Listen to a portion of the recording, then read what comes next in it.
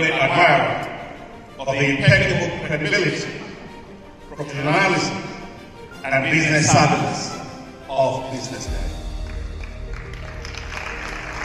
If you really mean business in Nigeria, start your day with BusinessDay.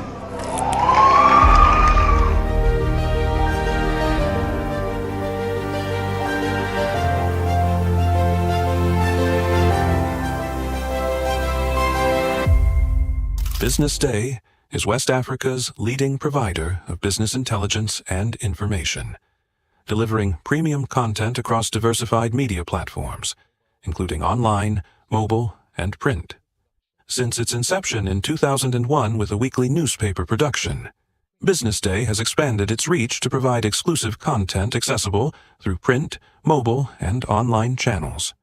Our premium offerings are further enriched with syndicated content from esteemed sources like the Financial Times, The Economist, and the Harvard Business Review.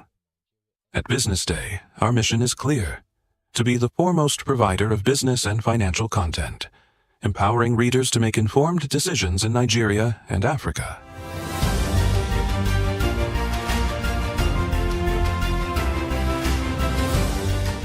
Since our establishment, we have been committed to delivering insightful, relevant, and accurate information about Nigeria's business and finance environment, while contextualizing the impact of global events.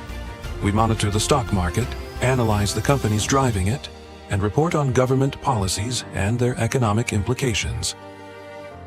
For being consistent in organizing these CEO forums for almost the last 14 years, I think this was a commendation, and I think something that will encourage them to continue. From decoding market trends to dissecting economic shifts, we offer actionable investment ideas and serve as a compass for decision-makers navigating complexity. Beyond headlines, BusinessDay fosters discussions on critical economic issues through impactful conferences and events. These platforms bring industry leaders together to share narratives that drive innovation and spark meaningful dialogues.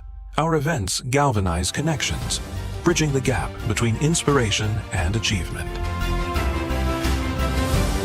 For businesses seeking visibility, our strong digital presence offers unparalleled opportunities, with millions of followers across social media and a dynamic website attracting visitors from within and outside Nigeria. BusinessDay is the ideal platform to boost visibility for your products and services.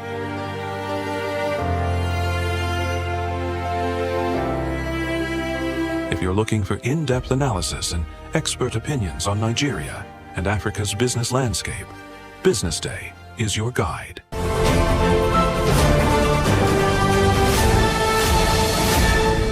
You are watching BusinessDay Television.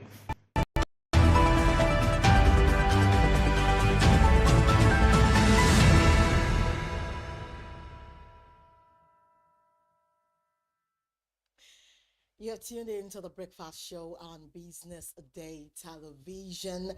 It's a beautiful Thursday morning, the 6th of November, and we have enough packed up to keep you going. Thank you for joining us. I am Destiny Momo. Now, this is a breakfast show on Business Day Television, and we have outlined for you this morning our headlines banter, and which will take us to a newspaper review segment. And after the newspaper review segment, we should be ready for our business morning. And from business morning, we'll take you to our big story. From big story, we head on to social listening. Oh, these are all we have for you on our breakfast show this beautiful Thursday morning, the 6th of November.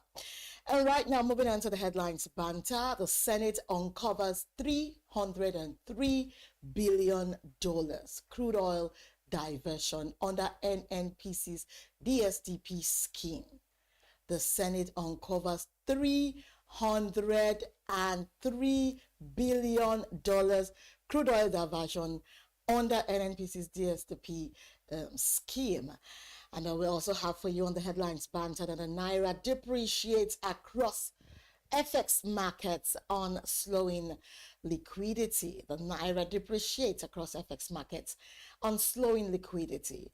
And it unfolds to the federal government for using the 2025 revenue to fund the 2024 budget. Also, we have the African scene, and Africa braces for impact of the EU carbon border tax. All these are all we have outlined for you on the headlines banter. And let's look at what happens as the Senate uncovers a $303 billion crude oil diversion under NNPC's DSDP scheme. You know, if things like this keep happening in our nation and it's not being uncovered, we will still complain. But here, the Senate has been able to successfully uncover this very huge amount of diversion, you know, from the NNPC DSDP scheme, which I would definitely say it's a good one from the Senate. You know, if things like this are being uncovered by our senators or our political bodies, a lot will be happening. A lot of diversions of funds, you know, funds that are supposed to do well for our economy, do well for, you know, for the citizens, are entering into parts that, you know, they have to really, really check before it's been discovered. And here we're talking about $303 billion crude oil diversion. This is huge, if you ask me, because such an amount just being uncovered, which I want to give a high commendation to the Senate, you know, for this discovery. And I wish they could do more, you know. So when these monies are being channeled into good use, of course, we will see it. We will feel the impact. Take, for instance, the coastal road that is being done right now. A lot of money is being borrowed as a result of this, development. We all know that the coastal road is really going to help a lot. And now seeing that this kind of money, you know, was hidden somewhere, and now it's, you know, discoveries have come from it by the Senate. We want to give kudos to them. Now, if we have this kind of monies injected into good development, you know, like the coastal road, which is already gulping over 7 to 8 billion naira per kilometer, I'm sure it would do a lot of speedy development, and then before long, those roads will be put into good use for economic reasons, for, you know, different reasons, because a lot of people are still happy about it. But then discovering these from the crude oil sector, wow, under NNPC is quite loud. I don't know what to say about this, but I'll just let you know that it's quite loud. And we just hope that things like this will keep happening, you know. So, you know, this kind of discoveries, when they keep happening, because corruption has actually, you know, covered a lot of these funds under one place or the other, different parastatals, different sectors, and then we find ourselves borrowing as a nation, being indebted, you know, to high value countries. And you know what that means for generations to come. It's loud. Trust me, it's loud. Now moving on, the Naira depreciates across FX markets on slowing liquidity. The Naira depreciates across FX markets on slowing liquidity. Well, you know, we've been enjoying the high Naira value over the weeks, and which has been quite commendable. And I do not understand why this depreciation is coming at this time. I was going to be happy that it continues, you know, appreciating the way it has been, you know, weeks before now. But then, you know, when things happen like this, it actually slows liquidity. And it's obvious that when things like this happen, we're beginning to look at inflation again, because everything will be put on, you know, the rise of, you know what I mean. It's quite not so commendable if things like this happen. But then again, it's expected that the rise and fall, the high and lows, you know, it happens. It happens. Every economy would have experienced this. Even the world and the Western economies, they would have experienced this. And they have actually, you know, known already how to go about, this depreciation, and I'm sure that even as the naira has depreciated now, there's every tendency that it is possible that it can appreciate the next week, and then week after it just keeps going on and on like that until we can have it stabilize, value. I'm sure that will happen very soon. And I'm moving on. Enang forwards the federal government for using 2025 revenue to fund 2024 budget. You can imagine having a 2025 revenue that is not enough for the year itself, meaning that it has already been used in 2024 and then unable to be used in 2025.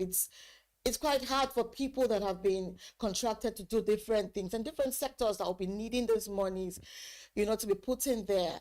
We have the education sector suffering now. ASU is complaining here and there. Different sectors are actually complaining, even the power sector. If our funds, our budget, for a particular year is not being used for that year, and it's being used for the year before it, the same year 2025 will suffer, because there will be a lot of contracts that will be left undone, and this is not actually good to find out. But then again, if Enang is faulting the federal government for using that, no smoke without fire. One would expect that maybe he has some valid point with which he is faulting the federal government for this, development, which we all know that he cannot just come out, and make such pronouncements without, having things to prove, that it happened that way. Well, we just hope that it will be rectified, so that, every development that's supposed to come or happen in 2025, budget will be there to fund it. It will not be good that, some sectors are laying fallow. And of course, just as every part of the body is important, that's how every sector of our economy is important. You cannot say leave some half-cooked. It will definitely, affect the citizens one way or the other. And then last on our banter headlines list this morning is Africa braces for impact of the EU carbon border tax. Wow. Well, if the impact of this carbon border tax is actually, going to, add to Africa's development, it will go a long way. I'm sure that a lot of border tax and happening around will add or remove one way or the other from the different African countries. But African countries are very loaded with natural resources, and if things like this are happening, it means that there's so much impact going on in the EU carbon border tax, and it should be embraced. It should be embraced. We'll go on a short break. When we come back, we will touch on our newspaper review segment. Don't go anywhere. You're still watching The Breakfast Show on Business Day Television.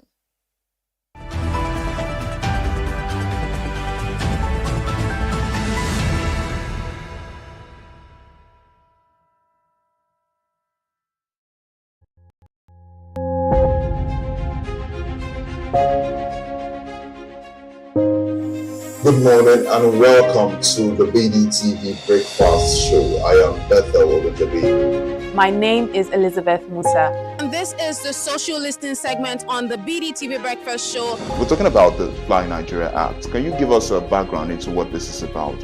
We are here today on the streets of Lagos, Nigeria, to gather opinion about a pressing issue. I will look at the cost of petrol. We get away from Nigeria with the suffer. The income is not really increasing, but the prices of items are increased. Nothing like service again. No. You only pray for that money to reach you that month. There's a lot of high pressure, a lot of stress. There's a lot of high targets to be met. I was quite strict. In my mind, I said, looking for my hand, my picking go spoil.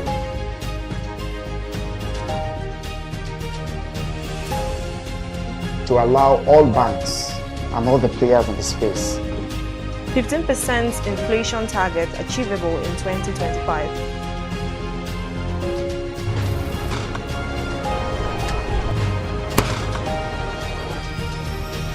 the command and vision philosophy of both the Chief of Defense Staff, the Chief of Army Staff, and indeed all the service chiefs.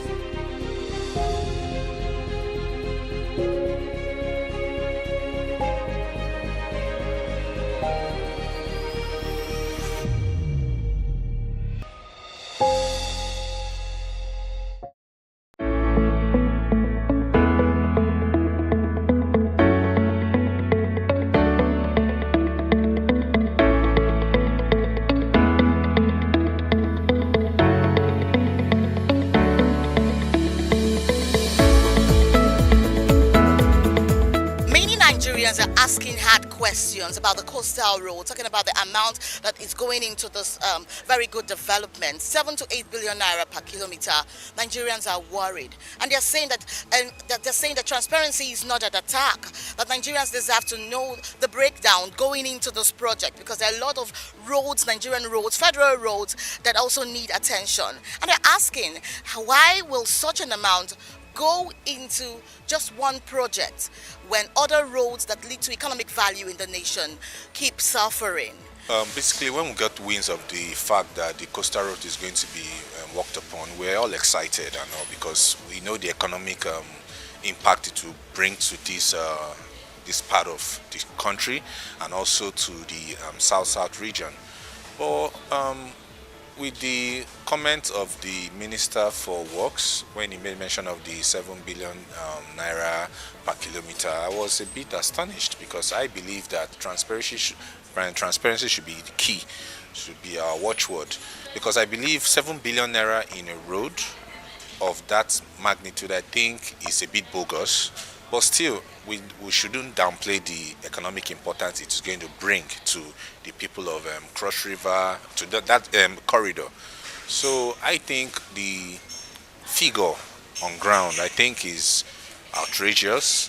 I believe if such money is even being put into other roads, major roads in the country that needs to be looked into, I believe our roads will work better.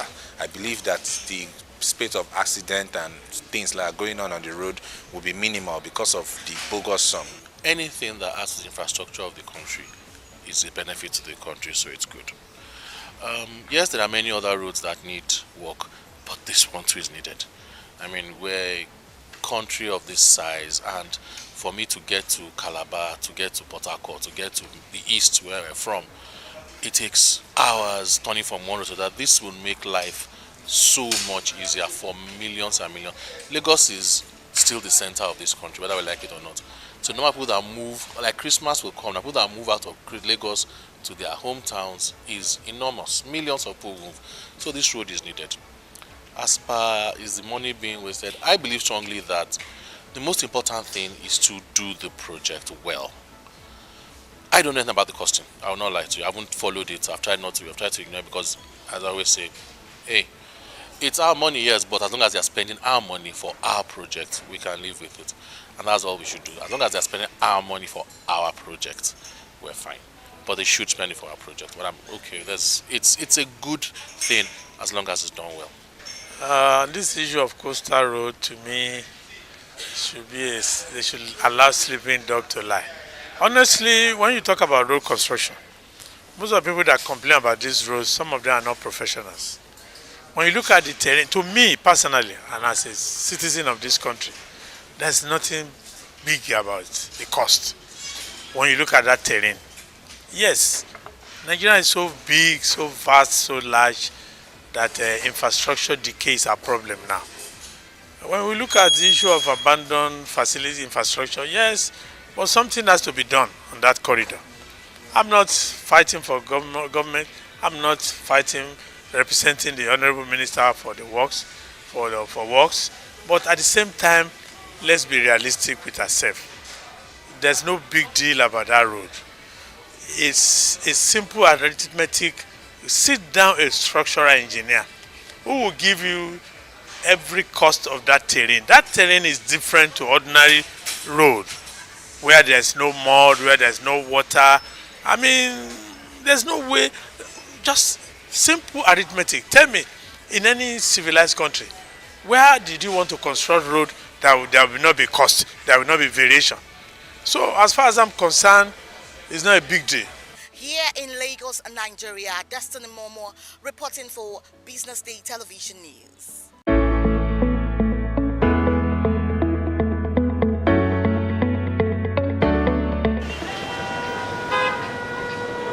Lagos is a city surrounded by water, a place where roads meet rivers and people move across bridges every day. From the lagoon to the Atlantic, water is part of Lagos' story. But for years, much of this potential has been untapped. Lagos inland waterways offer a huge opportunity to move people and goods safely, easily, and faster.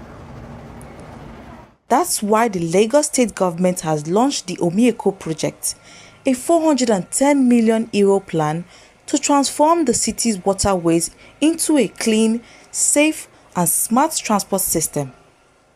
Backed by the French Development Agency, the European Union, and the European Investment Bank, the Omieko project would reduce road traffic, promote the use of electric ferries, and make daily movement across Lagos faster and more comfortable. Governor Babajide Sanwo-Olu described the project as a new era for transportation. Omieko, a blueprint for the future. Omieko's project is a comprehensive, future-oriented blueprint for a sustainable mobility in Lagos. It merges technology, it pushes environmental stewardship, it creates a smart design for the waterways that is not just navigated, but is optimized. Under our Teams Plus agenda, we identify water transportation as a critical level for transforming urban mobility. And step by step, we have laid the foundation for today's leap.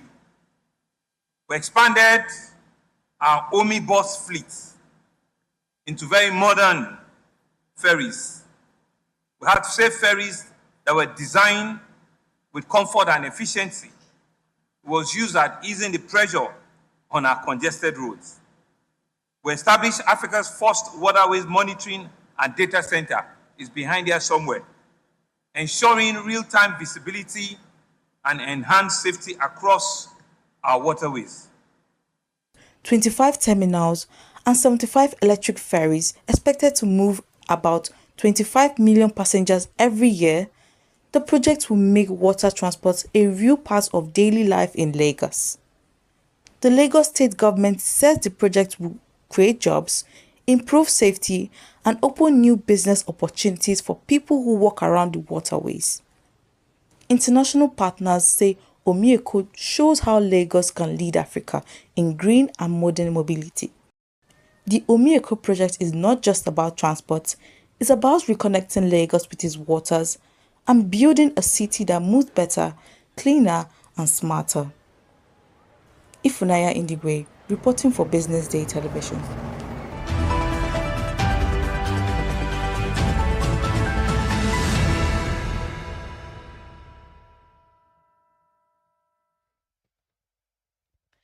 You're welcome back to the Breakfast Show on Business Day Television. It's time for a newspaper review segment where we explore top headlines on the front page of our dailies. I'm your host, Destiny Mama, and I'm already in the studio, unusual of us this morning. But for more insights this morning, we will be giving you heads up on our front pages. Right now, we're moving straight to the Business Day newspaper, and we're going to also look into the Punch, Guardian, and also the cartoon of the day.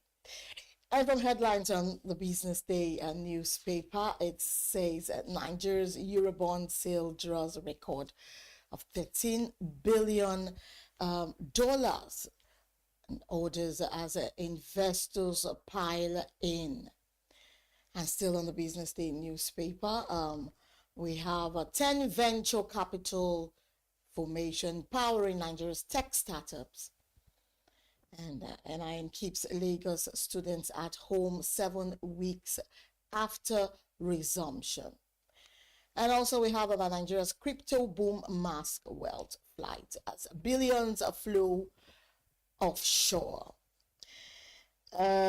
Still on the Business Day newspaper, the pictures boldly here, and the downside of the newspaper is showing Kingsley Godwin, head of research and policy of Nigeria Impact Investing Research Industry Collaborative, and I'm sure it was a good show and was a good event.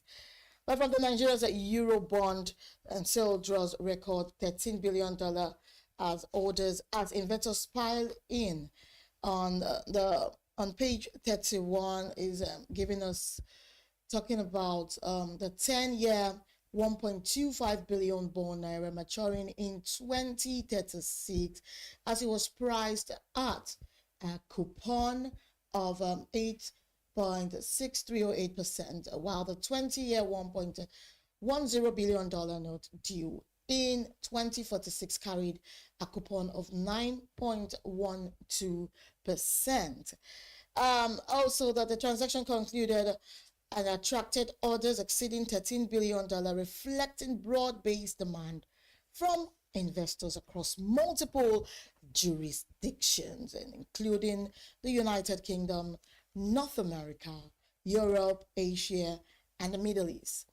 We understand that the Debt Management Office, DMO, said this in a statement as Nigerian investors also participated in the Eurobond offer, signaling domestic endorsement on the government reform agenda. This demand spanned a range of investor classes, with fund managers, insurance and pension funds, hedge funds, banks, and other financial institutions among the participants. And in his words, he said that we are delighted by the strong investor confidence demonstrated in our country and our reform agenda, that this development reaffirms Nigeria's position as a recognized and credible participant in the global capital market. And this is by our very own President Bola Tinubu, as he commented while highlighting the significance of the offering. Still on Business Day newspaper, we have the Stanbic IBTC up here, talking about the all-round AAA, validated and fully equipped to serve you better. From the Business Day newspaper, we move straight to the 10 venture capital firms powering tech, Nigeria's tech startups. And here we also have that the NIN keeps Nigerian, or keeps Lagos students at home 7 weeks after resumption. It says that 12-year-old Marianne Osibo spends much time in front of her guardian's home, watching other children in neat uniforms hurry to and from school. That she should have joined them this term as a new SS1 student at a state-owned secondary school. But obviously, the NIN would have kept her at home. And here we also have that Nigeria's crypto boom mask wealth flight as billions flow offshore. And it's saying here that Nigerian cryptocurrency market is booming. Whoa. But the country is barely reaping the benefits. Why do you think this is happening? I'm sure because a lot of people are not actually in the know of how things work in the crypto world. Anyway, say that most of the value created by the surge flows offshore through foreign exchanges and blockchain networks. Wow, I should be warming up to have my crypto boom, startup, because it's very important that we diversify into various investments. You never know the one that will bloom very fast. And if we just keep saying that maybe this business is not as productive as we think it will be, that doesn't mean, or that doesn't make it an unproductive business, if you ask me. I think the crypto currency boom, or the cryptocurrency business or investment should be worth trying for those that have actually, been seeing dividends of this particular investment. All right, I'm moving on to the Guardian newspaper this morning. We have from the very beginning of the Guardian newspaper, page 3, says BOT backs Damagun as Abdurrahman led PDP suspends convention.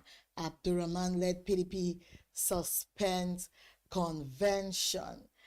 And from the presidency here, manufacturers agree on privatization of Port Harcourt and other refineries. Presidency and manufacturers agree on privatization of Port Harcourt and other refineries. Whoa. And this is from former vice president. He said we should stop celebrating worthless GDP figures or Shimbajo wants African governments.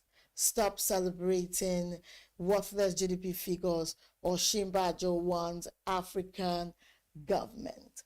You find that on page 3 of the Guardian newspaper. And a big story on the Guardian says the referendum call heightens over LET's constitution reform plot. On page 6, referendum call heightens over LET's constitution reform plot. And then we have the picture here of finance bosses. We're talking about the governor of the Central Bank of Nigeria, Mr. Olayemi Cardoso, flanked by the Minister of Finance and Coordinating Minister of the Economy, Mr. Wale Edun, and the Minister of Budget and Economic Planning, Abubakar Atiku Bagudu, during a working visit to the CBN head office in Abuja on Tuesday. And from here, the Senate okays 14-year jail term for Randy lecturers. Now, this is quite interesting. The term used to qualify or to describe these lecturers as Randy is actually thought-provoking. It's a good way to actually describe them, because how would you explain a lecturer going into the four walls of a learning center, not just any kind of learning center, a center of higher learning, a university, for crying out loud, and then you are not looking out for the best students, you're not looking out for how to impact the students, you're setting trap for them by taking advantage, of maybe, those that are a little bit, fidgety in their way of doing things, and then could not really defend themselves, that the Senate has okayed 14-year jail term for them, describing them as Randy lecturers. You find out on page 4 of the Guardian newspaper. And again, the federal government rejects CPC tag as Falana dismisses Trump's genocide claim. The federal government rejects CPC tag as Falana dismisses and Trump's genocide claim. But then again, we all know that there's no smoke without fire. If Trump, the president of the United States, is focusing or putting his satellite into Nigeria and seeing what normally they look out for, which is terrorism, and finding out that this is happening, it is possible that, or it is better for our government to actually look into the genocide threats, or look into this, the genocide claim by the president of the United States, and actually ensure that it is not happening, rather than, reject the message or reject, the fact that it is happening or not. It is better to put on satellite. We have the military, we have the armed forces, we have the police, we have other security agencies that are actually helping with security in Nigeria. It is not enough to put on the uniform and stand on the road and harass the citizens. Now, this is the time to, look inward, expand whatever it is they can do, go into those places that there is call for help, and ensure that these things are not happening. Denying the obvious, it is not going to help the situation. Now, if people in the north are crying that this is happening, and we also hear, of these things happening allegedly sometimes, I think it is better for the governors, for our president, for the local government chairman, and our military personnel, not just the military, our armed forces, our uniformed personnel, beg your pardon, to actually, look deep into this matter and ensure that, people are not being killed in the name of a genocide. Because if they've not, gotten call from the United States and people wanting to go there, to seek asylum and all of that one, it will not be in the worry list of the President of the United States. People are actually running for safety.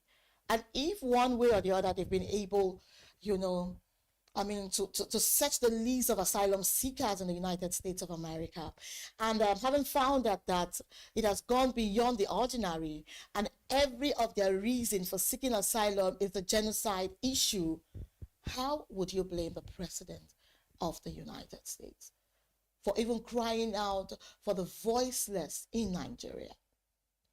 I want to just look this whole thing as there's no smoke without fire. It's not by bringing the elite of the country to actually, speak against the genocide. If it has not happened, in our communities, if it has not happened in our state, it doesn't downplay the fact that, these things do happen.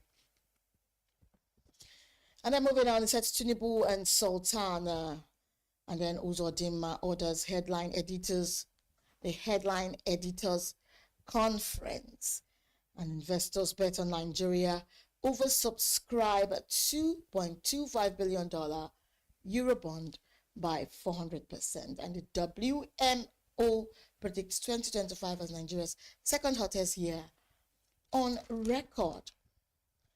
Okay, now looking at the BOT backs Damagun as Abdurrahman-led PDP suspends convention, it says that the crisis rocking the People's Democratic Party took a new turn yesterday. As factional national chairman Mohammed Abdurrahman has announced the suspension of the party's proposed national convention earlier scheduled to hold in Ibadan, Oyo State on November 15th and 16th.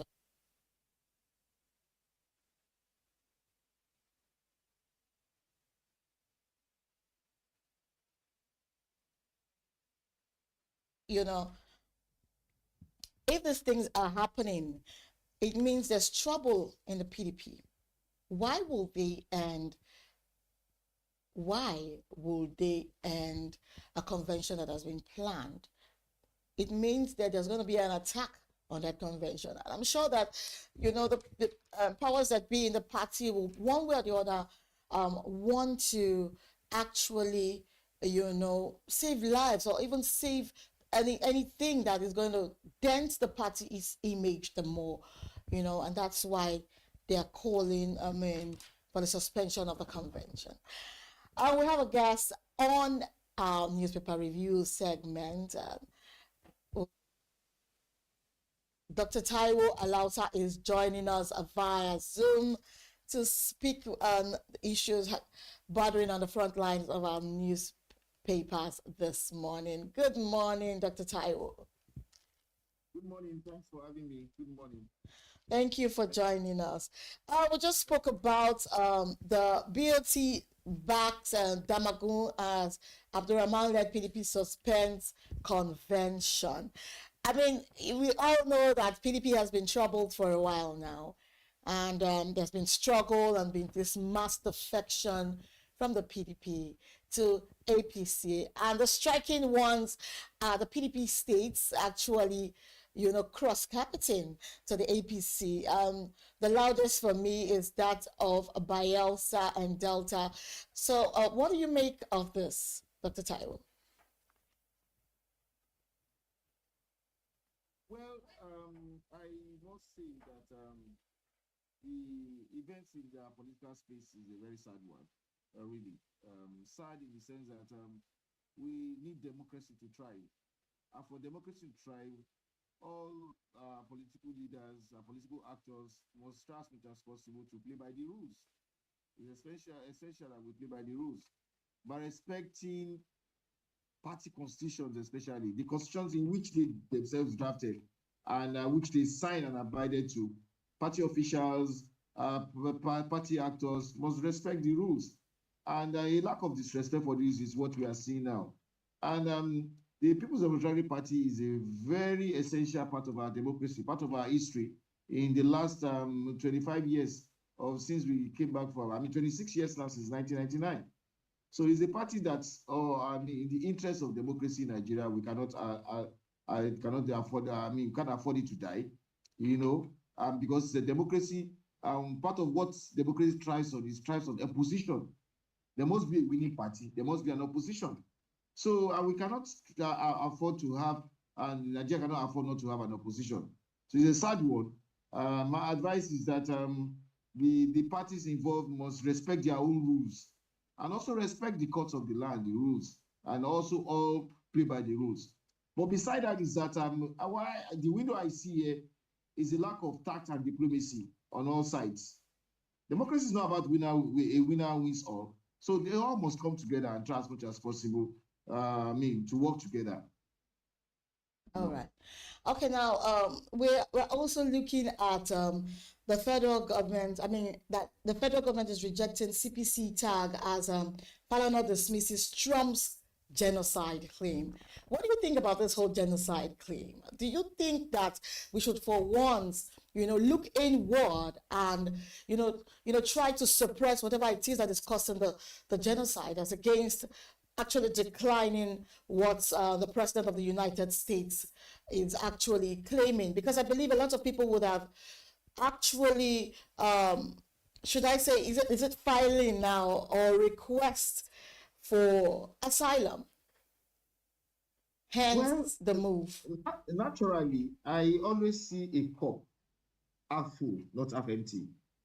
I think this is a window, an opportunity for Nigerians, for our government, for our people to sit up. We all know that issues of killing in the Middle Belt, in the plateau, has been with us for ages. It didn't start now. And that when these issues come, they are not religious. They are just communal. Land issues, elders, farmers, some are even within the same community. So it's never a religious thing. Even in the far north, where Boko Haram has been in serious battle with the Nigerian military in the last 15 years, it was never a religious thing, in the sense that there are even more Muslims killed there than Christians.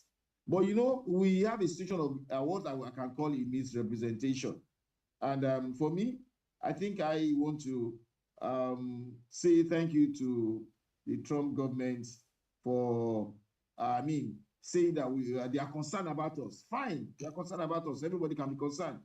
But it goes beyond that. What it means is that we all as Nigerians who are within this geographical territory must now sit up and see what can be done. What I'm saying is because over time people have been calling on government, government alone cannot do it. Cannot do it. Dr. Taiwo, yes. Yeah, government alone cannot do it. That's just the word from you. Now, not to take much of your time, because you're supposed to be the guest for Business Money segments. We just wanted to, wanted you to lend your voice into national matters a little bit.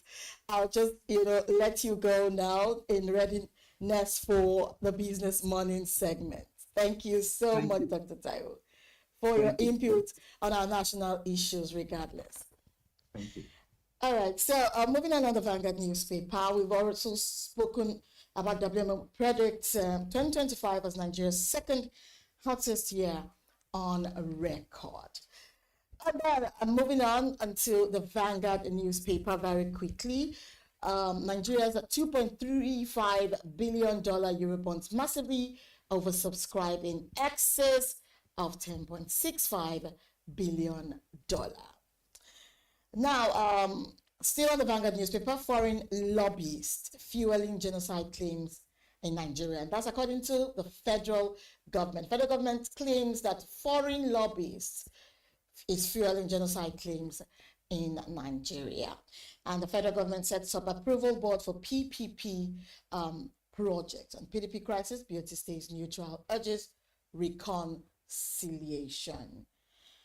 Well, this is how far we can go on the newspaper review this morning on our Business Day television, a breakfast show.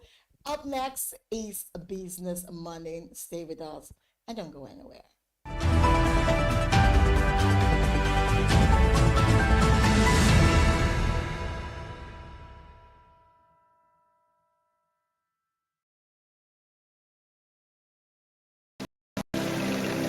They say money never sleeps. Wake up to clarity, insights, and the stories driving business in Nigeria and beyond. From the heartbeat of small and medium enterprises to the pulse of national economic policy, this is where business meets perspective. With expert guests, real-time analysis, and stories that matter to you. We go beyond headlines to bring you the full picture. Join us every morning as we break down the numbers, decode the policies, and spotlight the people shaping our economy. This is Business Morning.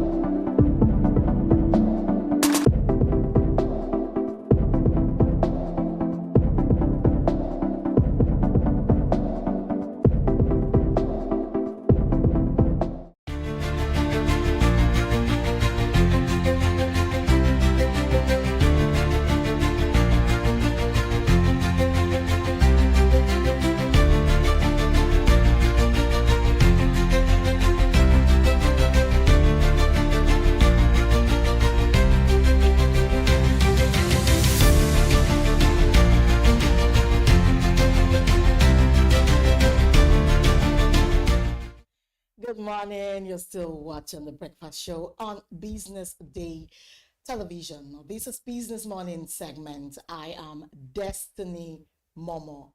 Now let's bring you the news in details.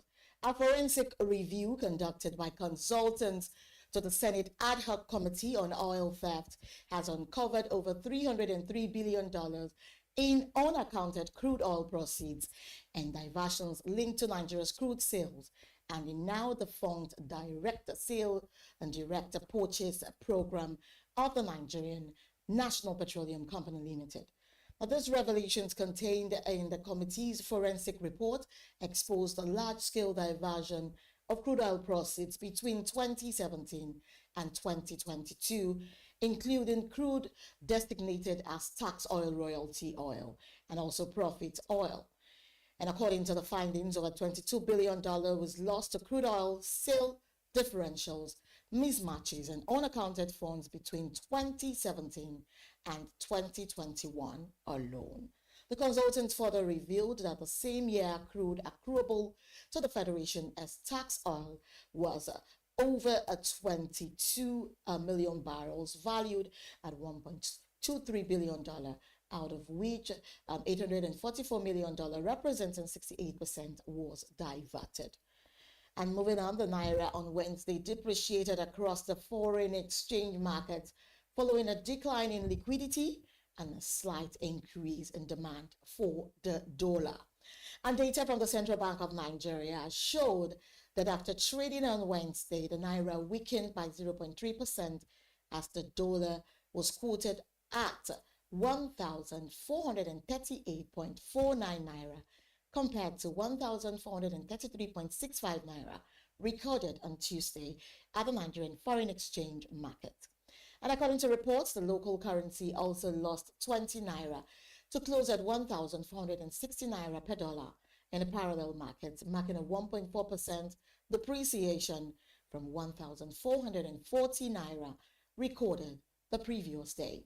And despite the pressure on the Naira, Nigeria's external reserves have continued to show steady growth, rising to $43.27 billion as of November 4, 2025.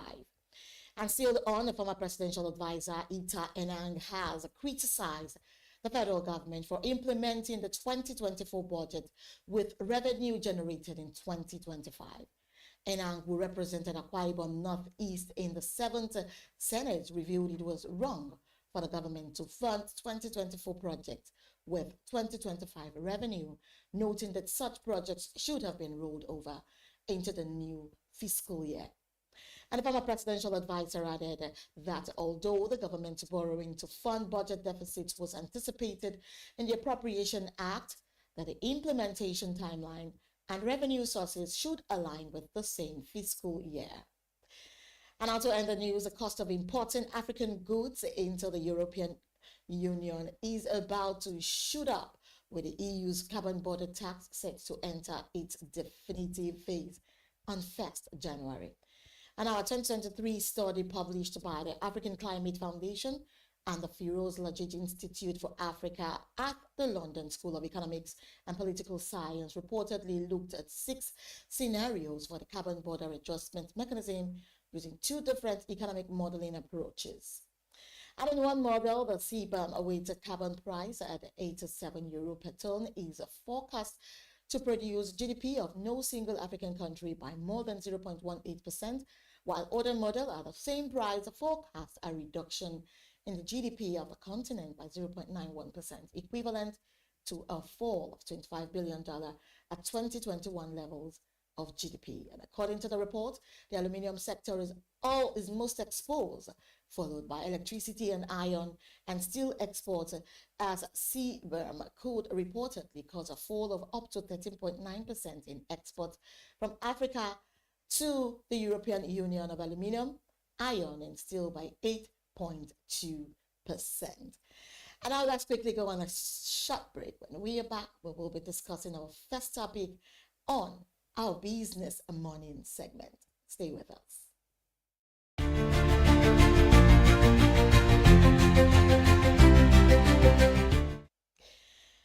And you're welcome back. You're still watching Business Money segment. And very quickly, let's go straight to the first conversation of today, talking about the 2025 Directors Conference, driving corporate resilience and innovation across Africa. Now, corporate leaders from across Africa are converging. They've already converged, as a matter of fact, for the 2025 Annual Directors Conference, a high-level gathering focused on redefining leadership, governance, and innovation in a rapidly evolving digital economy. Now, the 2025 Directors Conference brought together top executive board chairpersons, policymakers, and thought leaders from various sectors across the continent. Now, this year's theme, Leadership in the Digital Decade, Transforming Boards for a Smarter Africa, highlighted the urgent need for corporate boards to adapt to the realities of technological disruption, sustainability, and even inclusive growth. Key discussions at the conference centered on strengthening corporate governance, deepening digital transformation, and building resilient organizations capable of thriving in an unpredictable global landscape. Industry experts noted that as Africa positions itself as a hub for innovation and investment, effective leadership in strategic boardroom decisions also played a crucial role in driving economic transformation. And participants that charted actionable strategies, bridging leadership gaps, foster corporate accountability, and aligned African businesses with global sustainability and digital standards. Now, Africa enters a new decade of growth and innovation, because the 2025 Director Conference underscored a single truth, that a visionary tech-driven leadership also defined the continent's corporate future. And now joining us is Dr. Nolas Alausa. He's the Director General and the Chief Executive Officer, Chartered Institute of Directors, Nigeria. Good morning, Doctor. Good morning. Thank you, Destina. Thank you for having me. Thank you for staying with us. And also, we want to thank you especially for adding one or two in our newspaper review segments. That was actually very strategic. We thought to take advantage of your expertise in this field. Thank you so much, sir. Thank you. My pleasure. Thank and now, very quickly, what are the key takeaways from the 2025 Annual Directors Conference for corporate leaders across Africa? Okay, thank you once again for having me. You know, at the Chartered Institute of Directors, we believe that corporate governance is not just about compliance. It's about leadership, accountability, and the creation of enduring value. And that is one of the basic thrusts of the Annual Directors Conference, to reaffirm the one powerful truth, that boards across Africa must lead through change, but not merely pay lip service to it, but respond to it and activate it. And one of the key takeaways of the 2025 Annual Directors Conference is about governance and ethical leadership, all right? That good governance and ethical leadership are non-negotiable foundations for economic growth and institutionalized resilience. It is our view, and also the view of most our presenters at the conference, that leaders must intentionally pursue inclusive growth by expanding access to finance, energy, infrastructure, and for generally, not just for all businesses alone, but also for MSMEs, all right? By also linking local realities to national development plans. We believe that these synergies must come together for economic growth.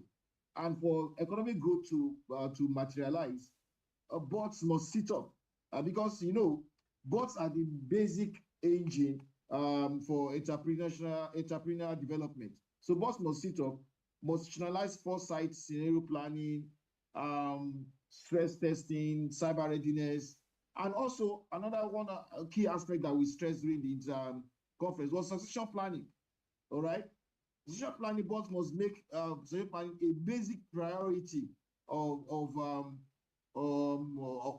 their affairs, because most times, most of these companies, you see that at times a company run for like 10, 15 years is good. After some time, there's a downward curve. Why? Because there was succession planning was not properly put into effect.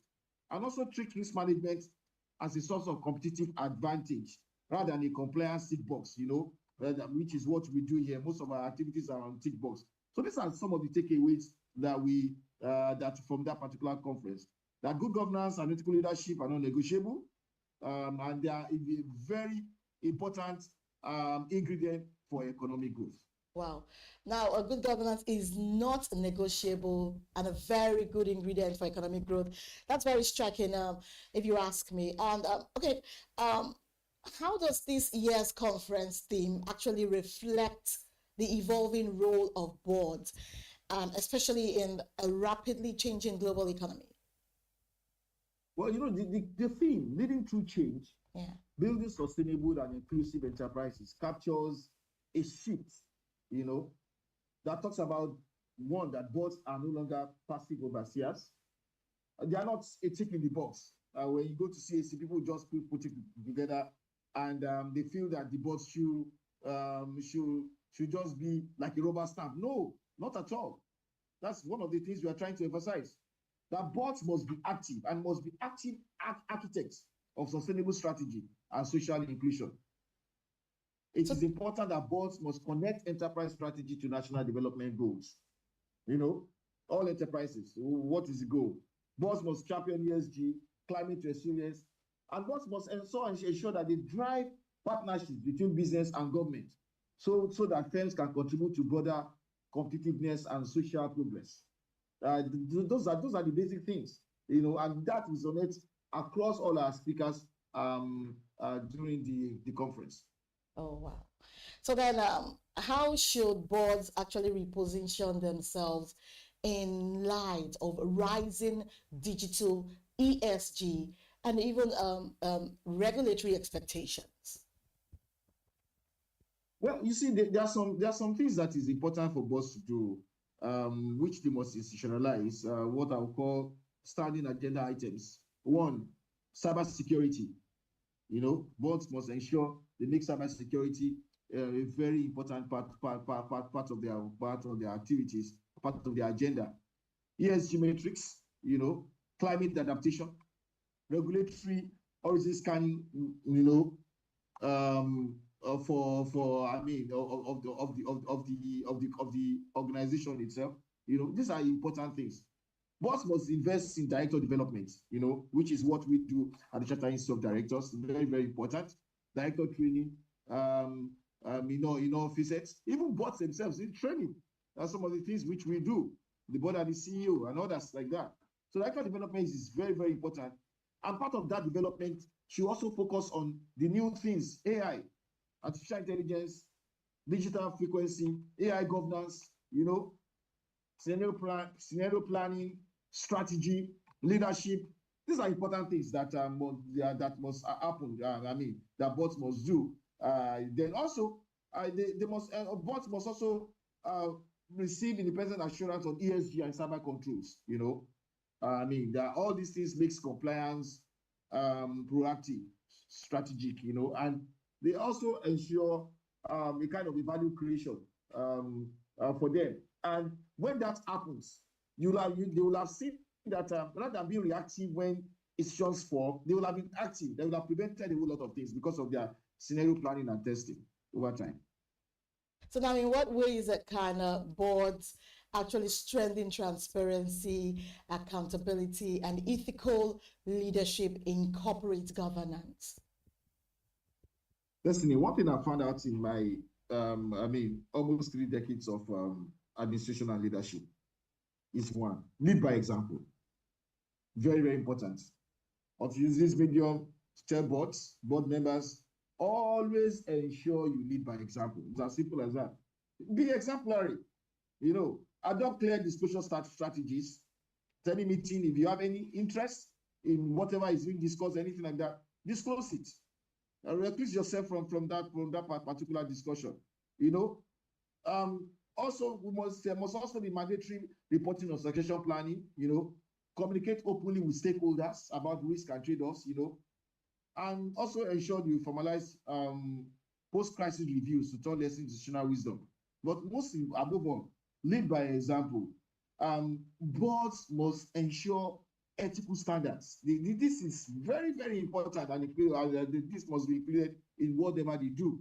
performance metrics and remuneration must be clear. They must create structural stakeholder engagement frameworks. Very, very important. These are some of the things that ensure openness, and transparency. All right. And they must also convert one-off consultations into continuous dialogue. Transparency is key in all that we do. The transparency is very key.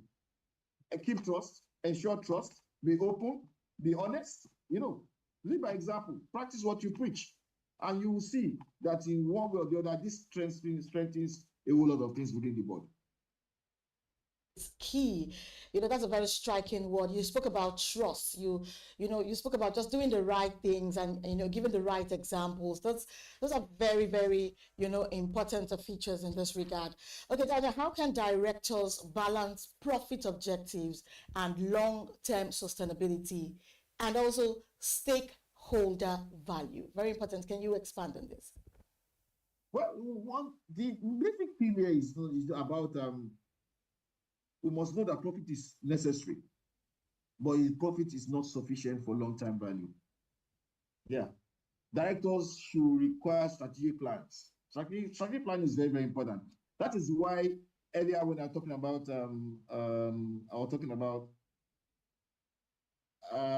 about training and development, that it is important that leadership trainings must also be included. Leadership and strategic planning is very, very important.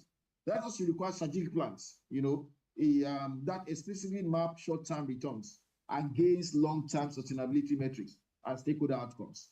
Once that happens, right, you'll be able to balance it, because you should not just look at that about just the short-term gains, but how far can the long-term plan, strategic plans ensure sustainability of the organization or institution. That's very, very encouraging, just the way you've illustrated it. But then again, what role does board diversity play in improving corporate decision making? Wow, diversity is very, very important. It's key in governance, especially in these days, what we call the Gen Zs and all that, artificial intelligence, AI. And you will see that most boards are also transiting from where you have the 65, 70-year-olds now. They are trying to be inclusive and trying to bring the younger people into it, those in their 30s, mid-40s and all. It's very, very important. And when diversity is key, and not just about, because in the past we've talked about women inclusion in board governance. Just not about women inclusion now, but age diversity is also very, very important. The different age grades must be part of the board, so that they can bring in different things. Especially when it comes to technology now, a 76 or 80-year-old will not know how. Does not know how to use AI or ChatGPT or no. Whereas the young ones know how to do this. So diversity is key in terms of cognitive experience, background, gender, age. When you have diversity, it kind of widens the board scope, and improves risk identification and enhances decision quality. So it's very, very important. And this is one of the things that the conference stressed. The conference stressed measurable targets for women and youth in leadership pipelines. That we must have it, and must be, any board being considered must be deliberate about this. And diversity, because diversity also helps tap the youth demographic. Once you do that, you'll be able to include the youth demographic in what you do, in your business. And you gradually you see the dividends in the market, in the result of the organization, in the product, and also in your profits. You spoke about diversity. Right. Also, let me also add that diverse boards are more resilient. They are more creative. Yeah. Right? And their decisions are more acceptable because what? They take from everybody. Okay. Yeah. All right, Doctor, you've spoken at length about diversity and the reason why artificial intelligence is, supposed to be inclusive, right about now. And you also spoke about how the young ones are very, very familiar with this trend, having been born into it, so the difference is very clear. So now, please, I want to ask for your favor to answer these remaining questions speedily because of time, and so we'll be able, to accommodate all of your questions. Thank you very much, Doctor. So how important is continuous director education and capacity building for board effectiveness? Wow. It's in academic we say that you either write or perish. But if you don't also read, you perish. If you don't upskill, you perish. Why are you in a board? You are in a board to enrich the quality of discussion, to enrich the quality of the organization, to improve the organization. And so when you are not upskilled, when you are not trained, what happens? You are coming there empty. So it's important that directors skill up with digital transformation. It's very, very important. AI governance, crisis leadership, climate resilience, it's important. I also want to advocate for, which we do at Chartered of Directors, continuous learning for directors. It keeps directors competent, it helps them to oversee emerging risks and opportunities. Because without upskilling, the board risks becoming obsolete, or ill-equipped to protect long-term value. So it's important. And how should boards balance innovation with compliance and also risk management? Wow. What I can say there is it's important that boards must accept control failure as part of innovation, but with clear guardrails set by the board.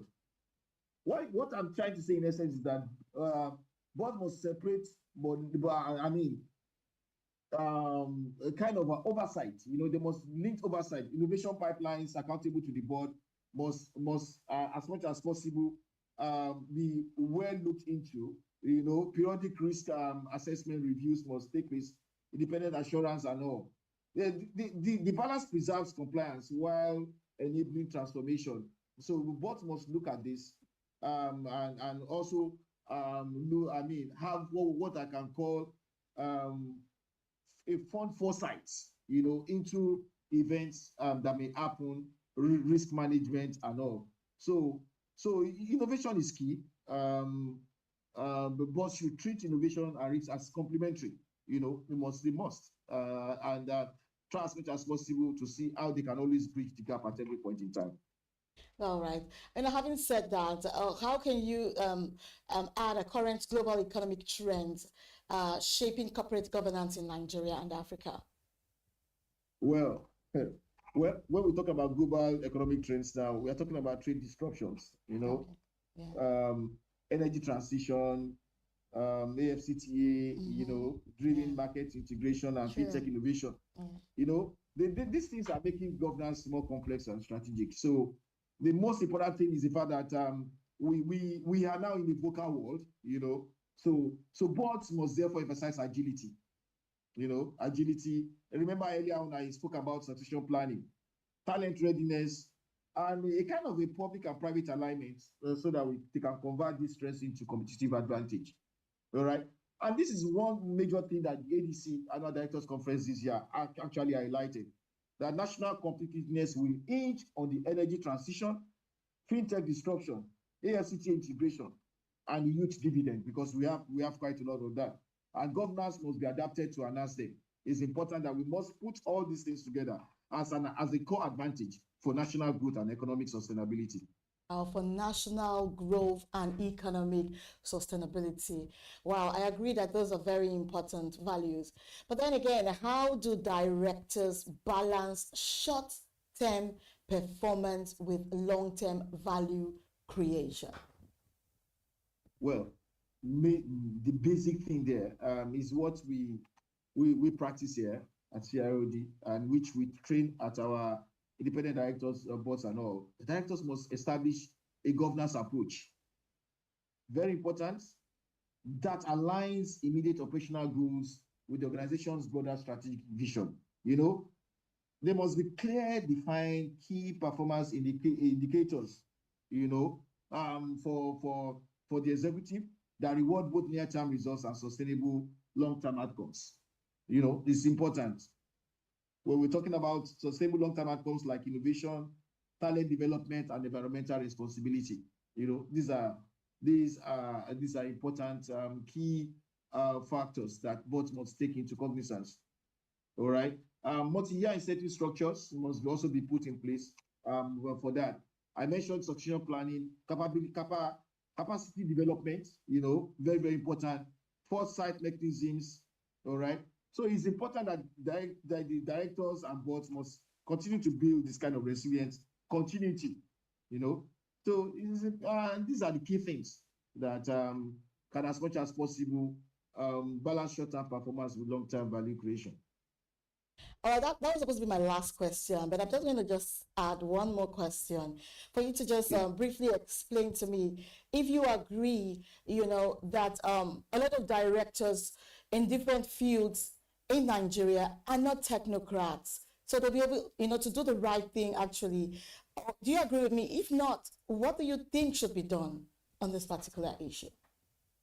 Well, in fairness, when a board is constituted, it's not expected that you must put all, the people who have the know-how, the technical background about that particular business in the board. No. Why boards are created is because you have diversity of people. So when that happens, then the most important thing then is capacity development, capacity building, training, scaling of the board, so that they understand what their roles are and know how to manage it. Is important.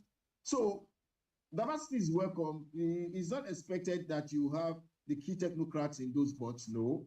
But what happens afterwards when they are constituted is there must be continuous development of that particular board so that you can achieve the right results. And also, very key is that there must also be what I call a very valuable terms of reference, right? That aligns with the ultimate goals of that particular organization, the strategic goals, the long-term goals of the organization. Is also very, very important. Thank you so much, Dr. Taiwan Salausa. He is the Director General and Chief Executive Officer, Chartered Institute of Directors, Nigeria. Thank you so much for your time, sir.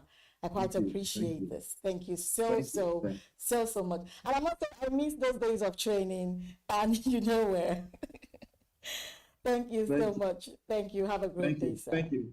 Well, we are always welcome. We can always look at that again and see how trainings can continue. It's continuous growth and development. I agree. And I must say, you're a very professional trainer, having experienced it once. Thank you so much, sir, for joining us on Business Morning. And have a great day. Thank you. You too. On Business Morning, we'll be right back after this break for our second conversation. Don't go anywhere.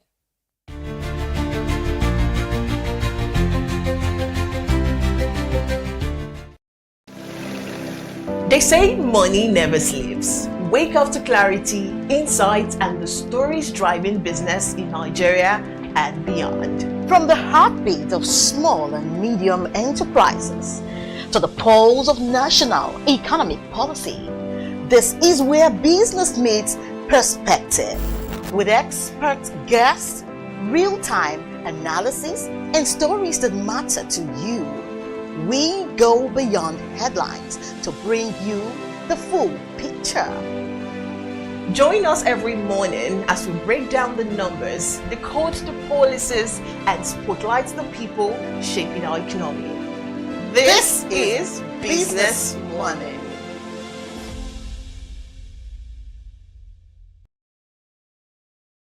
Attention business leaders. Want to make informed decisions? Join the ranks of the best with Premium Business Day. Access in-depth analysis and expert opinions to stay ahead. Subscribe now at premium.businessday.ng and unlock premium content. Plus, you get 50% off your first subscription. Don't miss out. Make smarter choices and seize new opportunities. Sign up now and elevate your business game. Visit premium.businessday.ng today.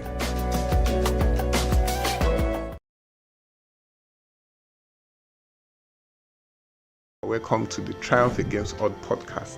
Most people go through their lives without knowing what their superpower is, right? But if you're lucky enough and determined enough to find your superpower before you get to a certain stage of your life, you will be incredibly successful. Look, the first thing is you just decide not to look at the challenges. Because if you do, it's going to end you. The closest thing I think is that I had a deeply military background, which is a bit of a never say die background. I saw an opportunity in non-interest banking, and I felt that the demand was there. There was pent-up demand for it. People were yearning for it, and I felt that if we did it properly, if we brought in professionalism into it, and if we brought in our experiences, our various experiences from various backgrounds into it, that it could succeed. Very few people do that because very few people explore their superpowers. They just explore bread and butter issues. I need to eat, and you know. Yes, there will be challenges. This is a very difficult business environment.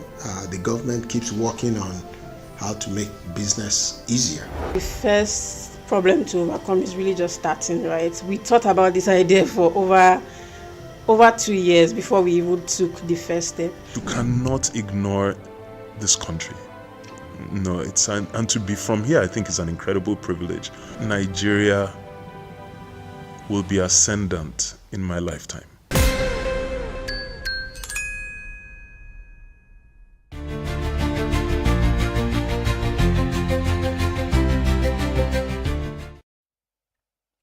You're welcome back to Business Morning.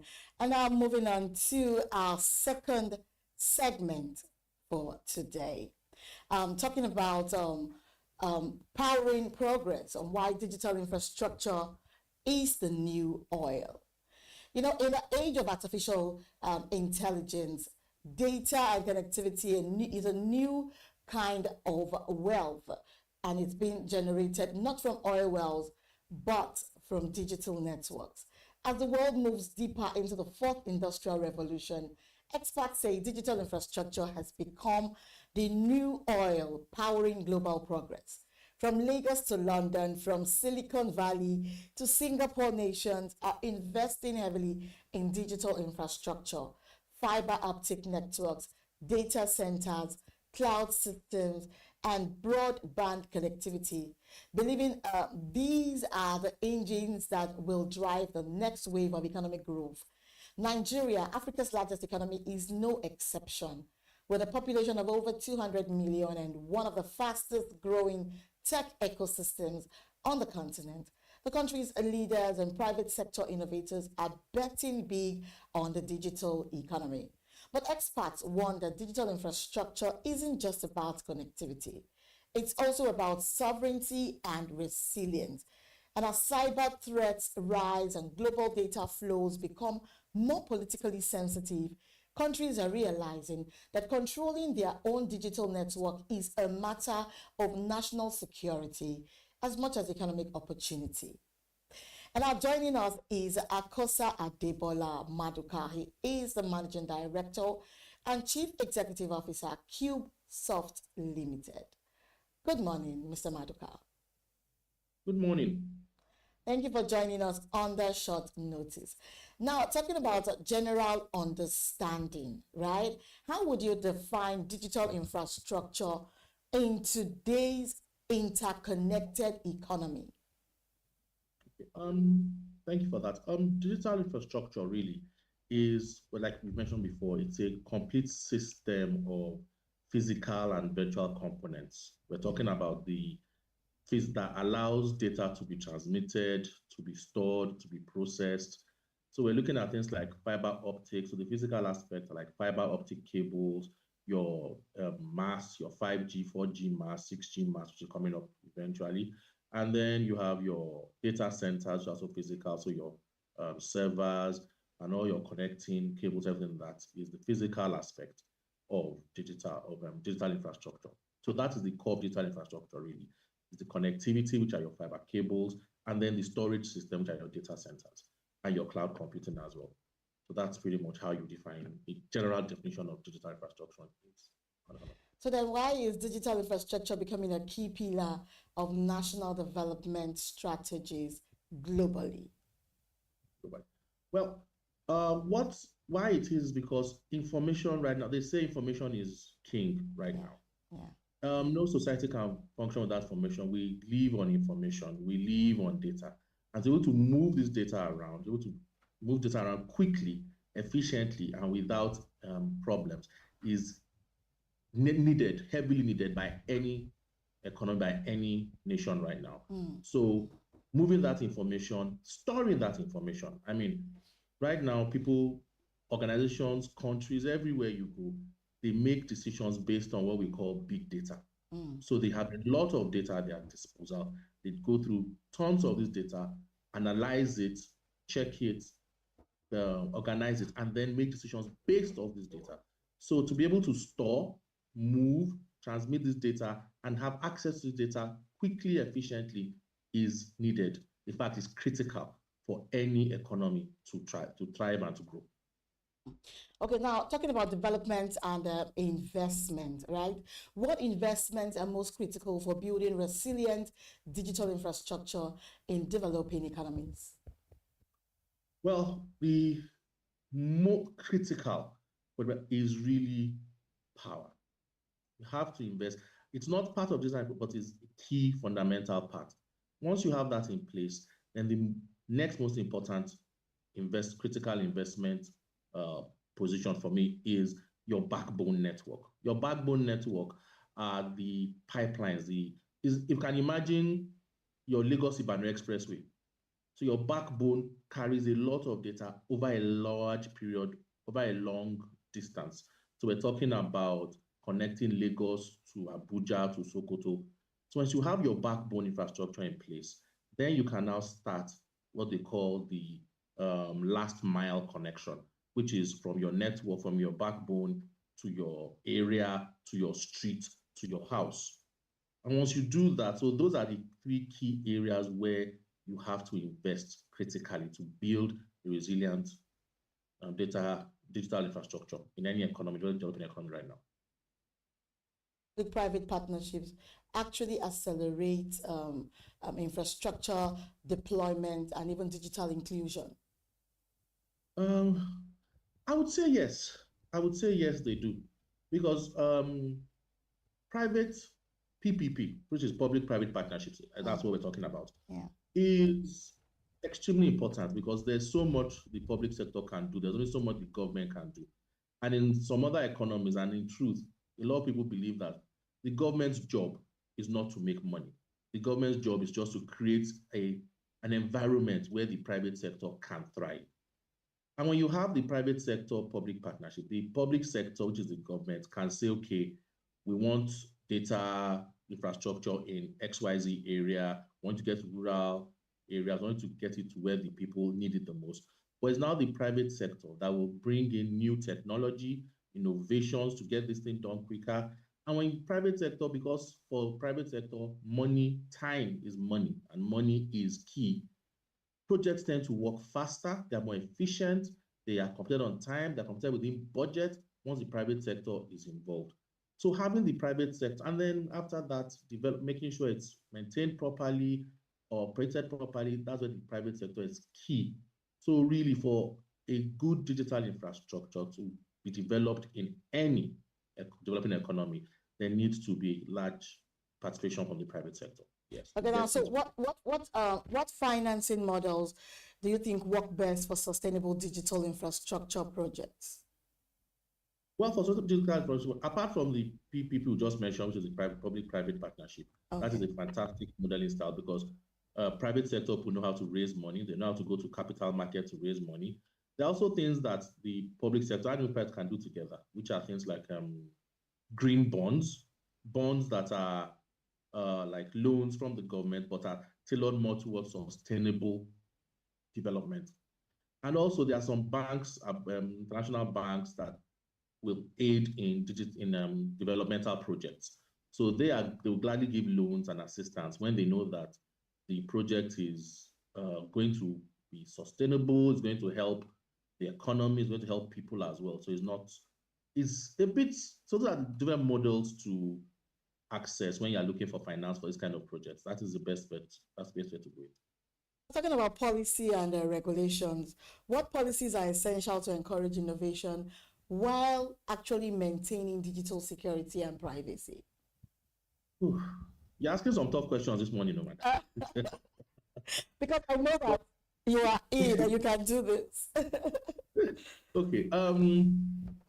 Well, for me the most important policy really is a policy of transparency and user accountability. This is important because you need the government to put in policies that will help any organization that wants to come into this space know that whatever they do, they are kind of like protected. So that's what I mean by transparency. What are you doing? What is going on? How much are you spending? It's very important for people to know where their government money is going. It's very important to also be able to have faith that, okay, if the government says we're doing this project and they bring in a company to join them, that company is capable. So policies that are put in place like that are very important. Then you have data protection policies, extremely important as well. As mentioned earlier, the world is fueled now by information and by data. This data has to be protected. Wow. You cannot just, so it's very important that the government puts policies in place for that. Then you have a lot of public awareness and training. You have to also tell people what's going on. How do you gain advantages from this? What do you need to do as well? I mean, we have a country where if I put in fiber cables, it can be stolen overnight and they will not use it to something else. But you have to also educate people that by you stealing that fiber cable, you're not just harming the government, you're harming yourself. You're harming your neighbors, you're harming your community. So this public awareness that has to be done by the public sector, which is the government, this has to be put in place very strongly to tell people that, look, this is for everybody. So those are the strong policies that have to be put in place and must be adhered to. Very important. That's a very strong policy, and definitely it has to be adhered to. Now, how can governments ensure fair access and even competition within the digital infrastructure space? The first thing the government has to do to maintain fairness is have a level playing field. It should not be one rule for Mr. A, another set of rules for Mr. B.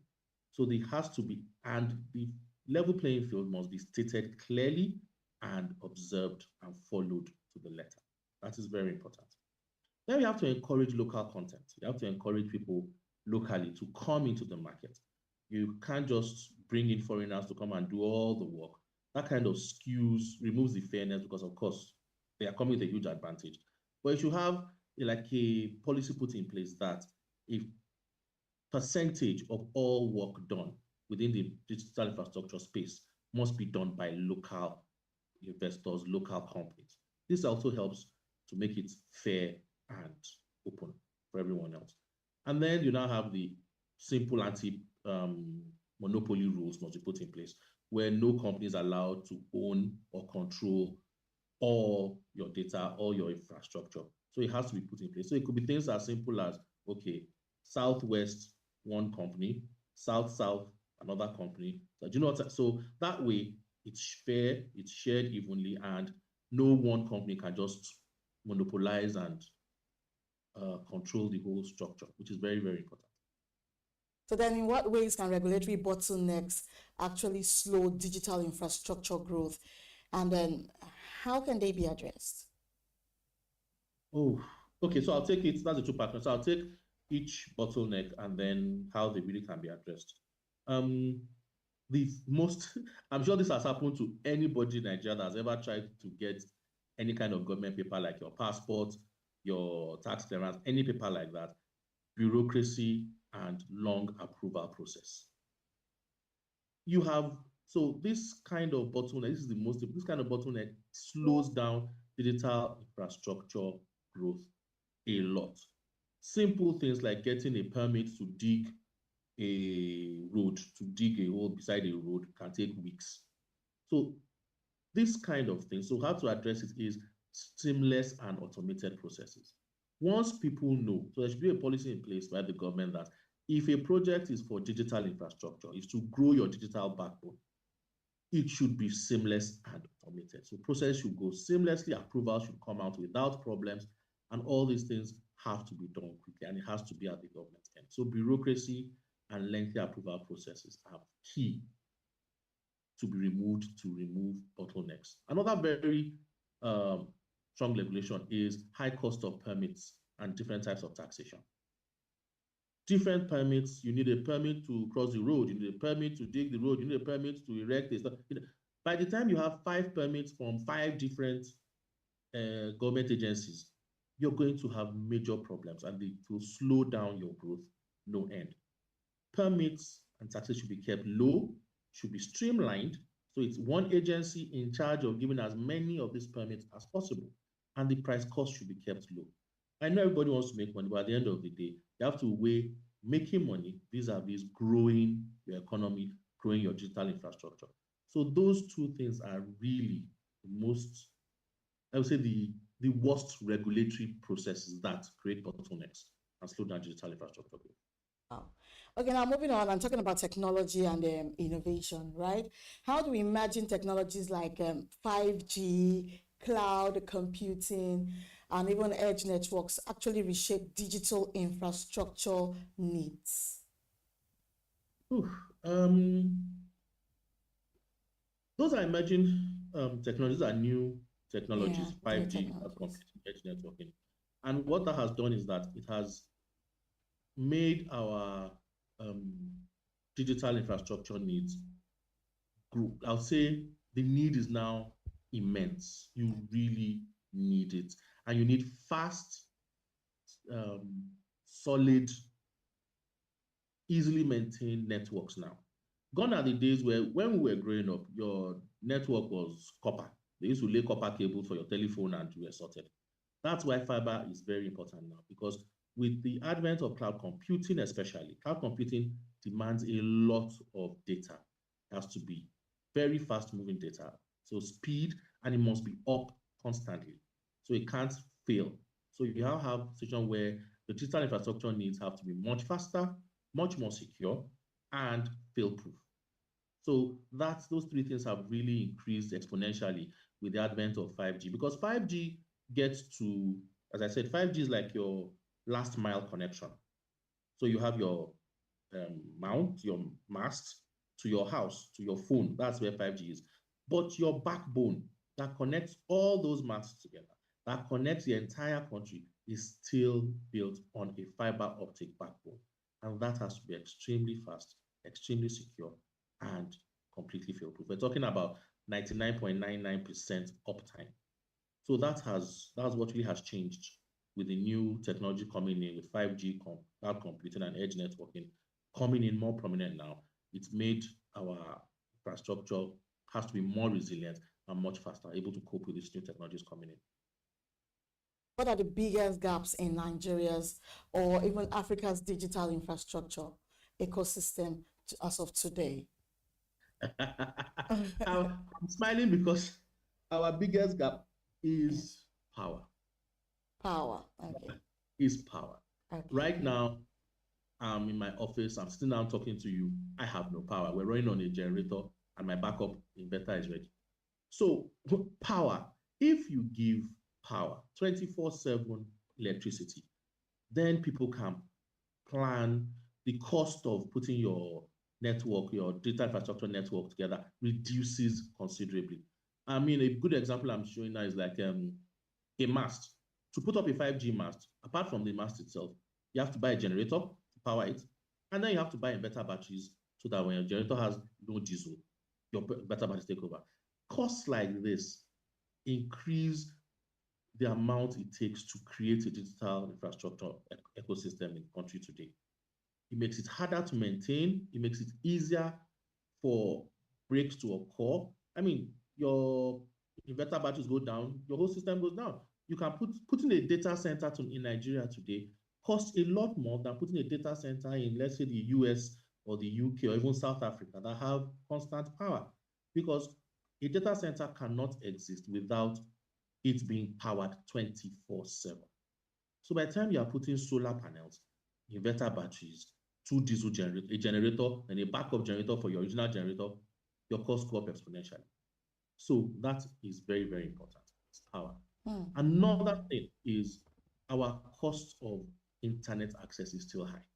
Now that is obviously a dovetail from the fact that it costs so much to put the infrastructure in place. So that is now a problem again with Nigeria. It's so expensive, and that's because of the power thing. It's expensive to put in digital infrastructure. It's expensive to lay these fiber optic cables, which now means your cost of internet is high. So it's a chain reaction of power. Everything else will come to, but we're still limited, heavily limited in our broadband, fixed broadband infrastructure, which are the cabling, the fiber optic cable, is still very limited. It's only in urban areas that you get that kind of thing. Most rural areas don't have it. In fact, some rural areas are still on 3G. 4G has not penetrated some villages in Nigeria. So that is also a major problem, which is connectivity to all areas. So, but as you fix each one, you fix the power, you fix the broadband backbone, then you can now fix the connectivity. That's the last mile connectivity issues that go to your house, to your phone. So you take them one as you are fixing each one. By the time you are done, it will be seamless, price will come down, people will now start enjoying it, but you have to get those things in place. It's a major gap in Nigeria now. Thank you so much. We've been talking to the MD CEO, CubeSoft Limited, and that's in the person of Dr. Maduka. Thank you so much for joining us. I'm still a Mr. Well, I'm voting you very fast. We've been talking to Mr. Bola Maduka. Thank you so much for joining us, and we really do appreciate the insights that you've given us talking about the data ecosystem in Nigeria as it concerns infrastructure, digital infrastructure. You've given us in-depth knowledge and analysis. I want to thank you so much for joining us this morning. Thank you for having me. Have a great day. Thank you so much. Have a great day. And that's it for Business Money today. Thank you for staying with us as we track the latest trends shaping markets and the economy. Remember, business decisions are stronger when backed by the right information. I am Destiny Momo. Do have and stay tuned for more updates on Big Story, and join us again tomorrow for another edition of Business Morning on The Breakfast Show. Good morning.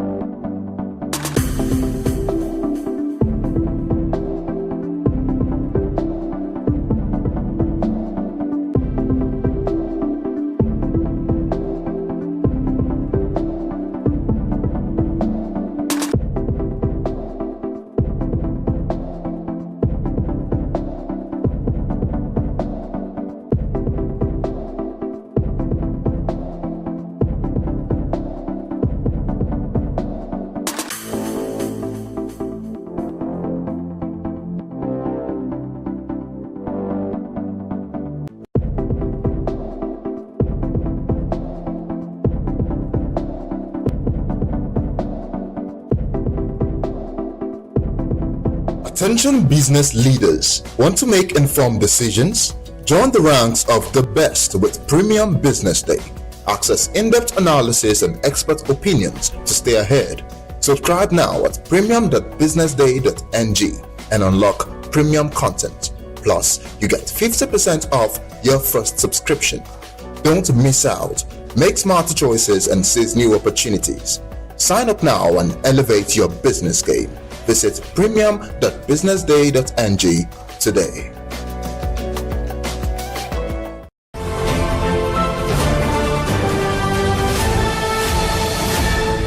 You are watching Business Day Television.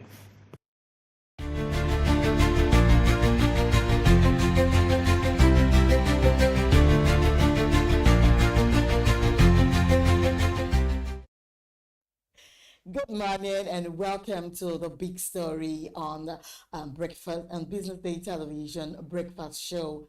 I am Destiny Momo. In Osun State, local government allocations have been frozen for months, and this is a stalemate that began early in the year.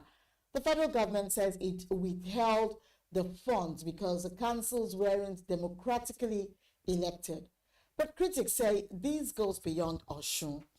It's part of a bigger national problem. How Nigeria's local governments are structured or even funded and even controlled. And this is a debate that has lasted for decades about autonomy, central control, and who really governs at the grassroots.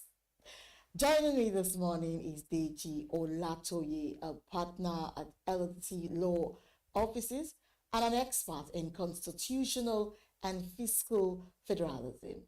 Good morning, Deji. Good morning. Thank you so much for joining us on the big story this morning. And very quickly, let's start from Osun State. The federal government says it actually withheld allocations because the councils weren't properly constituted. Now, from a legal point of view, does Abuja have the power to do that, or did it go too far? Well, I mean, that's a debate that's been on for a long time. Don't forget this started actually some 20 years ago, for example, or probably over, when Lagos State tried to create new local governments. And then the then presidency or the federal government led by President Obasanjo said, no, I mean, you can't do that under the constitution. There are 774 local governments, and there are also provisions for how you create local governments in the constitution. At the time, the Supreme Court actually said that, look, states could go ahead and create their own constitution as far as they comply with the relevant provisions of the constitution in terms of the role that the National Assembly has to play in it. But again, one other issue that was one of the issues that was presented to the court at the time was whether the federal government could thereby, on the basis of undemocratic local governments that were not properly created, and fought with, whether you could, federal government could withhold funding. The Supreme Court at the time said no. There was no such basis for federal government to do that. The federal government went ahead anyway for years and for a long time. It's ironic that the president of the country at the moment was the governor at the time. Now, there's a new position taken by the Supreme Court last year in the case that went from Plateau State to the Supreme Court, where in fact, God, don't forget the crux of this was that there's supposed to be a joint allocation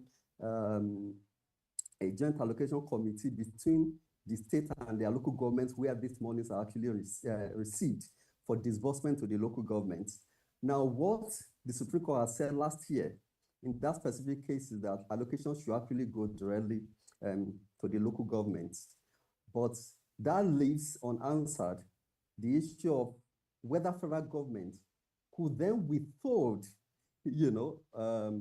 funding from local government, whether disbursed through the joint allocation account or disbursed through directly to the local government on the basis that they were not democratically elected. Because don't forget, one of the constitutional guarantees in Section 7 of the Constitution is that there will be democratically elected local government councils in the state. So in this regard, I suppose that the federal government considered itself, a superintendent of that provision to make sure that states, conduct elections into their local government councils on a regular basis. And it's on the basis of that guarantee of the Constitution can be implemented. I suppose that's the position where we are today. Tension between Abuja and the states. We all know it's not new. We saw something similar years ago when Lagos created LCDAs under the then Governor Tinubu, and now under his presidency, it's resurfacing. Why is Nigeria's constitution still unclear about who truly controls local government?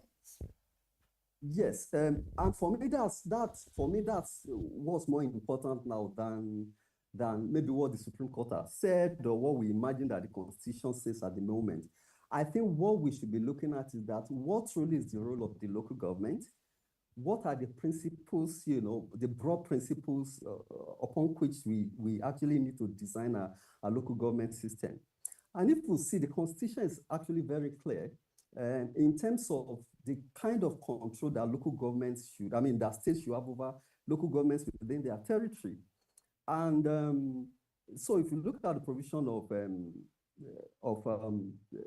the Section 7 that I mentioned before, it actually says it is through the laws of the local government that to actually, create a whole lot of things in order to control and regulate the local government. Other than in Schedule 4 of the Constitution, that there are certain stipulated things that you might call the core function of the local government, and the state itself could expand that, could create that. Because as a matter of fact, local governments in Nigeria, certain things have actually created what I call a perspective problem. I wrote an article that was published yesterday in your newspaper. We talk about the local government being the third tier of government. We talk about local government autonomy broadly as a general rule. And I think those are like kinks in the way we discuss our local government system. In reality, local governments are meant to be like administrative units of particular superintending government. So in the case of unitary systems, they are units of the central government. In the case of federal system, they are units of the subnational government, be it state, province, or region, whatever you call it. And they are supposed to be able to coordinate, create more, match some, also determine what their functions are going to be. Because in reality, their functions are they are economic primarily, but they also could protect certain identities, especially within a plural society such as Nigeria is. It is in fact in that regard that in other parts of the world, you talk about autonomy, not as a broad rule for local government, but autonomy to protect maybe minority areas and all of that, so that they have core functions that the states or the central government does not intrude upon. But as a general rule, really, local governments are not meant to be autonomous. They are meant to answer, and they are meant to be managed, regulated, combined, and recombined by the superintending government, be it the central government in the case of unitary system, or the state governments in the case of federations. And I guess what is happening today is that, because of what I call the kings, the third tier of government, local government autonomy as a broad rule, it's actually affecting the way we perceive this. I know a lot of people have issues to do with state governments. Sometimes it's even personal, there's a president who just doesn't like, the chip on the shoulder of that state governor, but that's not supposed to be how we think about it. And the reason why this is important for states to control their local governments is that states are not the same.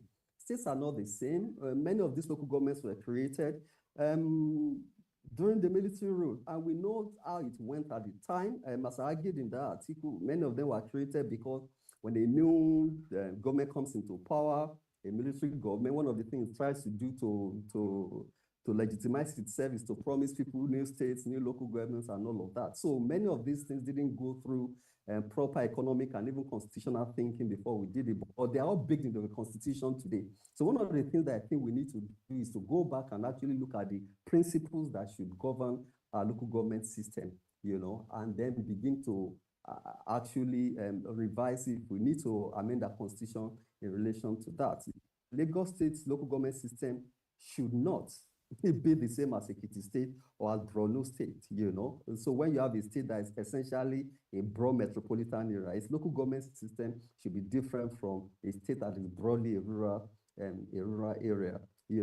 All of these things. And if you go to, all across the world, the US, counties in the Midwest are different from metropolises. New York, for example, in the East, so these things are very different. Even within the same state, you give certain powers to mega cities, that you do not give to counties. In certain services are combined for certain counties in different places, so that whereas you could have a New York Police Department, it doesn't mean that every such unit gets to get its own police department. You may decide that this particular areas, you need to combine them to have a single police unit, You can decide that this particular kind of function and services could be delivered by this mega city that can be delivered by, and so you could centralize that within the state to deliver it to those other local governments. Those are the things we should be thinking about today, and not particular partisan positions. And the roles that state. Can you hear me, Deji? If local councils were given full autonomy tomorrow, do you agree that they are ready to manage funds and even deliver services effectively at the grassroots? That's exactly the point I was making. First, I do not think that local government autonomy should be a broad rule, that should be a reason why we give autonomy to particular local governments. And I don't believe that the local government structures that we have today can deliver equally. Each local government, Lagos Island local council, AMAC in Abuja, which is the one in Port Harcourt, I don't believe, these local governments, the services they're able to deliver are the same that some local governments in rural areas are able to deliver. So I don't think so. That is why I think, again, I also think that the state government should look beyond the idea that we need to control our local government just for partisan reasons, to think that these are opportunities for actually combining and actually, running programs for, economic development that can be designed specially depending on the kind of local government that you are. The Constitution actually envisages it, because don't forget that one of the things that a state should do, the state law should do, should be to actually have an economic commission, broadly for the state that takes, that takes actually from the local government. So the local government, one of their functions is to contribute to that kind of joint commission where there can be joint planning and the rest of it. Ironically, that is what you mentioned, what Lagos State government did. What Lagos tried to do initially was to pay local governments, actually. But because of all of the legal issues, it then decided that, okay, these are not local governments.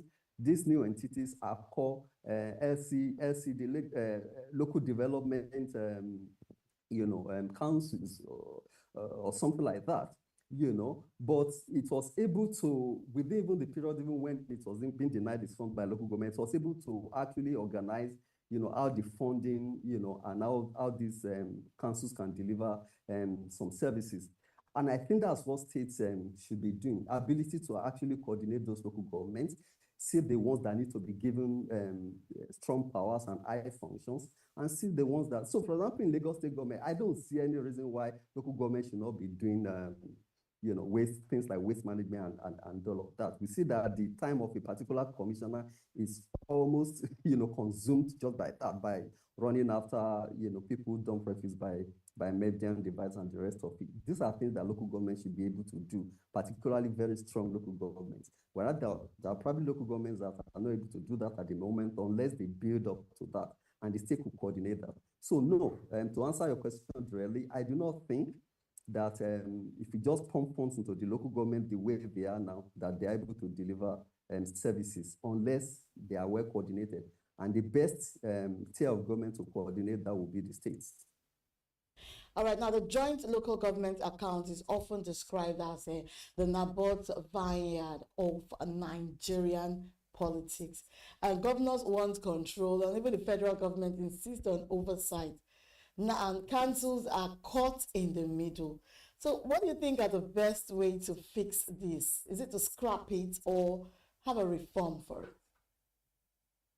Essentially, I think what the Supreme Court decision of last year has done is basically to say, because the whole purpose of that account is that local government funds are received into it, coming from the federation, and of course the state government can also put its own fund there, and then it's divided by the local governments and all of that. It's actually a tool. So I don't think we should discard that entity. It's actually a tool for achieving what I stated before. Joint planning, being able to see the strengths of local governments, even to be able to do fiscal equalization. So, for example, whereas it says local governments can collect money, tenement rate, and all of those, collect licenses, liquor licenses, and the rest of it. But the humongous amount that ATOS, local government, for example, is able to collect from that is different from what, say, Badagry is able to collect. So you may need, in order for Badagry to be able to deliver its services, to do some fiscal equalization by redistributing and all of that. It could be from part of the funds that the state government is putting into the joint account. I don't think we should discard that, you know, even though I said the Supreme Court decision had that implication. But don't forget what the Supreme Court will do is essentially to interpret law. But laws do not exist by themselves, for themselves. We create laws to achieve purposes. Once we begin to rethink all of these things, then principles should come in to actually give opportunity for state governments to have, the platform to be able to do the regulation, joint planning of its states, of its local governments within it. So I'm for that entity remaining in some shape or form, perhaps also included in what we call the economic planning that's already in the Constitution. But there must be that entity through which states are able to control. We can deal with the issue of possible mismanagement before. I mean, states mismanagement, they are state funds, you know, and that's the reason why we have rules. That's the reason we have, we have ICPC, EFCC, and the rest of it to deal with financial crimes and the rest of it. You know, I think we should be satisfied with that. Why we are encouraging states, you know. In fact, by allowing states to do that, we begin to see models, best practices. How is Port Harcourt doing it? How is River State managing it? You know, do they? And so we begin to see this. I mean, if I could be historical, for example, the idea that there should be democratic local government, it was in the First Republic or in the 50s, it was actually the Western region that decided that, look, we want people elected into our local council. You know, other regions at that time did not think so. So that's, if we leave states to do this, you will find what you might call the laboratories of democracy, you know, which begin to develop ideas that you can say, look, this looks like best practice that you can recommend to other states, you know. But from day one, everybody is autonomous, you know, and, you know, equal control, equal function for all the local governments in Nigeria, that's not a good idea in my view. Can you hear me, Deji? Yes, I'm hearing you now. Okay.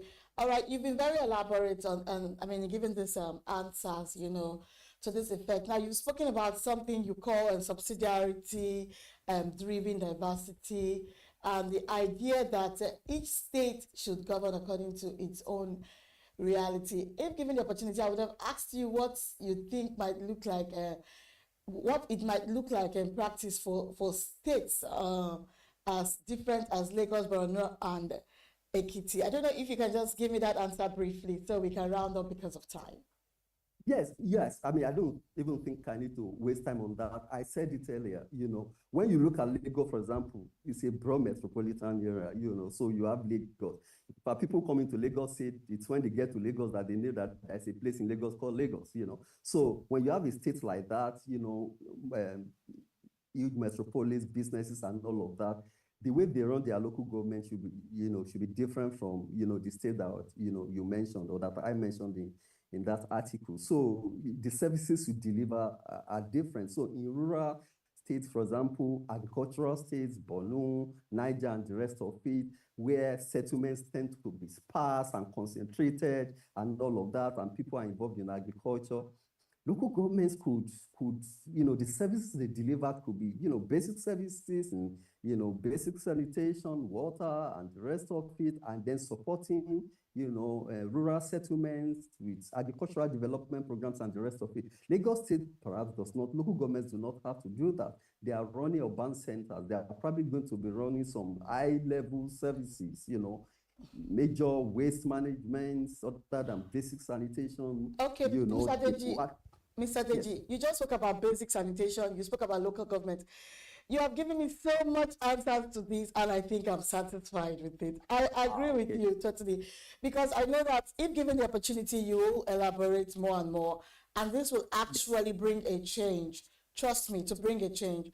But I pray that one day we'll find you in positions like that to effect these changes. I want to thank you so much for joining us on The Big Story today. Mr. Deji, thank you very much. Thank you so much. And we would like to have you next time to elaborate on very more pressing issues like this. Thank you for staying with us. Thank you for your time. Very much. We do appreciate you. You've been watching The Big Story on Business Day Television Breakfast Show. Up next is Social Listening. Don't go anywhere. We'll be right back.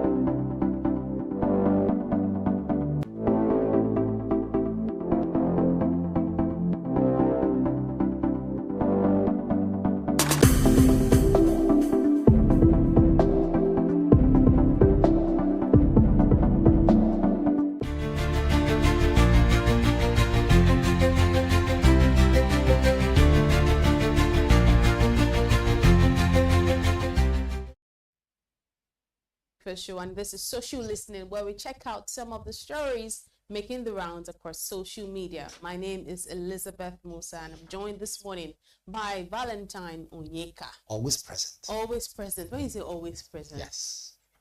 Which means that I was a good student in secondary school, so I always come, on time. So that always present. I can always of course, you'll be present. This is a TV show.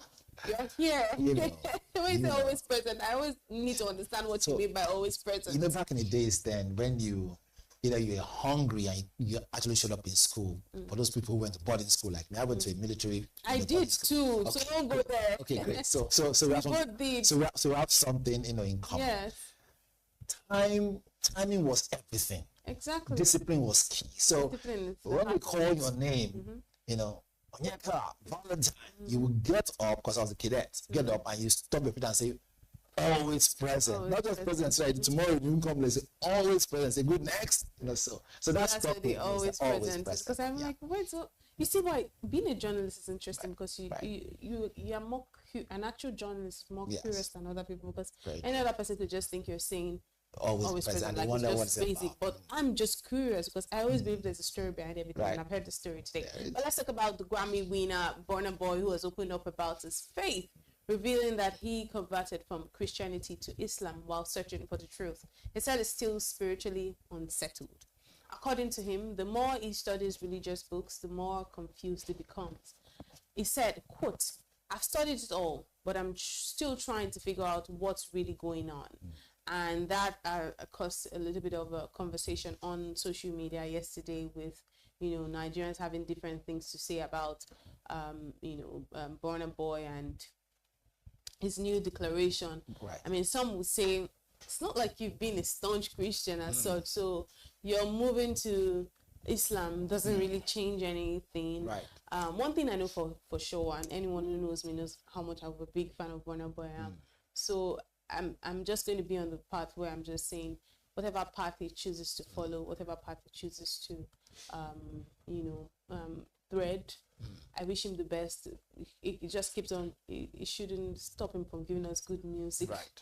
But speaking on the religious side of things, we'll say it also says something, because it's not like Christian. It's not like he's been an ambassador, so to speak, when it comes to Christianity. So, but this is a good revelation. One thing is for sure: when you listen to his music, when you see how he speaks, you definitely know he's an intellectual. So I hope that this unsettledness, because it's according to him, he still feels unsettled. I hope that this unsettledness that he says is experienced, I hope that at some point it gets settled and just gets clarity.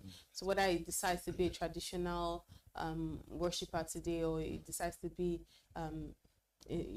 go to Islam, or decides to start worshiping Buddha tomorrow, or become an atheist. It is choice. I really wish him the best. It would be nice to see some of the reactions on social media and see how Nigerians are reacting to the conversation. I'm really curious to see the mind of Nigerians. Akpa Gideon Ifeanyi says, how can he convert and still be looking for the truth?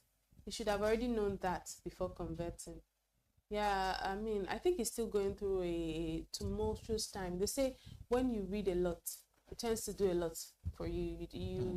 You start questioning, logic. Logic doesn't seem right anymore. You start questioning a lot of things.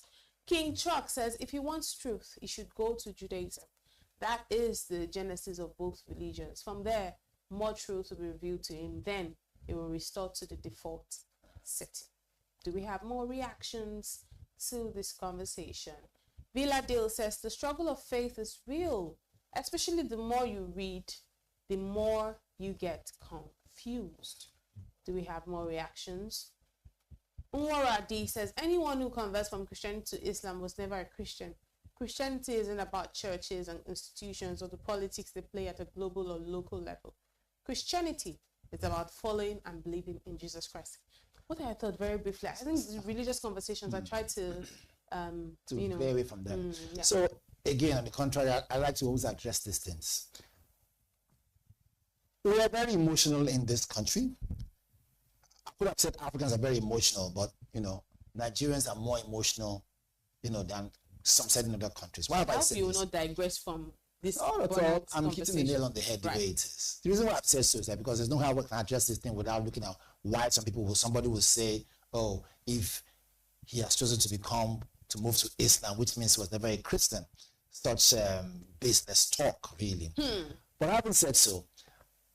Anyone who knows very well will understand that, look, in my career time and my lifetime so far, I've put religion second. I put faith first. I haven't done that. Look, you might agree or disagree.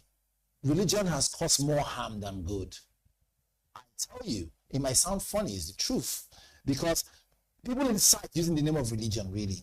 And in this case, if the man is telling you that he's moving from what he did to what he thinks is best for him, that's his own cup of tea, really.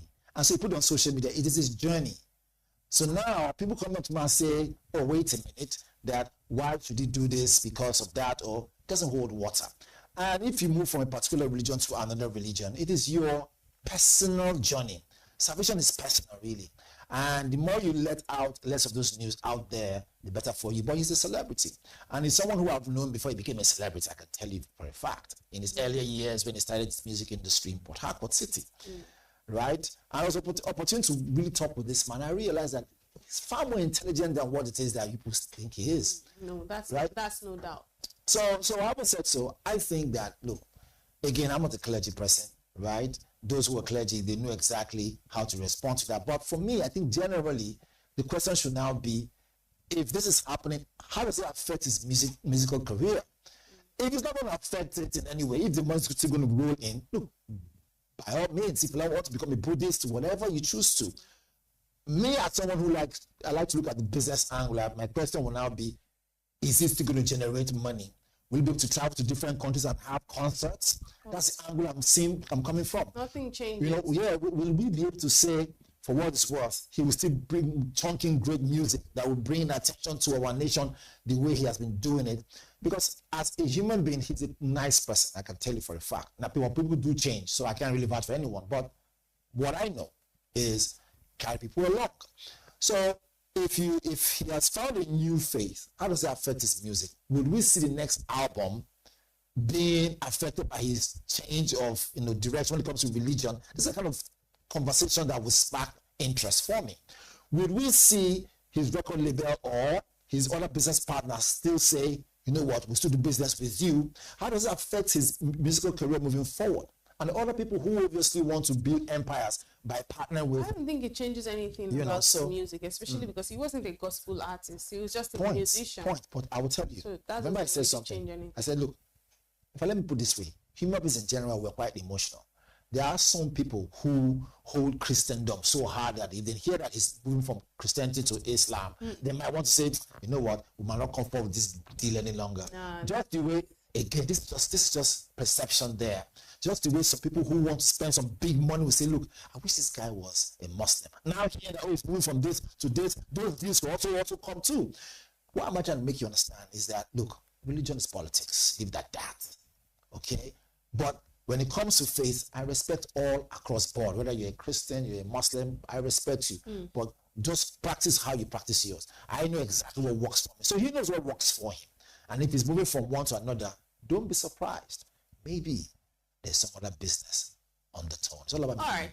Let's move on now to Anambra State, where Governor Charles Soludo has criticized Donald Trump, President of the United States, Donald Trump, over his recent warning that the United States might take military action against Nigeria for alleged Christian persecution. Now, look, we've been talking about Christianity for on and on now. Quite sensitive, it's becoming quite familiar.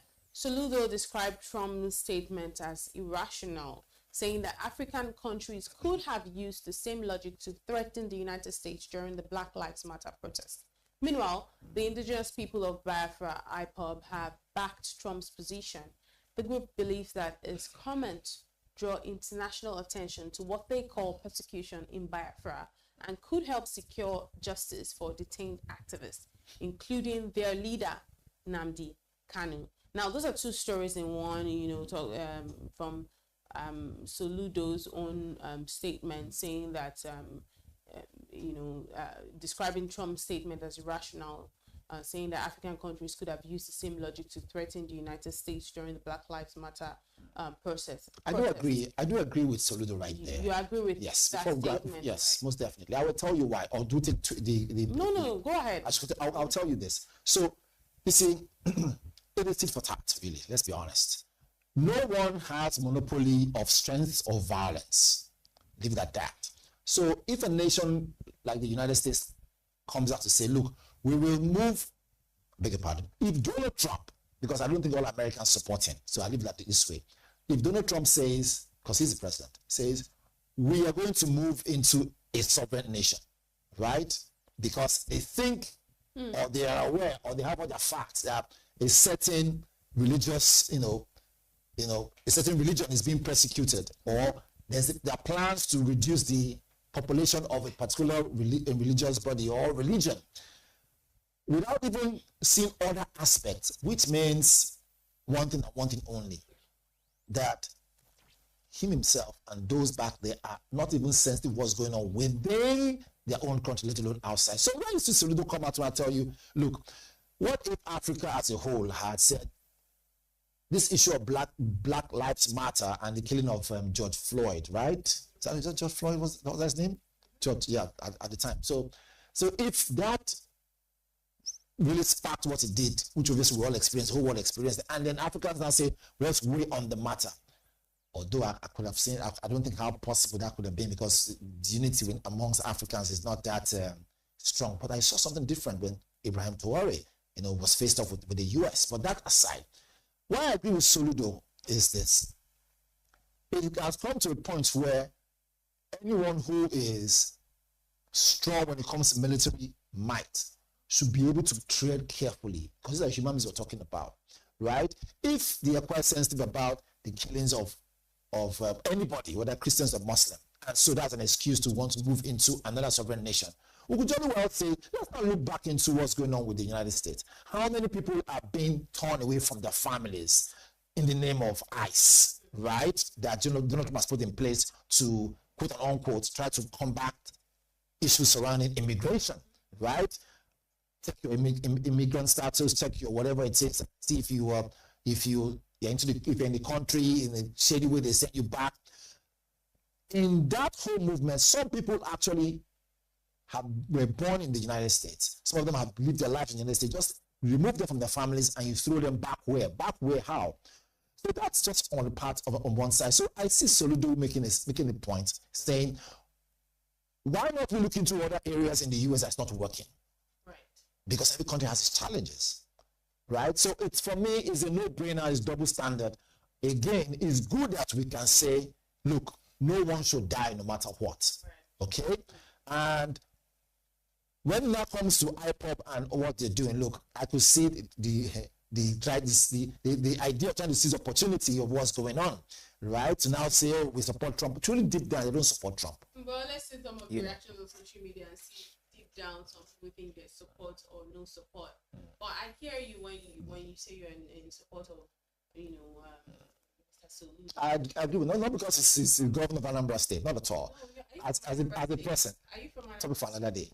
No, okay, that's not supposed to be right. Banter times 2 says you would have invaded US with which technology, which weapons, which sensors. But somebody didn't say they could have invaded now. Because he said, according to some, he said if it were to go by that logic, then let me say it the way he said. If it were to go by the logic of him saying that Nigeria is the country of concern or what, right. African countries would have used the same logic to threaten the United States. He says they are going to have to invade Nigeria. Do you understand? To restore normalcy. So it says African countries would have also used the same logic to threaten the United States during the Black Lives Matter protest. So this person just basically responded and saying, what do you mean by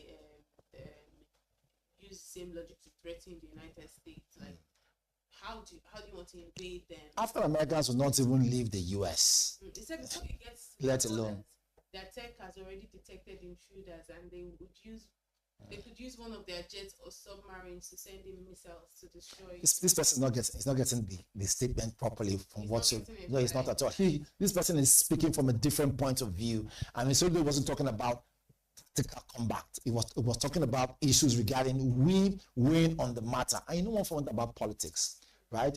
It comes with a lot of perception. Once you hammer on something and you can move the thoughts and will of the people, you can win over guns and ammunition. That's what they say. The pen is mightier than the sword. Yes, let's move on. If Indigwe says, Soludo means the point. I think I know this person. It says, Trump's concern isn't about invading anyone. It's about protecting people facing real persecution. Comparing it to Black Lives Matter doesn't make sense. That's a very brilliant comment. Official AZ says, this IPOP people are funny. You have not ended the unknown gunmen and ESN violence ravaging the Southeast, and you want to help Trump. That's on the side of the IPOP Right. saying that they're in support. Abdul Salam Shuaib says Nigeria's problems can only be solved by Nigerians themselves. Like we say, African solutions for African problems. Most definitely. We don't need outside interference or protest abroad to fix our home. Let's work together as one nation to end violence and injustice. Now, this is a smart guy, not because he's a Muslim, right? But he's a smart guy who understands that, look, because, the face has done something wrong, doesn't mean you cut the nose to spite the face. It's a very smart comment right there. Look, Nigerians can fix Nigeria. Make no mistake. Let me tell you what makes... That's the thing. So that's where what's called, rule of law and democracy comes in. It's not like military rule where we say, look, get this done, yes sir, and you move, right? In this case, you have to deliberate, you have to meet this, meet that. It's all, the whole democracy setting. It's the truth of the matter. Totally different from military rule where, one man says, let's get it done. If nobody is going to question it, just go with it. You want to call it dictatorship, good and fine. But if it works for the nation, good and fine. But that's not where I'm heading to. Where I'm heading to now with this particular comment is simple. This person is being very, very practical, right? Seeing the long run. This person understands that, look, if we allow these people come in, let me tell you something before I even continue that statement. The United States has 750 plus bases around the world. Do you know how much it costs to maintain those military bases? That's one. Two. Do you also know what they are gaining? Because the truth of the matter is that it costs money to secure your military in those areas, feed them, house them, logistics and everything. So do you think that those bases, or the base, wherever they have their base, they're not getting something out of that nation? Of course they are. So this particular person who has made this comment, the reason why I agree with this person is that this person is seeing the long run. It's seeing further than what most people are seeing. So when I see Nigerians on social media saying, oh, it's a welcome idea, Trump, come and save us, come and save us, come and save us, come and save us. It's not going to save you. That's a fact. There is a matter of interest. We have rare earth minerals, right? We have oil in quantum. We have new ones that have been discovered. Minerals under our feet in our nation. That is their ultimate target. And I keep telling people, anyone who wants to hear, and this is a fact. It's not because we're journalists or, this is just something out there. Look, no nation will spend billions without knowing what they want to get. There's always a motive. However, in the midst of all this, can we now take away shame from our eyes to now deal with the issue on ground and keep our own country safe? Can we make moves that will keep people alive? Can we stop the killings? Can we be able to say, look, send the right personnel to the right places, cut off the head of the snake to save us from international embarrassment? We can do it as a nation. Nigeria is well off, big enough. If we can send a military presence to our neighboring countries when they had problems via ECOMOG that time, sure, we can do it again in our own nation. Absolutely. Let's move quickly right now away from Nigeria. Let's go to Burkina Faso. This one will interest you. Right. The medical doctor who criticized President Ibrahim Traore's handling of terrorism has been arrested and sent to the front line. The president reportedly said that let him go and tackle terrorism since he knows better than the military. This follows Traore's warning that any judge, journalist, or critic who challenges government could be forced to serve in the army for 2 years. Now, this is looking like dictatorship. On the contrary, it's not. I will explain. I know you're going to you will definitely say that because I mean, if people have the freedom to speak. So why would you say people should not criticize or challenge your government? It's not done. Let's quickly see some of the comments on social media and see how the reactions are to this one from Brian Traore. Dennis says sometimes actions speak louder than words. That doctor learned about accountability the hard way. Interesting. Do we have more remarks to this conversation? Lindy Langa says, good. Each one must stay in their lanes and not critique what they can do about themselves. If we have one more remark. Magic Finger says, harsh move, but maybe Traore's point was that everyone should play their part in defending the nation. Tough time call for bold action. Most definitely. Very quickly, your thoughts? So tough times call for bold actions. To be a leader, right, is not easy. That's what they say, uneasy lies the head that wears the crown. Truth be told, has he added more value than, right, the naysayers or the negative part? Of course he has. There's more positivity so far in Burkina Faso. And Burkina Faso will testify and agree to it that, look, we don't need any distraction. I understand freedom of speech. If I was a journalist living in Burkina Faso, and I see that my country is on the well-off path to become great, it's on the path of greatness, I will mind my words. I will make sure that I will not put my personal gain above national gain. And let me tell you one funny thing. You see, we are in a world where narrative means a lot. And so, if we Africans cannot control our narrative and tell our own story, the world out there will tell it for us. And guess what? History will never, tell the story to benefit us, always to benefit them. It has always been the case over and over and over again, hundreds of years before now. Look at what happened in Benin Kingdom before during the colonial whatever it is. History didn't give the full detail. What they said ended up being what? In favor of what? The conquerors. So, if you look at what he's doing, now I'm not saying that he's 100% a saint, no. But in the interest of national security, in the interest of national growth, in the interest of the growth of a nation, any nation at all, be it Nigeria as a country, because I love Nigeria so much, be it South Africa, those who are South Africans, be it Burkina Faso, those who are from Burkina Faso, whichever country you find yourself as a citizen of that nation in Africa. One thing for sure is that we are left with the short end of the stick. And so it comes a time when some certain strong moves have to be made. And such strong moves to include, you think you know better? Come, join the army, go and stand there and feel the heat so that next time you want to talk, you will tread with care. Certainly, there needs to be a fine balance between, holding people to account and also being a dictator. Just putting that out there. But we'll leave it there today on the social listening segment right here on the BDTV Breakfast Show. Thank you so much for watching. My name is Elizabeth Musa. I'm Onyeka Valentine. Keep watching BDTV.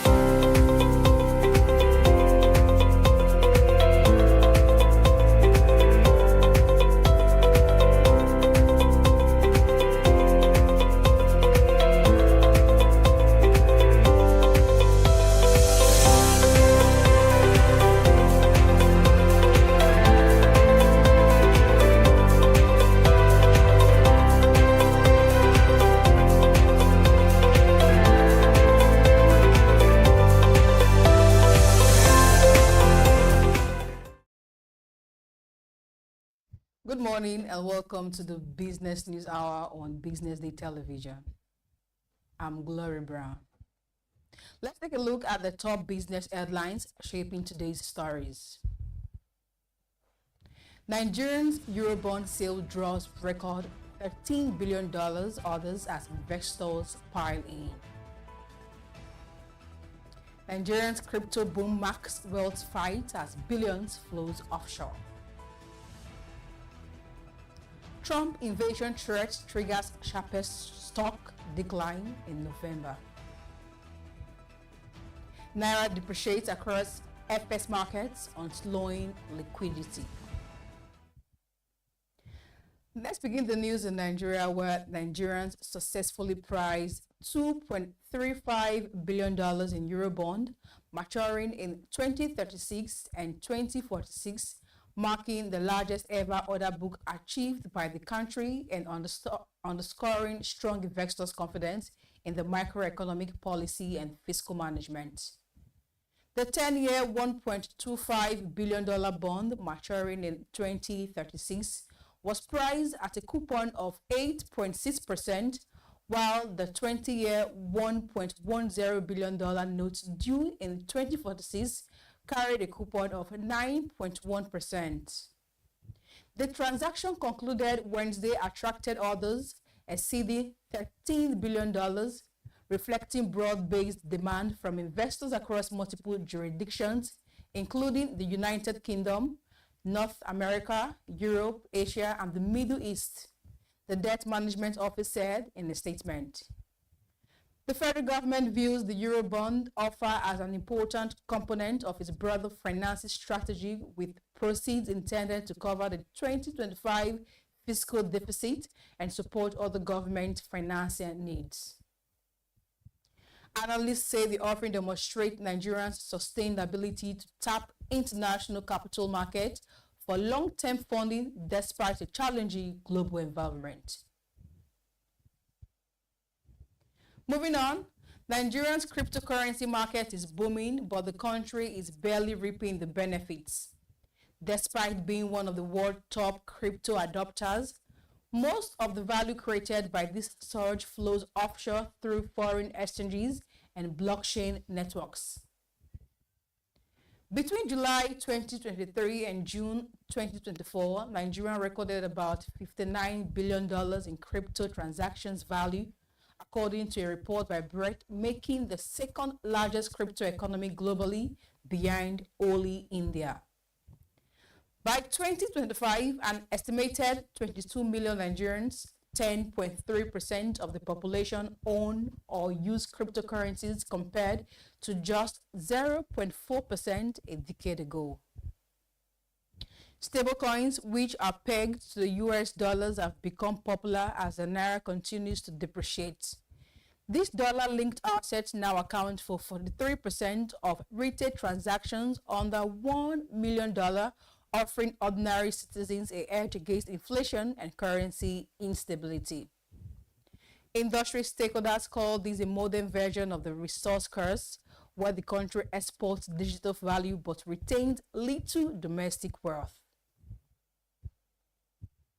Still on, Nigeria's stock market extended its losses on Wednesday, falling by 1.19%, which is its steepest decline so far this month. Profit taken by investors in previously rallying stocks continued to weigh on sentiment, a trend which is expected to persist amid renewed caution following last weekend's threat by United States President Donald Trump to enter Nigeria to root out terrorists allegedly killing Christians. Wednesday's huge decrease has further reduced stock value by about 1.3 trillion naira, extending 3-day dip to over 2.1 trillion naira. Stocks and other asset classes have taken the hit since this week, confirming investors' fear that Trump threat could raise the risk premium on Nigerians' assets, thereby eroding recent gains achieved by the nation's reforms. This month, the market has decreased by 2.15%, and the market return this year has decreased to 46.52%, according to Wednesday's trading data.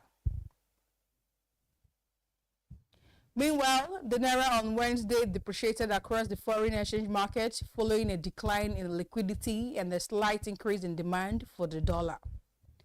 Data from the Central Bank of Nigeria show that after trading on Wednesday, the Naira weakened by 0.3% as the dollar was quoted at 1,438.49 Naira compared to 1,433.65 Naira recorded on Tuesday at the Nigerian foreign exchange market.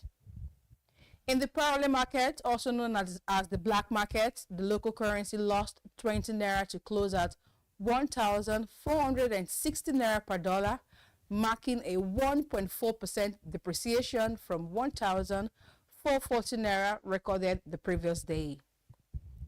The daily foreign exchange rate for international transactions on the GT Bank Naira card closed at 1,446 Naira per dollar on Wednesday compared to 1,443 Naira recorded on Tuesday.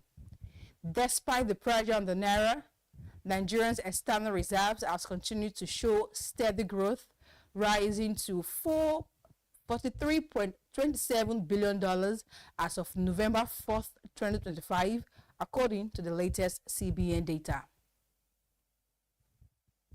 In another development, the Nigerian Oil Share Index extended its decline on November 5th, 2025, falling by 1.8 to close at 150.8, representing a 1.19% drop from 152.6% recorded in the previous season. Large cap stocks such as international breweries, MTN and LTE recorded declines. This is despite the rise in trading activity, with 1.1 billion shares exchanging hands, up from 683 million shares in the previous season. Market capitalization slipped to 95.6 trillion naira across 27,000 deals compared to 96.9 trillion naira posted the previous day.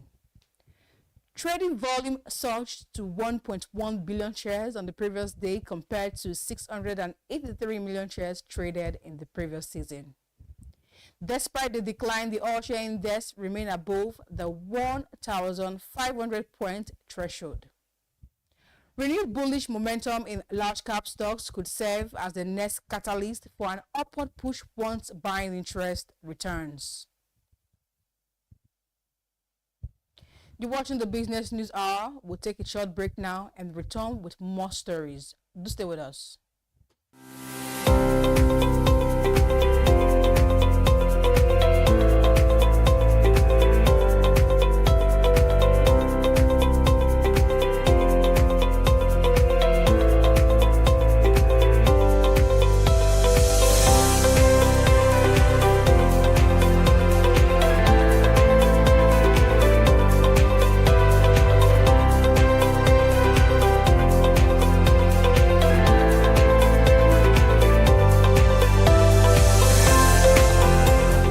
Attention business leaders. Want to make informed decisions? Join the ranks of the best with Premium Business Day. Access in-depth analysis and expert opinions to stay ahead. Subscribe now at premium.businessday.ng and unlock premium content. Plus, you get 50% off your first subscription. Don't miss out. Make smarter choices and seize new opportunities. Sign up now and elevate your business game. Visit premium.businessday.ng today.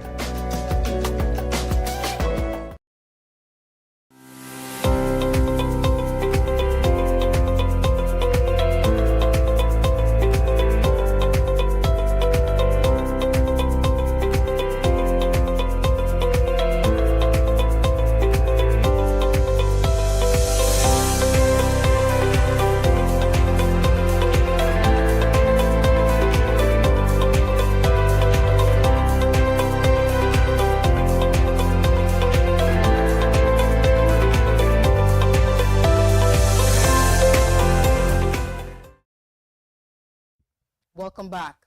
You're still watching the Business News Hour. Moving on, the Oando state government has entered into a $50 billion investment partnership with leading international firms under the Sunrise Infrastructure Joint Venture to establish a world-class refinery and free trade zone in the state. According to a statement issued by Ebenezer, the chief press secretary to the state governor Lucky on Wednesday, the partnership aims to fast-track the establishment of a 500,000 barrels per day refinery and the 1,471 hectare sunshine free trade zone in Ilaje local government area, setting Oando State on a new path towards economic transformation. It said the development would position the state as a major industrial hub in Nigeria. This investment marks a new dawn for Ondo State. It will fast-track industrial development, attract more investors, and create jobs for our people. Also, financial expert has called for inclusive financing and stronger collaboration among governments, banks, and private sector players to enable Nigerians' micro, small, and medium enterprises to effectively contribute to national economic growth. They made this call at the Manufacturing Business Accelerator Course second graduation and business showers held in Lagos themed Innovation, Inclusion, Impact, Redefining MSMEs in Nigerian's economy. Group Head Retail and SME Banking at Novel Bank, Mrs. Esther Obikwe, described MSMEs as the heartbeat of Nigerian's economy, contributing to innovation and job creation across all sectors. Obikwe identified poor access to finance, weak infrastructure, and regulatory bottlenecks as major challenges, urging the government and financial institutions to build an enabling environment for inclusive growth. She added that Nova Bank is supporting MSMEs through digital platforms, simplified onboarding, and tailored advisory services to help entrepreneurs grow smarter, not just bigger. To end the business news hour, Nigerian Aviation Handling Company PLC has further strengthened its impressive earnings outlook with the third quarter results showing double-digit growth across key performance indicators within the 9-month period. The 9-month period result of NACO for the period ended September 30th, 2025, released at the Nigerian Exchange, showed strong growth across sales and profitability, with a 47% increase in net earnings, underlying the increased capacity of the lending, aviation, handling, and logistics group to sustain improved returns to shareholders. The report showed that total revenue rose by 40.7% from 33.95 billion naira in the third quarter of 2024 to 47.76 billion naira in the third quarter 2025, driven by renewed and new business contracts and expanding businesses activities across the subsidiaries. The balance sheet of the group also remained strong, with total assets rising from 46.95 billion naira in December 2024 to 48.64 billion naira by September 2025. Shareholders' funds also increased from 20.04 billion naira in 2024 to 20.9 billion naira in September 2025. Underlying ratios indicated that the group's performance was driven by operational excellence, with management focused on efficient cost management and a strong sales drive, mitigating macroeconomic headwinds. And this is much we can take this morning on the BDTV Business News Hour. I am Glory Brown. Thanks for watching. Keep watching Business Day Television for more stories driving Africa's business landscape.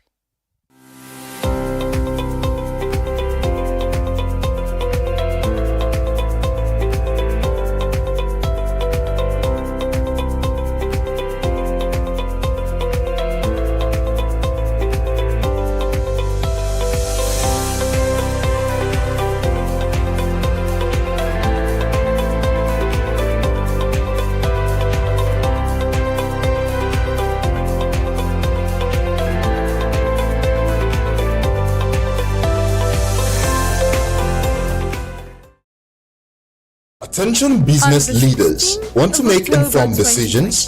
Join the ranks of the BusinessDay best. hosted the 2025 Family Business Summit with the theme, The Enduring Family Enterprise, Building a Legacy That Stands the Test of Time.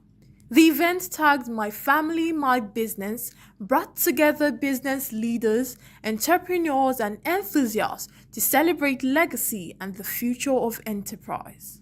Convener Ogenewoke Oguru unveiled the 2025 edition, emphasizing the importance of strengthening family businesses in Nigeria. Publisher of BusinessDay Frank Aigbogun gave the opening remark highlighting the vision behind the summit. Representing PwC's country senior partner Sam Abu, Pedro Omotweme noted a decline in business stability compared to last year, stressing that purpose-driven family businesses are better positioned for long-term success. PwC partner and Africa Family business leader Esiri Agbeyi presented findings from the Africa Family Business Survey, pointing out trends such as AI, taxation, and the stronger performance of service-led businesses. Founder and CEO of Blanche, Nene Bejide, explored storytelling as a key tool for building multi-generational wealth, describing it as a bridge between purpose and perspective. So this is actually very interesting because we act like, storytelling, something different out of, like, let's say, the ordinary. It's kind of what we do every day. It plays a huge role in how we perceive people, how we perceive things, how we act towards things. So it's as good as communicating the person's brand. What do they? How do you communicate? What are you trying to communicate? What are the objectives that you're trying to get out of this communication? So that's pretty much what storytelling is. But then putting it in like business, so it's all the same thing, but now in a broader sector, right? Because if you're doing it to your friends and family, but on the broader sector, you need to know how you want people to see you, how you want people to perceive you, and how you want people to accept whatever you are passing across or trying to communicate. So I would, just like the presentation that I had earlier, I would say that it's just really bring it down to like some core things like being original with your story, being consistent, driving impacts through whatever they're doing, and also just paying attention, evolving, learning, relearning, and unlearning some things. Clear communications always, not waiting for like a big campaign before you communicate, always making sure that in everything that you do, your story, people can tell more about your brand from every little thing that you do, down to your employees, down to team members, down to like external stakeholders. The first panel featured top business leaders discussing wealth creation, the role of family offices and strategies for generational continuity. As the event proceeded, a fireside chat with the El Khalil family spotlighted vision, structure, and family-based leadership as foundations for success. The family also received the Lifetime Achievement and Family Business Award. 3 factors that you need to have a vision, you need to know where you're going, and you need to chart a path.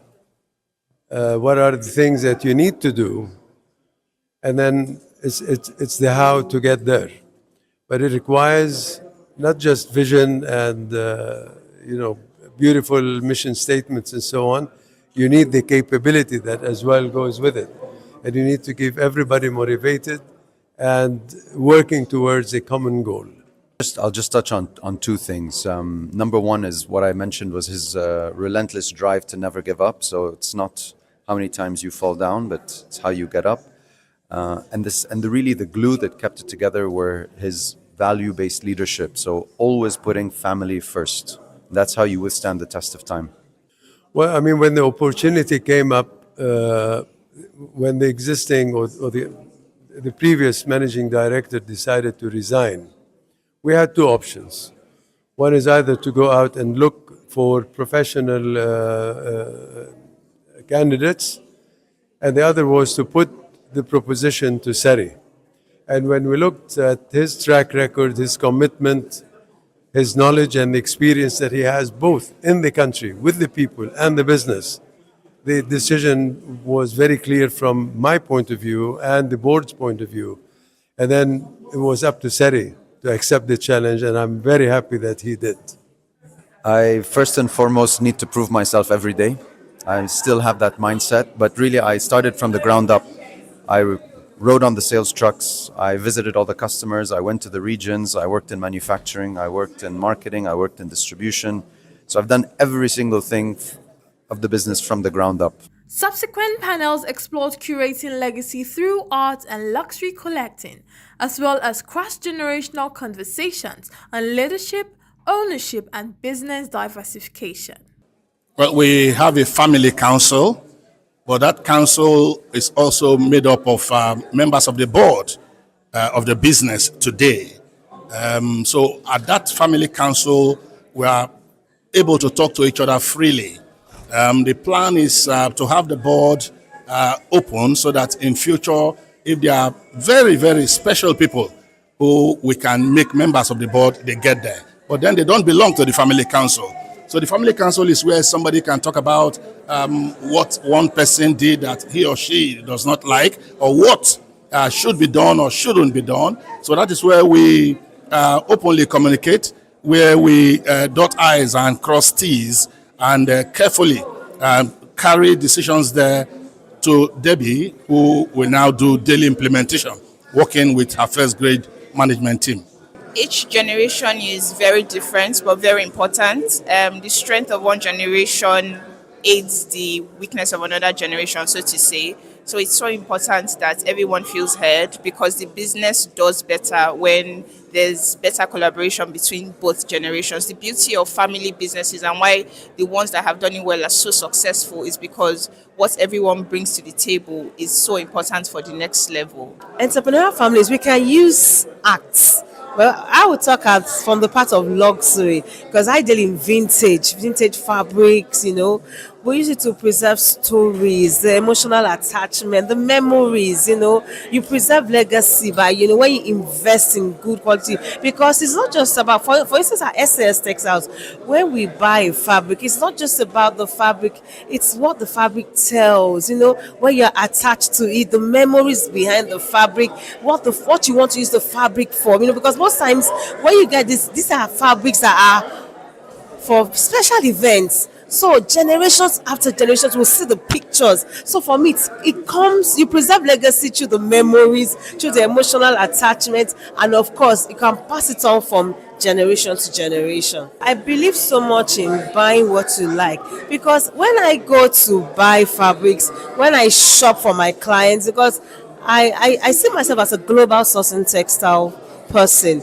I don't buy from the perspective of I buy what, because when you buy what you can sell it effectively, and you're able to pass it down, you're able to preserve that legacy, you're also able to, it's not about my taste right now. You have to balance that. It's not just about my taste, it's about thinking about the end user. It's about thinking about the diversity and also making sure people are included. So when people come to me and they want to buy fabrics, first of all, I have to know, what do you want? What do you like? What do you want to pass on? What stories, what memories are you trying to evoke? So I believe in buying what, but also seeing it from a global perspective. To answer your questions about staying relevant, I think family offices should, or even family members should think about global connectivity, should emphasize on it, should go beyond the continent, go across to different other places to meet other families, because we are one world today. Growing up, right, the first set of Nigerian industrialists, right, how many of them do we have about today?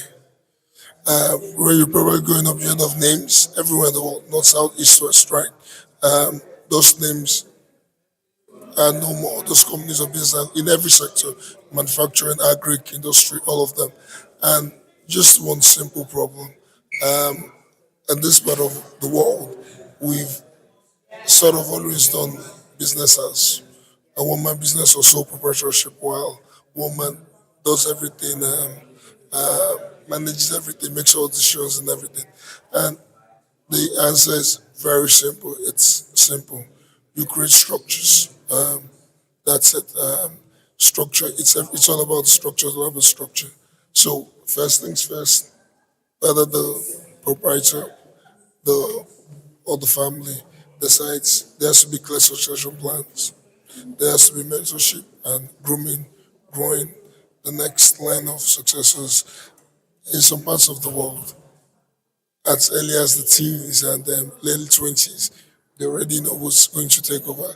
It doesn't always have to be the first child or first boy or what have you. It just has to be who they feel is best qualified, has the attribute. At times, you have a case where the proprietor or whoever, or the second generation jumps even his immediate family and goes to a nephew or niece or something like that. And they brought up of being a man or woman doesn't matter. It could be a man, it could be a woman. So it's about the structures, about the systems. Then having a board also, having a board puts accountability and checks and things like that in there. You talk about the family office, and family offices come up very much nice. It's important, and everybody, even with the family office, the structures of it are important. You talk about trust. For example, one that I've read about recently is about the Corona schools. How the founder created the trust, and trust is working now. That's why you see Corona schools are even growing faster than when the proprietor was around. They invest in everywhere, and he's set up the trust in a way to protect the schools and legacy. So these are just some of the factors, but I think at the end of the day, also these are the key points: trust, the people people they said they speak in the next line of succession plan, having a succession plan, picking them properly and grooming them. Yeah, it's just some of that.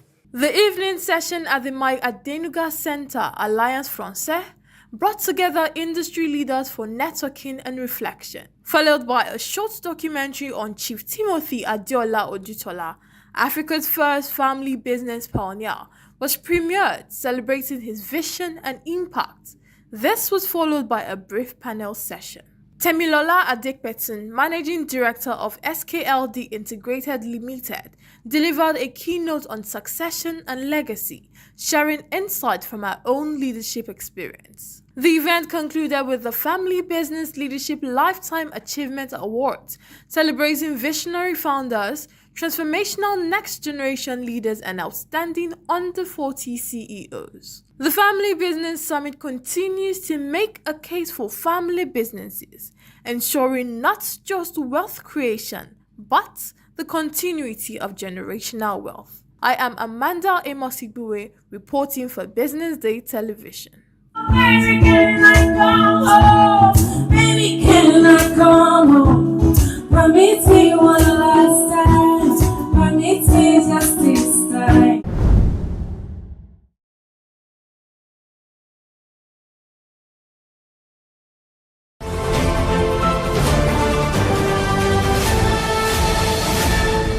You are watching Business Day Television.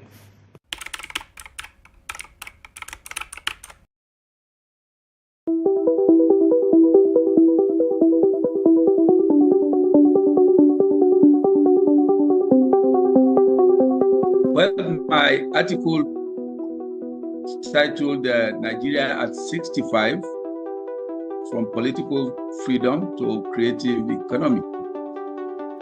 The article, focuses on not just the independence, which is an annual event, but seeing how independence affects the creative economy, the creative industry. As Nigeria marked its 65th independence anniversary last week on the 1st of October, the familiar symbols of celebration returned, except of course the cancellation of the parade that normally holds in Abuja.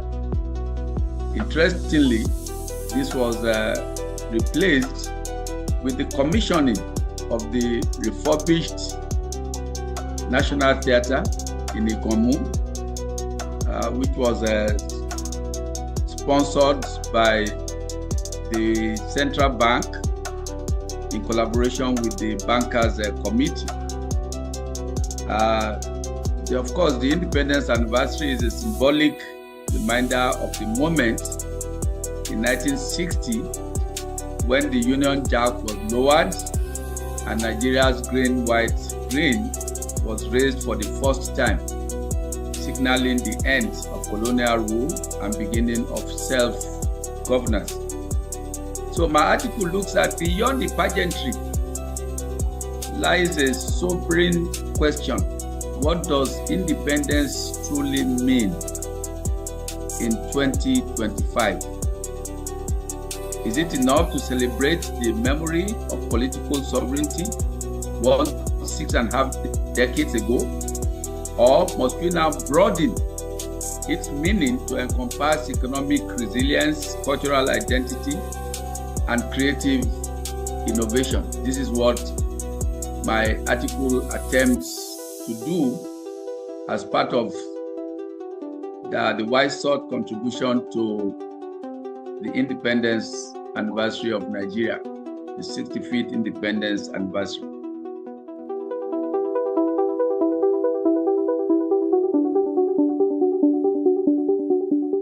You know, we've had 65 years. I mean, we have made some progress in certain areas.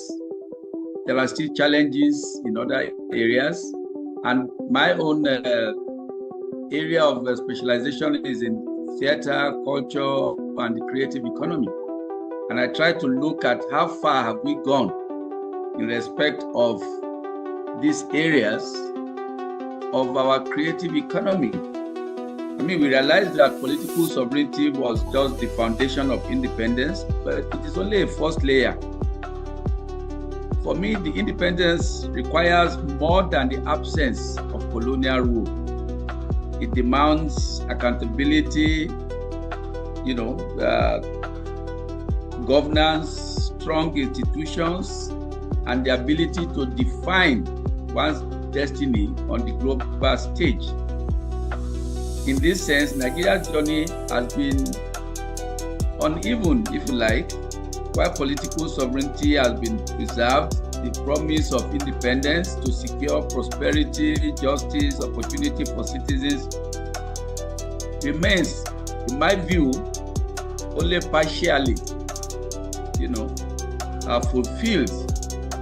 This is where the creative economy becomes crucial, because over the past 2 decades, Nigeria's cultural industries, film, music, literature, fashion, the digital media have grown into global powerhouses. Nollywood is said to rank among one of the highest producing film issues in the world after Bollywood and Hollywood. Afrobeat is dominating the music scene in Nigeria. Nigerian musicians are getting global attention. Nigerian fashion is also making waves. An artist are celebrated on prestigious platforms. So these achievements, for me, represent more than cultural pride. They are evidence that Nigeria possesses the capacity to lead with ideas, stories, and innovation, especially given our young population and the creative mind of the average Nigerian. So for me, the creative industry is not simply entertainment, it is an economic engine. For Nigeria, with its youthful entrepreneurial population, the sector is both an opportunity and a responsibility. Independence must now be understood not only as political sovereignty, but as the ability to harness talent and transform creativity into sustainable wealth. So that's my own motivation for getting involved in this article.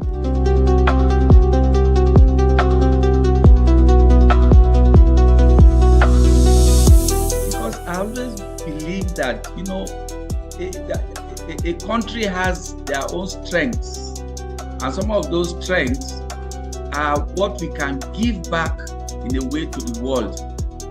If we look at the issue of the Nobel Prize, I mean, in almost 40 years, you know, or in the last 40 years, the only Nobel Prize that we have won for Nigeria is Wole Soyinka's Nobel in literature. So we have some comparative advantage there. We look at, you know, Achebe's Things Fall Apart, that has been translated into so many languages. We look at the poets, Niyo Shundare, Tanure Ojaide. We look at the playwrights, J.P. Clark, Wale Oguyemi, Gabriel Okara, and quite a number that we have, in my view, comparative advantage in this creative sector. I mean, quite a number of people are also making waves in the scientific world, in agriculture and stuff like that. But our creative area is just really taking the world by storm. I mean, Afrobeat. I mean, look at Ashake. You know, the music just trends all over the world. So I believe that while we have made some progress in other areas, we do have some comparative advantage in the creative economy. And I'm also happy that the celebration of the independence anniversary today happened at the refurbished National Theatre, drawing attention. And a major aspect of what transpired that day was that the National Endowment for the Arts would be provided for. And this is something that has been on the table for quite some time. And I believe that the president, in fact, promised to be a contributor to it. And this even started way before the Tertiary Education Trust Fund, that some percentage of profit from the industry, from commerce and all of that should be set aside for the National Endowment for the Arts. And I believe that this is now something that is coming up very strongly.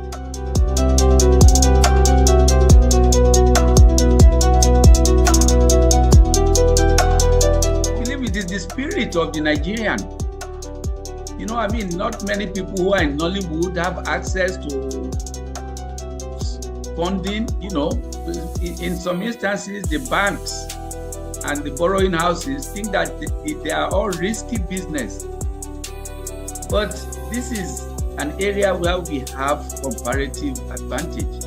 So something like the endowment for the arts, at least it will provide some initial seed money for the people in the creative industry, in fashion, in music, in design, to at least get things going within the framework of their own areas of specialization.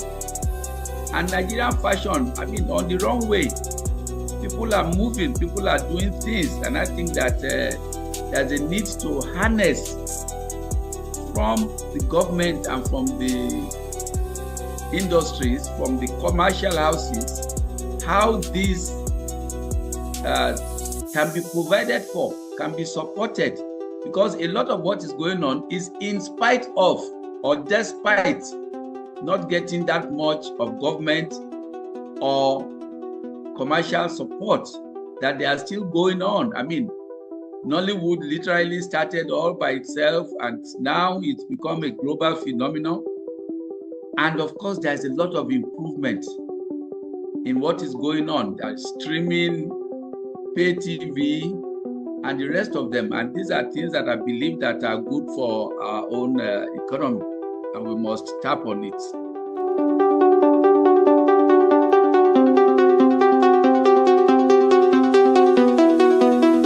The Indian Bollywood is very well supported by the economic areas of India. You know, the banks, the government, the industries, there are people that are supporting this. And so Bollywood keeps growing in leaps and bounds. And I think that it's important for us also in Nigeria to get these commercial enterprises. I'm aware of a gentleman, Ladi Boss, some very many years back, who got some subscription. You know, they floated some idea. Also with Ladi, Francis Oladile, you know, and they tried to raise money from subscription. It was oversubscribed, you know, but then that was like one off. And now you still need some of those areas to support the creative industry. And from everything from making carvings, calabashes, writing plays, writing scripts, and all of that. And if you look at the internet now, you know, you see there are so many Nigerians that are involved in making skits. Of course, some of them just funny 1 minute skits, some of them 2-3 minutes. So we are growing, and there is a need for government support and the support of industries to be able to back these things that are going on.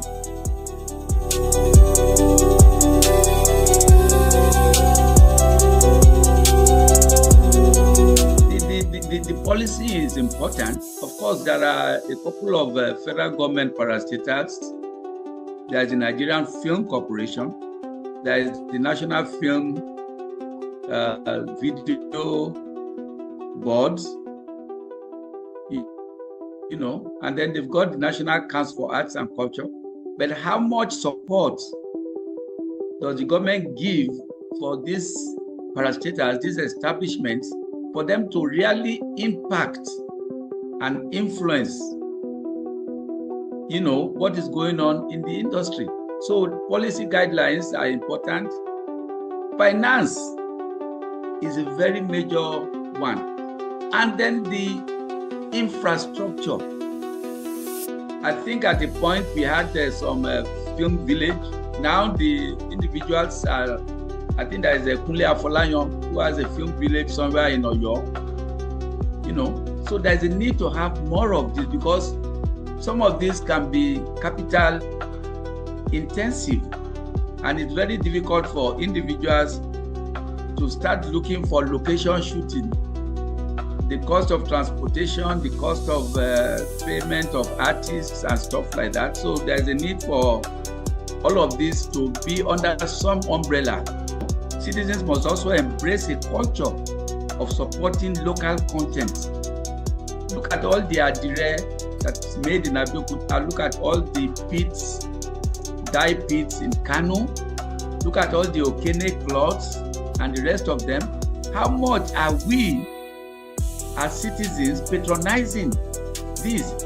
Instead, what you do is that you see a novel that has been written and is, you know, very well written, and the next thing you see people that have gone to print their own copies of the work and they start selling it. You see video films that are pirated and sold on the streets. You see music CDs.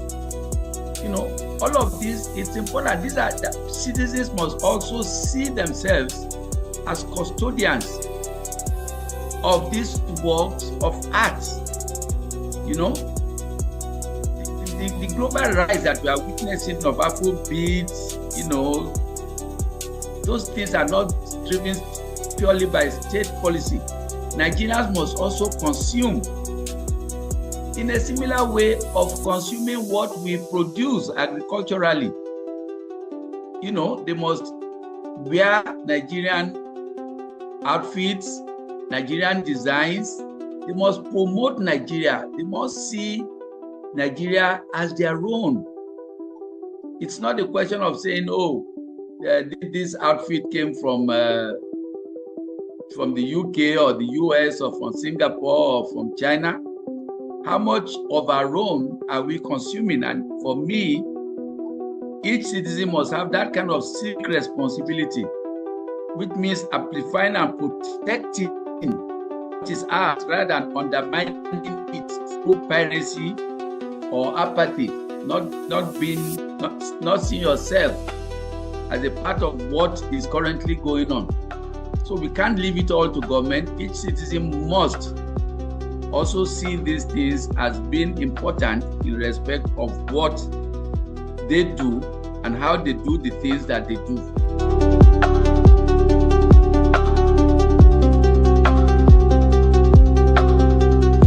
Well, independence ultimately is not a single event to be celebrated with flags and parades each October. For me, it is a continuous responsibility, renewed across generations and measured not by rhetoric, but by results. When Nigeria matches its political sovereignty with the economic power of its creative industries, supported by strong institutions, visionary leadership, and active citizenship, then independence will no longer be only a date in history. It will be a shared responsibility by government, the citizens, and all of those who are involved in the creative industry, the creative economy. I believe that we are on the right track, and in another 5 years, 10 years, we should not be discussing all these issues again. We should be deeply and firmly rooted in producing and consuming what is ours, and also exporting all these things. I'm happy to read that we are not spending as much money on servicing debts as we used to, but we must continue to do more and use what we have to earn more in respect of the foreign exchange and all of that. And the creative economy, the creative industries are a strong way of things that we ourselves create that we can then bring up and use in earning more respect and fundamentally more revenue for the Nigerian state, which of course makes individuals that are involved also become better off and well off.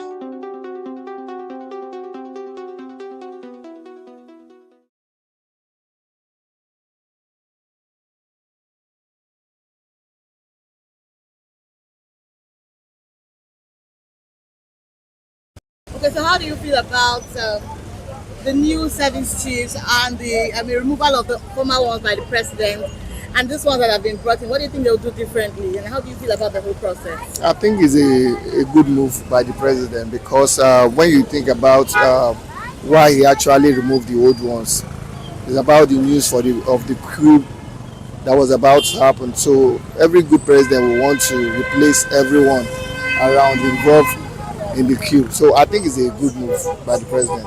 I feel he's just feeling insecure and threatened. That's why he decided to, take that decision. And for the new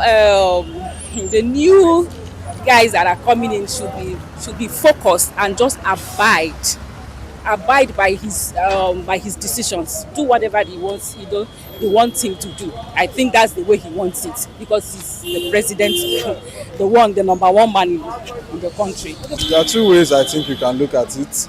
You can look at it from the first point of performance. Since the service chiefs have been in play for for a few years now, you can see that in terms of the insecurity, there has been little or no improvement, and obviously maybe figures that we might see online might be a bit bloated, but I think in early October there was this rumor around that there was some kind of a coup or something like that. I'm sure it's actually linked to that, but then they also come outside to deny such involvement, or whether there was something like that. But I'm sure there are two ways to look at it. Performance-wise, I don't think the performance has been up to par of what you would expect. I'm sure that that's what the president has probably looked into and decided to go with a sudden reshuffle of his service chiefs. I don't actually know what is happening there, but all what I know is that I will take the person that will work with me and will take instruction from me not that the person that will do anything. I don't say the former one is taking instruction from elsewhere, but I'm just telling you, the person that is a technocrat on that job is the person that is supposed to know. The present decision is all right by me, because normally in the civil service role, after you have spent so much years, possibly 30, 35 years and so on, of course you are due for retirement, really. So, and for the president to make that decision, I believe it's okay by me. And I believe it's okay by other Nigerians too. And as a president, you have a decision of your own. So I believe you have made the right decision.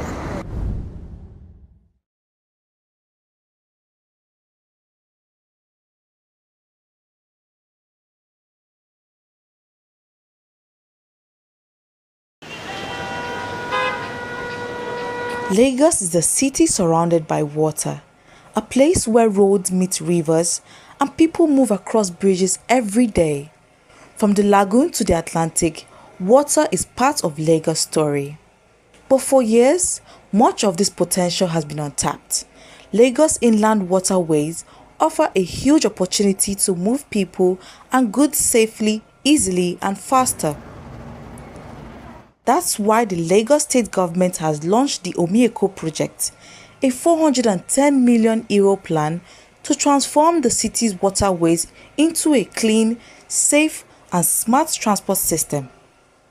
Backed by the French Development Agency, the European Union and the European Investment Bank, the Omi-Eko project will reduce road traffic, promote the use of electric ferries and make daily movement across Lagos faster and more comfortable. Governor Babajide Sanwo-Olu described the project as a new era for transportation. Omi-Eko, a blueprint for the future. Omi-Eko's project is a comprehensive, future-oriented blueprint for a sustainable mobility in Lagos. It merges technology, it pushes environmental stewardship, it creates a smart design for the waterways that is not just navigated, but is optimized. Under our Teams Plus agenda, we identify water transportation as a critical level for transforming urban mobility. And step by step, we have laid the foundation for today's leap. We expanded our Omi bus fleet into very modern ferries. We had to save ferries that were designed with comfort and efficiency. It was used at easing the pressure on our congested roads. We established Africa's first waterways monitoring and data center. Is behind here somewhere, ensuring real-time visibility and enhanced safety across our waterways. 25 terminals and 75 electric ferries expected to move about 25 million passengers every year. The project will make water transport a real part of daily life in Lagos. The Lagos state government says the project will create jobs, improve safety, and open new business opportunities for people who walk around the waterways.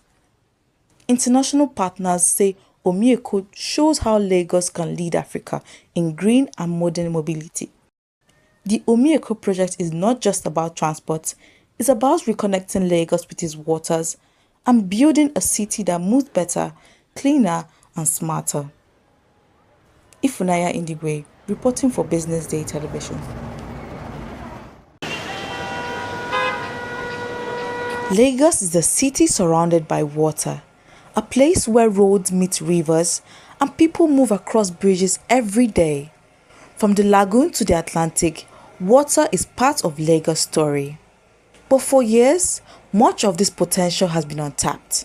Lagos inland waterways offer a huge opportunity to move people and goods safely, easily and faster. That's why the Lagos state government has launched the Omi-Eko project, a €410 million plan to transform the city's waterways into a clean, safe and smart transport system. Backed by the French Development Agency, the European Union and the European Investment Bank, the Omieko project would reduce road traffic, promote the use of electric ferries, and make daily movement across Lagos faster and more comfortable. Governor Babajide Sanwo-Olu described the project as a new era for transportation. Omieko, a blueprint for the future. Omieko's project is a comprehensive, future-oriented blueprint for a sustainable mobility in Lagos. It merges technology, it pushes environmental stewardship, it creates a smart design for the waterways that is not just navigated, but is optimized. Under our Teams Plus agenda, we identify water transportation as a critical level for transforming urban mobility. And step by step, we have laid the foundation for today's leap. We expanded our omnibus fleet into very modern ferries. We had safe ferries that were designed with comfort and efficiency. It was used at easing the pressure on our congested roads. We established Africa's first waterways monitoring and data center. Is behind here somewhere, ensuring real-time visibility and enhanced safety across our waterways. 25 terminals and 75 electric ferries expected to move about 25 million passengers every year. The project will make water transport a real part of daily life in Lagos. The Lagos state government says the project will create jobs, improve safety, and open new business opportunities for people who walk around the waterways. International partners say Omieko shows how Lagos can lead Africa in green and modern mobility. The Omieko project is not just about transport, it's about reconnecting Lagos with its waters and building a city that moves better, cleaner, and smarter. Ifunaya Indigwe, reporting for Business Day Television.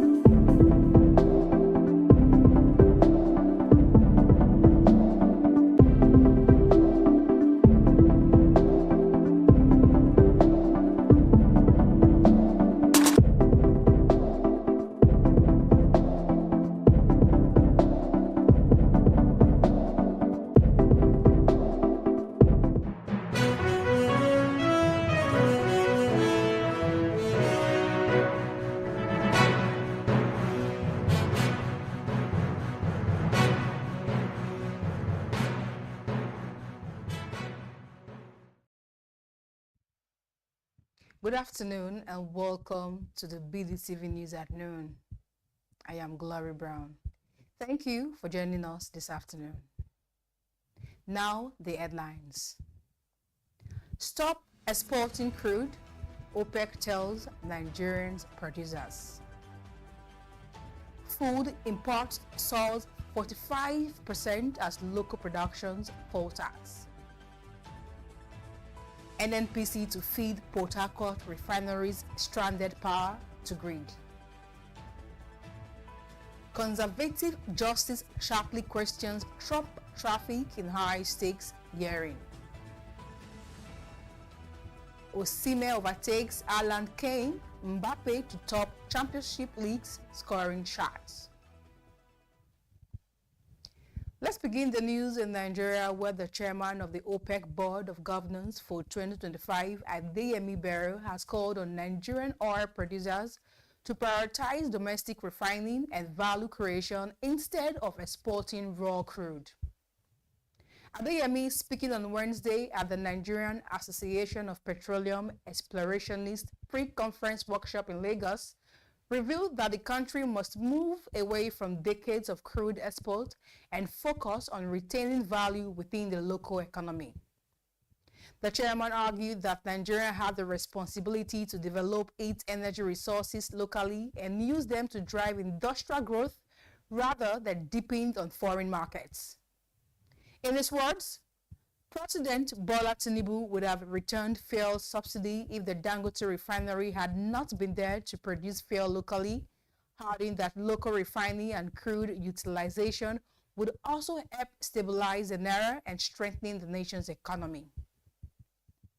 The OPEC governor warned that failure to change course could be costly, noting the need to shift from being export-driven to value-driven, while calling for renewed contentment and commitment among local operators.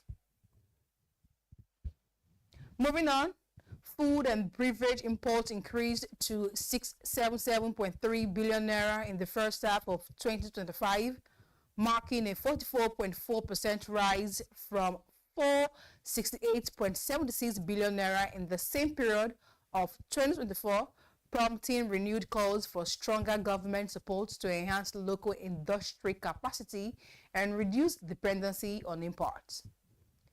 Data from the National Bureau of Statistics show that while the value of primary food and beverage imports, mainly for household consumption, surged, the value of processed food and beverages consumed by households recorded a marginal 1.85% decline, falling from 699.58 billion naira in the first half of 2024 to 686.81 billion naira in the second half.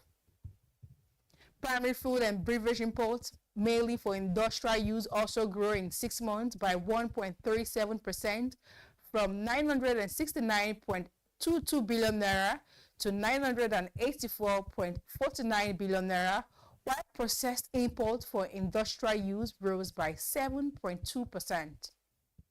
This came as members of the organized private sector linked the food surge in imports to weak local production, insecurity, inconsistency in agricultural policy, and consumer preference for imported products perceived to have better quality and availability. Still on, Genesis Energy Limited and the Nigerian National Petroleum Company Limited have announced plans to supply excess power generated from the Port Harcourt Refining Company to the national grid. The partnership, unveiled during the official visit by the Minister of Power Adebayo Adalabu to Genesis Energy operational site within the Port Harcourt Refinery in Eleme, Rivers State, is reportedly aimed at improving grid stability, expanding electricity in Nigerians, and the Nigerians' energy transition goals. Genesis Energy in a statement revealed that it operates the nation's largest licensed private off-grid clean power plant, an 84-megawatt facility that supplies sustainable energy to the Port Harcourt Refinery, which is currently dormant due to an ongoing technical review. Under the new arrangement, Genesis Energy and NNPC will work together to channel the refinery's excess power to the national grid in line with the federal government's power sector reform and energy transition agenda. Speaking during the visit, Adelabu commended Genesis Energy's operational excellence, reaffirming the federal government's support for private sector. Also, the Federal Competition and Consumer Protection Commission has sealed off 5 Telstar warehouses in Kanu for allegedly engaging in deceptive business practices and exploiting consumers through the scale of underweight and shorting fabric materials. This operation, carried out on Wednesday, followed weeks of surveillances by the Commission's enforcement team, which uncovered widespread manipulation of fabric lengths and misrepresentation of product measurement in major textile markets across the state. In a statement signed by the Commission's Director of Corporate Affairs, Ondaje Jagu, the enforcement action was part of a nationwide crackdown on unfair trade practices in Nigerian retail and manufacturing sectors. Ijagu revealed that the sealed warehouses located in the Gandu Abada and Gandu Albasa layout, Ibrahim Taiwo Road, and other parts of Kano metropolis were found to be selling fabrics that were significantly shorter than the measurement indicated on their labels, in violation of the Federal Competition and Consumers Protection Act 2018. According to reports, the enforcement exercise was led by Commission's Director of Surveillance and Investigation, Boladele Adeyinka. To end the local news, the Nigerian Customs Service Port Harcourt 2 Area Command says it has achieved a landmark milestone with a record-breaking revenue collection of 76 billion naira in October 2025. According to the command's public relations officer, Theophilus Dunia, the achievement marks the highest monthly revenue in the command's history, highlighting the impact of decisive leadership and unified collaboration within the command. Dunia added that the record-breaking performance is attributed to the deliberate and conscious stakeholder engagement spearheaded by the Custom Area Controller of the command, Aliyu Akali. The PRO stressed that the exceptional performance underscores the CAC's unwavering commitment to national economic growth through effective revenue generation, enforcement of compliance with international trade regulations, and facilitation of legitimate trade. We're going on a quick break now. When we return, we'll bring you the foreign news in details. Do stay with us.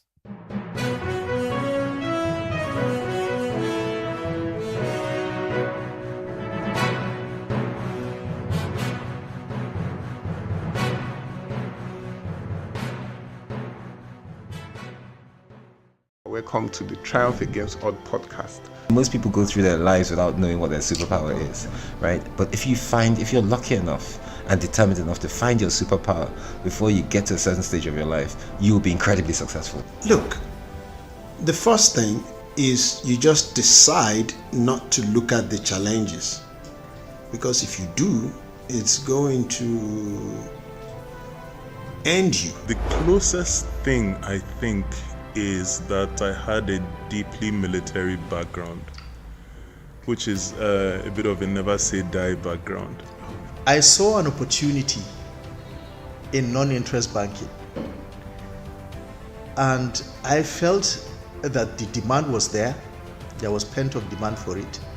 People were yearning for it, and I felt that if we did it properly, if we brought in professionalism into it, and if we brought in our experiences, our various experiences from various backgrounds into it, that it could succeed. Very few people do that because very few people explore their superpowers. They just explore bread and butter issues. I need to eat, and Yes, there will be challenges. This is a very difficult business environment. The government keeps working on how to make business easier. The first problem to overcome is really just starting, right? We thought about this idea for over 2 years before we even took the first step. You cannot ignore this country. No, and to be from here, I think is an incredible privilege. Nigeria will be ascendant in my lifetime.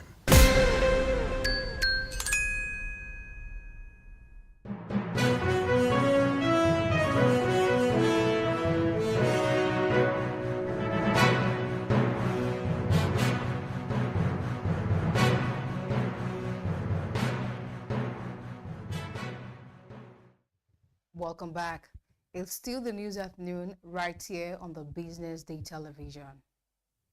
Moving on to the foreign scene, President Donald Trump's use of sweeping tariffs faced sharp questioning at the Supreme Court on Wednesday in case with major implications for the president's agenda and the global economy. A majority of justices, including several conservatives, expressed doubt about the White House justification of the import duties, which the president described as necessary to restore Americans' manufacturing base and fix its trade imbalance. The measures have been challenged by a number of small businesses and a group of states which contend that the president has overstepped his authority in imposing the levies. America's top court, which has a 6-3 conservative majority, usually takes months to reach big decisions, but many expect it to move faster in this case, which is also seen as the first major test of the Trump administration's push to expand presidential power. Also, U.S. President Donald Trump took fresh aim at two of Africa's biggest economies, renewing the threat of an attack on Islamist militants in Nigeria and questioning South Africa's role in the group of 20 days before it hosts a global summit. Trump in particular berated the Nigerian government for failing to contain the Islamic militancy in the north of the country that has killed thousands, saying his forces has been ordered to prepare for possible actions unless the West African nations act.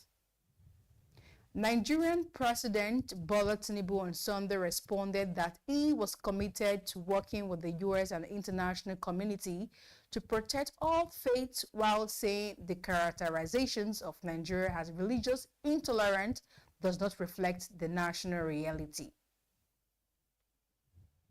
And now to sports. Nigerian striker Victor Osimhen moved to the top of the 2025-2026 UEFA Champions League scoring chart with 6 goals, overtaking Erling Haaland, Harry Kane, and Kylian Mbappe. Osimhen netted a sensational hat-trick to inspire Galatasaray to a commanding 3-0 victory over Ajax at the Johan Cruyff Arena in Amsterdam, handing the Dutch side their 4th straight defeat of the campaign. The Super Eagles star opened the scoring in the 59th minute before calmly converting 2 penalties, sealing a memorable night for the Turkish champions. The treble takes his European career tallying to 25 goals, making him Nigeria's all-time top scorer in European competitions, surpassing former Inter Milan and Newcastle United forward Obafemi Martins. To end the news, Ademola Lookman got into an altercation with his manager after being subsisted during the Champions League match against Marseille on Wednesday night.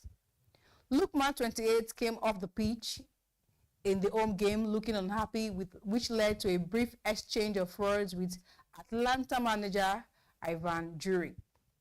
Juric was visibly angered by Lookman's demeanor and grabbed him fiercely before CEO Luca Pecassi and teammate Mati Deron on the bench intervened to prevent further escalation. The match, however, ended 1-0 in favor at Atlanta, as both men were reportedly seen taking after the match. This is where we wrap it up this afternoon on the Business Day TV News at noon. I am Glory Brown. Thank you, and keep watching the Business Day television.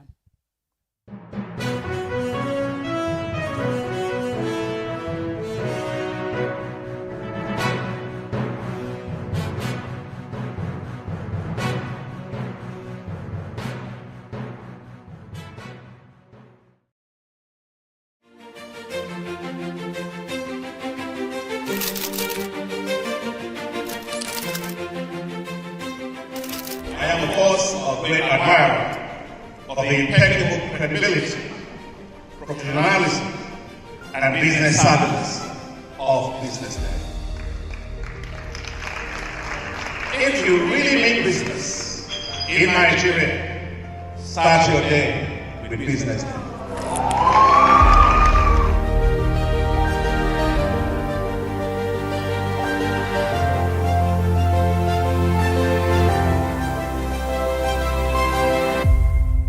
BusinessDay is West Africa's leading provider of business intelligence and information, delivering premium content across diversified media platforms, including online, mobile, and print.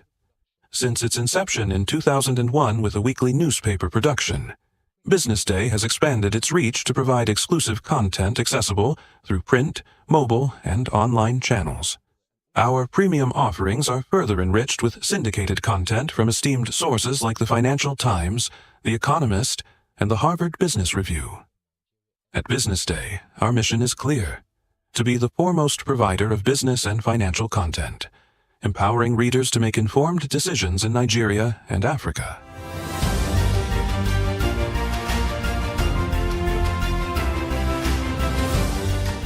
Since our establishment, we have been committed to delivering insightful, relevant, and accurate information about Nigeria's business and finance environment, while contextualizing the impact of global events.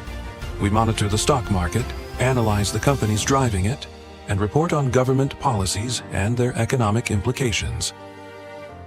For being consistent in organizing these CEO forums for almost the last 14 years, I think this is worth commendation, and I think something that will encourage them to continue.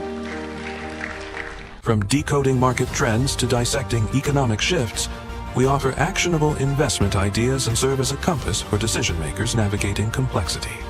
Beyond headlines, BusinessDay fosters discussions on critical economic issues through impactful conferences and events. These platforms bring industry leaders together to share narratives that drive innovation and spark meaningful dialogues. Our events galvanize connections, bridging the gap between inspiration and achievement.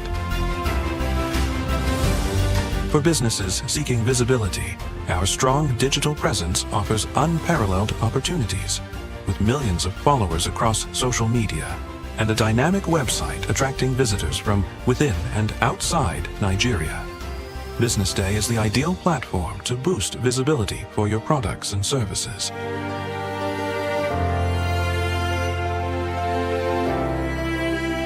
If you're looking for in-depth analysis and expert opinions on Nigeria and Africa's business landscape, BusinessDay is your guide.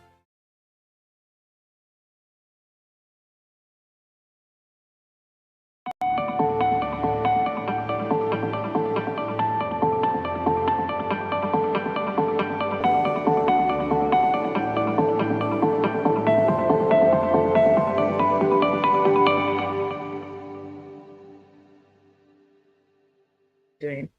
Very well, thank you. Thank you. I hope to have an exciting section today. Looking forward to it. Hello, Mr. Bankole. Good afternoon. Good afternoon. Good afternoon. It's Good nice to afternoon, have you Esther. here. Good Good afternoon. afternoon, Mr. Adewale. Well, nice to have you all here. So I think we're starting in the next 2 minutes. I just want other speakers to come on board so we don't have to go back again. So let's just, and please, can we all put on our video so I can see our handsome and beautiful faces?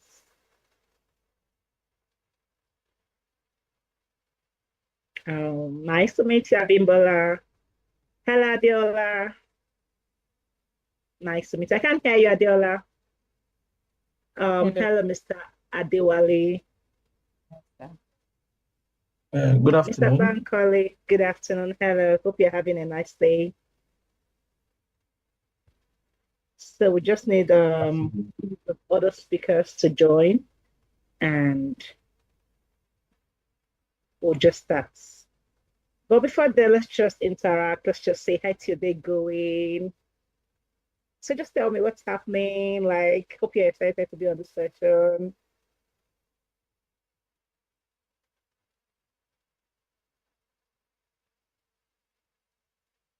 Okay, can you hear me? Because I can't hear anyone.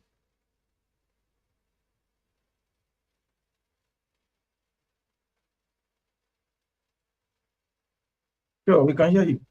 Okay, so we just have one more speaker to come on board. And who's that speaker? Okay, Mr. Benga. We're waiting for Mr. Benga. So in the next 1 minute, if he's not online, we're going to start. So we'll just join us.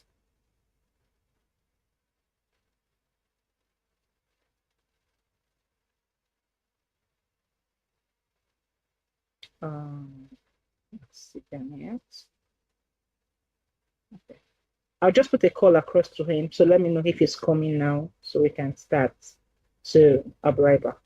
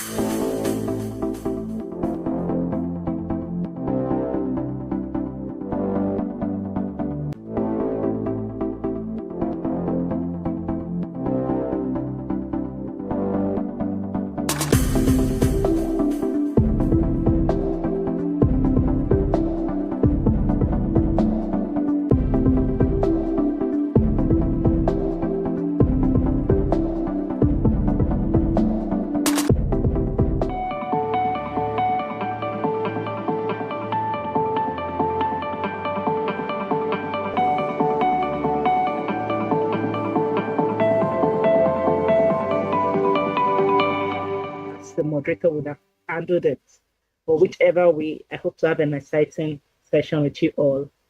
So this is welcome to another session of SME Clinic. It's a session we do every month and the last Thursday of every month because we want our SMEs to be aware of the different things they need to make their business grow. And that's why we have this month as a benefit of insurance for SMEs. And in no particular order, I'm just going to call on our speakers to introduce themselves. Just introduce yourself for 1 minute. Tell us your name and what you do, the company you work with. Just introduce yourself basically. So I'm going to start with Abimbola.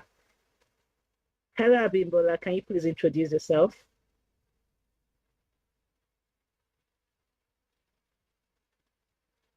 Good afternoon, everyone. Can you hear me, please? Yes, I can hear you.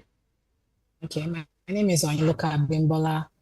I work with Fast Credit Finance Company Limited. I'm the divisional head SME banking. I have over 20 years experience in banking, commercial banks, finance houses, and the likes. And I love to talk SME.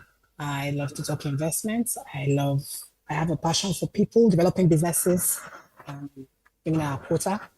As an organization, we are passionate about the Nigerian consumers, consumer lending, SME lending, public sector and private sector lending, which is part of the business that we're into.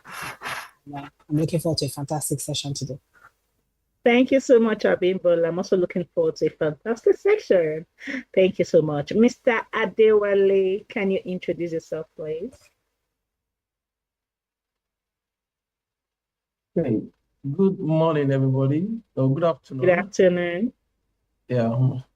My name is Adewale Talal. I work with Coronation Insurance and have been in the business of marketing for over 15 years now, especially retail SME and direct sales / digital marketing.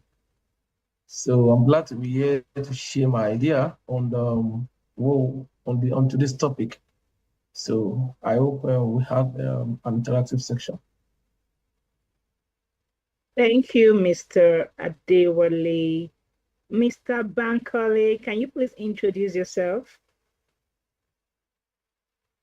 Hello, everyone. So my name is Bankole Banjo.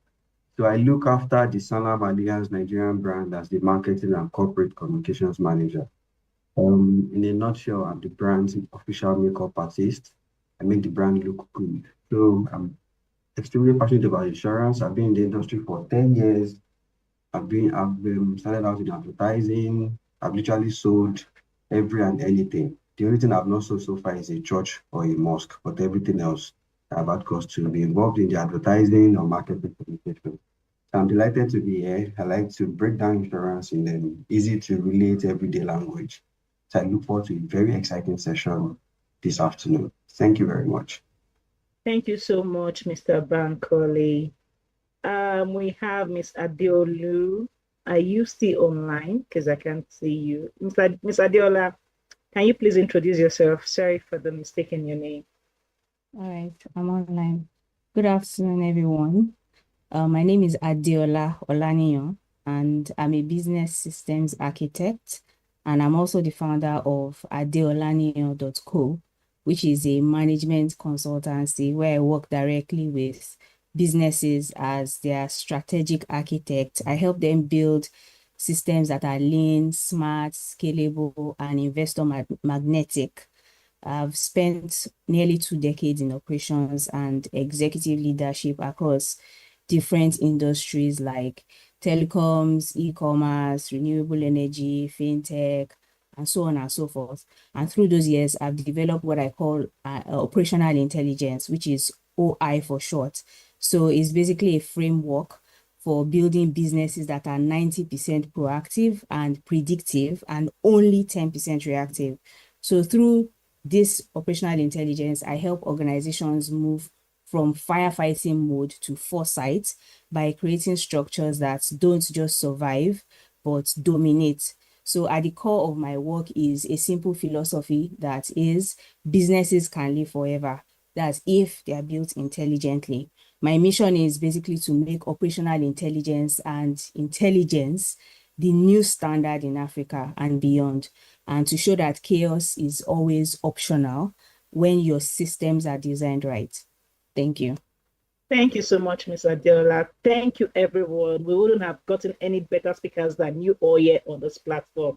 Thank you so much for gracing this platform. So, we're going to start. We're just going to dive into it because we know that insurance is like a safety net that protects people, businesses, because from unforeseen circumstances, unexpected events, no one plans for what is going to happen, because if we're to plan, we always plan for the good part. Nobody's planning for unexpected events. Nobody's planning for any crisis. But I feel like a lot of SMEs don't know the reasons for insurance. They feel insurance is just like wasting money. Like, I don't know, but I think that is the more reason why we have this topic, the benefit of insurance for SMEs. So I want our speakers to help us do justice to this topic, because we have a lot of SMEs watching this online, and let them know the benefits of why they need insurance for their businesses. So in no particular order, I am going to start with Mr. Adewale. Can you please talk about the topic for 10 minutes, please? Thank you. Okay, thank you so much. And to say thank you for having me, and thank you for believing in us to do justice to the topic, benefit of insurance for SME. I believe in Nigeria, a lot of SME should have insurance, because insurance is not just a topic we'll just discuss and we won't have a broader knowledge of what it entails and what the policy holders or who are buying things to enjoy. And first of all, I'll start with, from our own perspective, insurance means peace of mind. Peace of mind in terms of it provide the SME with peace of mind that their goods or whatever they invested their money with is protected. And also it enhances credibility and reputation for them, because as a customer, if I'm aware that the person I'm dealing with has insured his goods, and there won't be any form of damage to the partnership in terms of property damage when you are partnering with somebody and then you didn't actually take insurance into consideration when you are starting a business. So it's very important. And what are the benefits to the SME themselves? We have employee protection, because it provides protection for the employee, including for the employee in total, including the owners of the business. And what are the insurances they will buy? It is a sometimes we call it workers' compensation, or we call it group life. And these two insurance policies covered are statutory.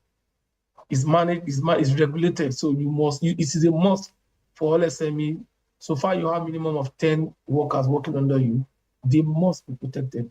So that gives assurance to people even coming to work with you that, oh, if I work with Mr. A, I think working with them really, I think my life is insured. I can work and leave the hassle of thinking that if anything happened to me, the people that benefit from the effort and which is the beneficiary have rest assured that they can be compensated after something happened to us. It also increased confidence and competitiveness among people to know that this particular SME, this particular company has all what it takes to run in Nigeria, because we all know the financial loss that arises from you not insuring your property. And as an SME person, it should be part of your plan when you are setting up any business in Nigeria, because we never can tell. Because in fact, insurance is meant to cater for unforeseen circumstances, and is also meant to return you back to where you start from. And for any reasonable or wise SME person should know that should come first when you're setting up anything. We have many things that you can benefit. We have business continuity and resilience. Insurance enhances business resilience and adaptability, ensuring SME can recover from setback. What are the setback I just mentioned? For example, during NSAS, we have so many small, medium scale enterprise owners that actually lost their businesses to that event just because of their negligence to insurance. And it was an eye-opener. It's even a selling point for most insurance marketers that they refer to that incident that you need this in case of theft, in case of burglary, in case of fire. There are so many fires that have happened this year that we know that the recovery rate will be minimal, and also depending on how the person who owns the business does he even actually insure his business in the first place. In the case of maybe you are not trying to file for claims, and also we have compliance and regulatory. Ordinarily, before you can even set up your business and everything, I see most businesses now, first thing they will ask you is, do you have insurance? Do you have everything? It must be pasted either in front of your front desk office or so. It must be available when they ask for it. You cannot ask for even loans these days. They will ask you for insurance. So you cannot quantify the benefit of insurance to SME provider, because apart from you not even knowing that there is also risk involved on a daily basis to you or your workers, you must know that this thing can happen. Your neighbor can even incur the loss. So fire can start from anywhere. And if you are in that lane, the only thing that can save you is your insurance that you bought. And we just want to make sure that this awareness go around to everybody, because as we speak now, the penetration is still below 1%. And it's just sad for a country that we know that insurance is very important. People don't pay attention to it. Even when you reach out to them, they will tell you reason why they don't want to do it. But it's important for this kind of program to show that we preach to everybody, because you as a person, you have to benefit when you are setting up your business.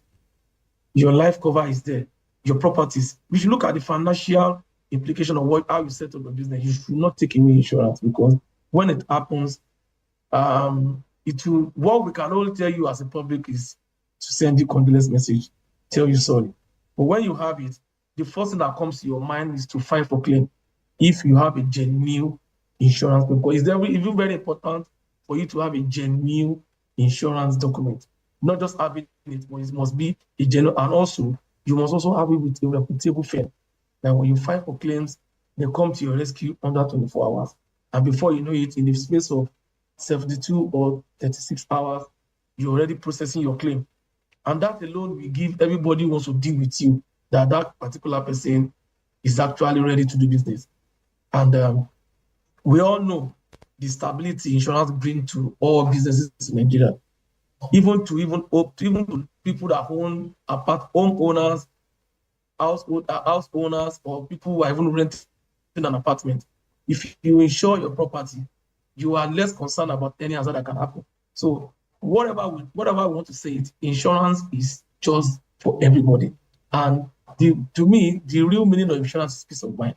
And once you have peace of mind, I think you can do business with ease without having the heartache of what will happen. So people, in fact, insurance has catered, as we speak now, the way that insurance help people this is that it will manage everything concerning your business. You can do, if you are taking a loan, you have insurance for it. If you are traveling abroad, there's insurance for it. You are taking a mortgage, there's insurance for it. Whatever you are doing in Nigeria now, there's insurance for everything that will take care of every unforeseen circumstances that can arise in the course of you running a business. So I will not say much. Let me allow the audience to ask that question, because if I continue, I can spend the whole day telling you the importance of insurance and what people tend to get. But all I can say is that as an SME owner, to round it up, these are the key things you enjoy having an insurance in your business: risk management mitigation, financial protection and stability, business continuity and resilience, and it also increase confidence and competitiveness, compliance with regulatory requirements, protection of assets, employee protection, business growth and expansion. It enhances credibility and reputation. Also, the last one that I've been preaching since, it gives you peace of mind. And that is the top of the icing to me. Thank you so much. Thank you so much, Mr. Adewale. I really learned a lot. I like the fact that you said insurance gives you peace of mind. Insurance is peace of mind. Thank you so much. So I have like a little experience when the Lagos incident happened at Lagos Island. So I have I have a friend that has a shop there, and apparently she didn't insure her business. So she lost a whole lot. I think that was what prompted us to have this topic, the benefit of insurance for SMEs. So because a lot of SMEs don't really know the essence of this insurance. Thank you so much for doing justice to this topic. So right now, I'm going to call on Madam Abimbola to please talk on this topic for 10 minutes.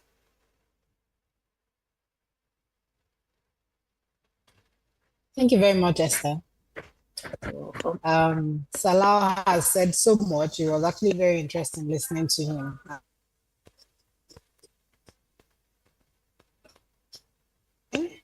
And I'm bringing a perspective from the finance angle, or from the financial institution angle. So Nigeria is such a huge country with a huge economy, and we find out that SMEs are the lifeblood of our economy right now. If you look at it critically, we have SMEs forming up to 48% of the contribution up to 48% of the GDP of Nigeria, and they're large-scale employers of labor, with about 84% of the labor force being employed by SME. But like Salah said, you find out that most of them have, less than 1% of them have insurance in place, because Nigerians are usually very wary about anything that concerns, spending money and engaging themselves. And they do not realize that it's not anybody's benefit in the long run. It's actually for your own good. So this is also something that the federal government has also been very passionate about, creating awareness and ensuring that there is more uptake of insurance in the society at large. So I'm going to speak from the perspective of a finance company, which I am. I work with Fast Credit Finance Company Limited, and we are into SME lending. So one thing you can never take away, one recurring issue in business really, is the issue of funding and security. If you're a business person, you can't run away from those two things. You're either going to need someone to borrow you money at some point, either to expand your business, to take care of your working capital, to take your business to the next level.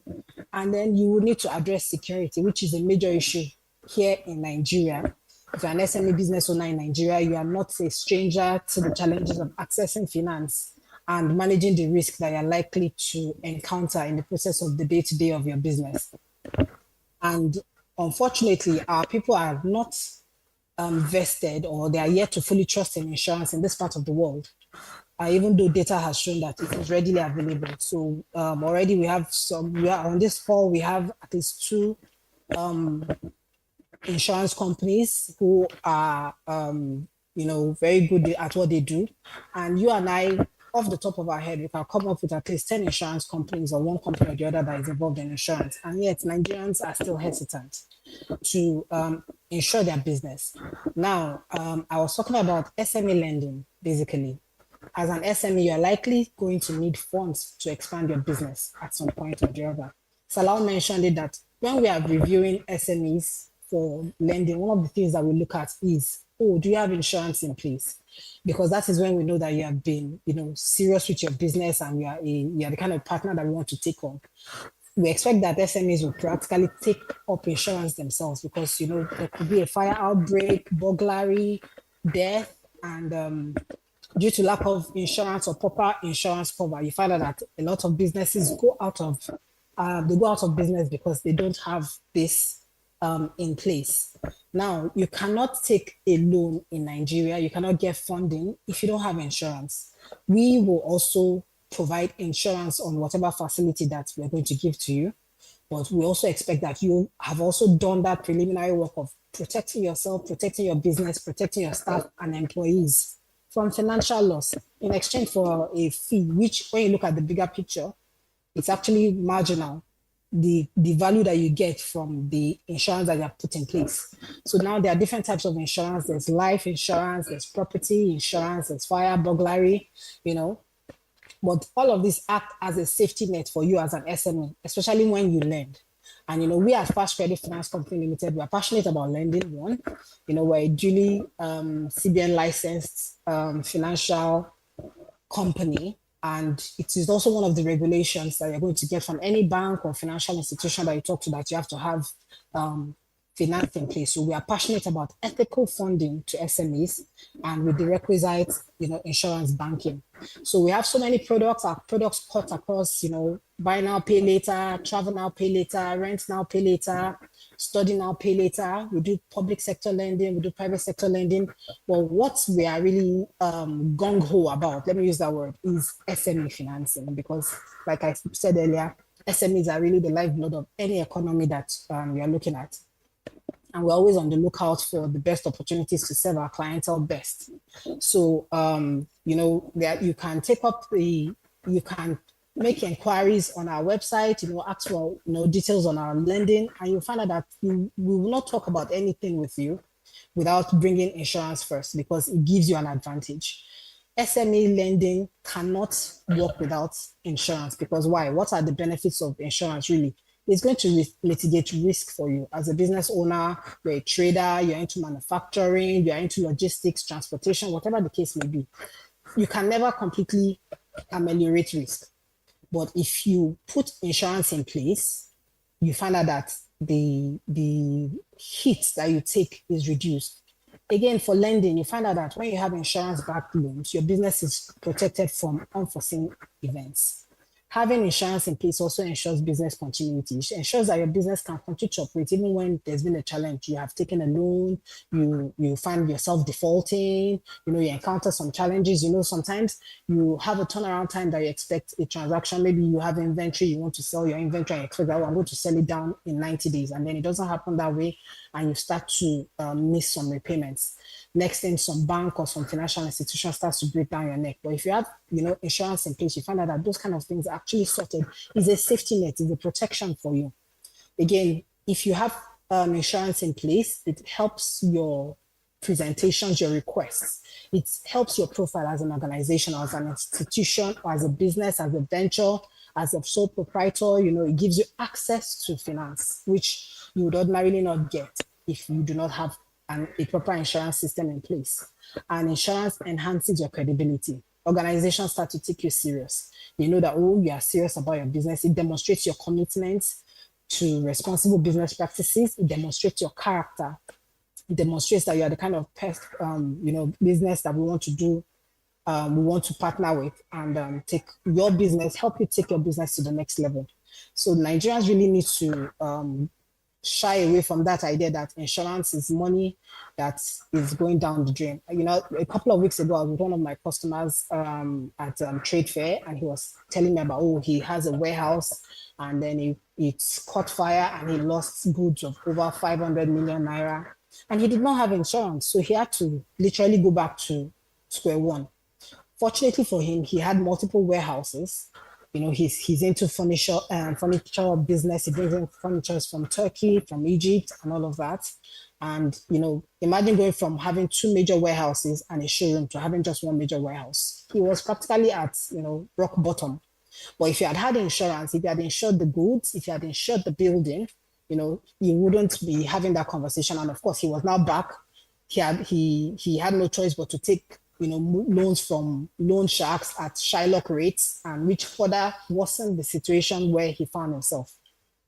And so at the end of the day, you think that you are doing yourself a favor, you think you are saving money, but by the time the risk crystallizes, everything just becomes a different kettle of fish. So it's best that you have insurance in place. One, it's also important that when you are taking a loan or you're taking financing of any sort, you ensure that you go to a credible financial institution that have, you know, investments, yes, lending, yes, but in all of this, you are protected. There's an insurance angle to what the services that we render to you. So if you're going to come to an organization such as mine, you know, we offer you insurance coverage as part of the lending that we do to you, give to you. We have competitive interest rates, we have flexible repayment terms, we even cater for your investment needs. So I can assure you that there's no product or service that we're going to render to you that will not have insurance packaged or bundled with it. And you can go to sleep, you can have peace. You know, like you and Salah mentioned earlier, you can actually have that peace of mind. Again, having insurance in place helps you to be a credit-worthy business, because you know it demonstrates credit-worthiness to lenders, to potential partners, to potential traders. We have a lot of Nigerian SMEs now that are doing big things, partnering with companies in China, you know, in Vietnam, and they're going to ask you for your CAC, they're going to ask you for your sun cap and all of that, and then eventually you're going to get to that conversation. Do you have insurance in place? And you find out that more often than not, there is no insurance.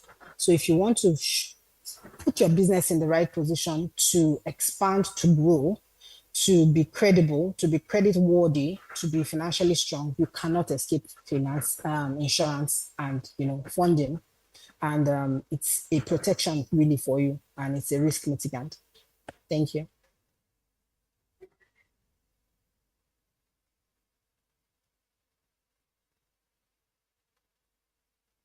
Sorry, Esther, it seems you're muted. Okay, thank you so much, Mr. Bimbola. I've learned quite a lot. I just learned that if you don't have insurance, you cannot get a loan. So I'm hearing this for the first time. I thought you could just walk to any loan company and get loan, but I think our SMEs, they are learning a whole lot. And the fact that you have a whole lot of loan benefits for our SMEs, I'm sure they are very, very interested. One thing I realized is I think insurance companies are not creating a lot of awareness for these SMEs. And that's why SMEs find it difficult to insure their companies, insure their goods, because with the recent outrage of fire outbreak we are experiencing right now, it is very important for SMEs to insure their businesses. And I hope SMEs, you are all learning from this. Thank you so much, Mr. Abimbola, once again. I have some questions for you, but I'll come back to you later. So, Mr. Bankole, over to you. Let's hear your take on the benefit of insurance for SMEs. All right, thank you very much, Esther. So my friend, my brother, my professional colleague, Adewale, has said a whole lot about insurance. Our finance expert has said much more. I would not like to rehash everything they have said, but there's something I'd like to add to all they have said. Insurance gives you peace of mind, yes, but above all, apart from it giving you easier access to funds, to lending, insurance actually helps you protect your profits. I am sure for everybody who does business, if you're in the SME space, your primary concern is how to protect your profit. How do I keep this profit going and increasing? Insurance helps you protect that profit in the way and manner that you might before now not see in that light. And I will explain. SME is actually at the lifeblood of the Nigerian economy, especially the private sector, right? Over 80% of employers in the private sector are SMEs. So have you wondered how the value of the value insurance brings to your business actually ties to profit making?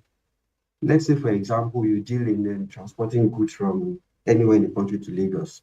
One of the ways you could actually run into debt is if your goods, while they are in transit, actually get into some kind of accident or array, disarray. So what do you do in that instance? You try to run around, try to get police report, try to secure those goods in that particular location, for example, so that boys, as we call them, don't, you know what I mean? Um, Insurance has a vehicle, a mechanism that actually helps to protect that kind of incident. It is called goods in transit, right? I would like to go really practice. It's called goods in transit. What goods in transit does is that from the warehouse to warehouse, that means from where you are taking it to where you are delivering it to, it helps you cover any mishap that might happen on the road. We see trailers all over the express just getting thrown with goods all over the floor, and then you begin to tell yourself, they say this person don't enter them. But with insurance, you protect that profit. No matter what happens to those goods from warehouse to warehouse, you are protected. That is protecting your profit. A lot of SMEs will tell you that the challenge they have is in terms of employee dishonesty. So you find employees cooking the books and doing all sorts of funny attitude to actually eat into your profit margin. So there's an insurance in place for that. I am very sure a lot of people do not realize there's what we call fidelity guarantee. So what that means, it helps you protect you from unscrupulous employees, right? That's again protecting your profits. Apart from fidelity guarantee, again, Adewale actually mentioned it in passing. See, we have seen it in this part of the world. When a company that is not adequately invested in insurance, maybe a member of staff dies, what is the first thing they do? Everybody comes together to begin to raise money, maybe for the partner or for the family. Say, he was a good man. No, yeah. They contribute money to give to that family. Sometimes the company dips their hand into their pocket to actually add to whatever the members of staff contribute. There is what is actually a compulsory insurance called group life insurance. Any company that has more than 5 and above employees is by law, supposed to have what we call group life cover. An SME by definition has 10 to 199 employees. So if you're an SME owner here, you do not have group life. One, you are breaking the law, you are running foul of the law. Then two, you are shortchanging yourself because life must always happen. People will say, life will not happen to me. I do Hallelujah challenge every midnight. Okay, God forbid. So if God forbid, so it is not my portion. Whose portion? Esther, is it your portion? Is it your portion, Adiola? So whose portion? But then it is some people's portion. It will always happen. Things happen every day and every time. It does not matter whatever your level of spirituality, it does not matter whatever your level of belief, life must always happen. So insurance is that thing you put in place to institutionalize that protection that you seek. You may say, I have an uncle who is well to do now. If anything happened to me, I'll go meet Uncle Adewale who sort me 2 million naira. My business will bounce back. What if you go meet him at the point where he is at his financial load? So what happens? You begin to say he's a bad uncle. He's not been doing well, blah, blah, blah, blah, blah, blah. So what insurance gives you is to institutionalize that protection that you sorely need. It means that whatever happens, you don't need to go meet any individual and be subject to their situation or their whims and caprices. You are protected by default. That's what insurance. So for anybody who runs an SME, one of the first things you should consider is to put this specific insurance in place. And if you have a business premises, shout out to my people in Lagos Island. You need to see the way these guys literally build their shop and arrange their ways to overlap each other. They are serious fire hazards. We all know that. So why are you not taking a portion of your total possible profit to insure those businesses? And let me shock you, some of the cost of insuring some of those their businesses might not be worth to the amount some of these people sell very quality lace material 5 yards. It is very interesting, but people don't see it that way. They think insurance is a lot of money. No, because it is a promise. So what is insurance? I like to talk that insurance is simply a promise.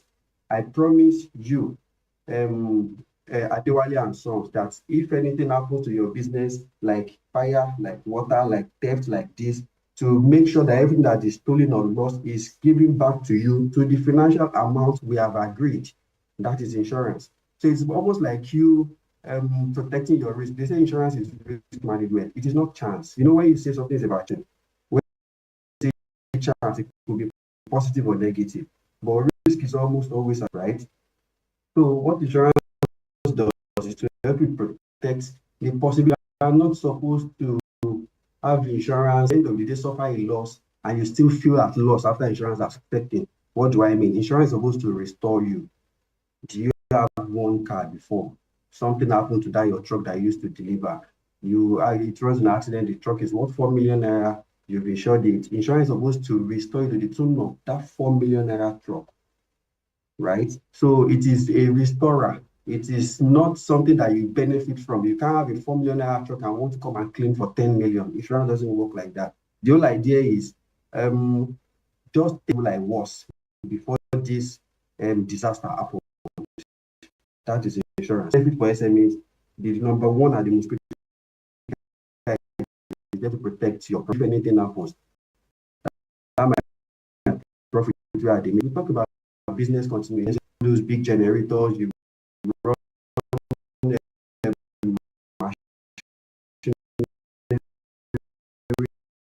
and you know that if this machine breaks down today, maybe I used to produce products, I'll be able to profit on, right? So insurance is supposed to help you recover the loss. So it takes you back to that situation that you are cyclized group life, but legal, actually moral to that you are human beings. Some of them take the roads down a bike and they break their leg office. Be productive, and of course you lose your peace of mind in a way because this person now, what do we do? Yeah, go and greet him at home, raise money, buy this, buy that. But with group life insurance, you have protection for even temporary disability. You're able to recoup some of the money, and if the person is permanently disabled, there is something for them. So insurance is not a far-fetched, it's not that highfalutin word that you begin to throw around just because you want to make money. Insurance is that thing that you invest in that involves because you want to protect the money you are making. It is very important.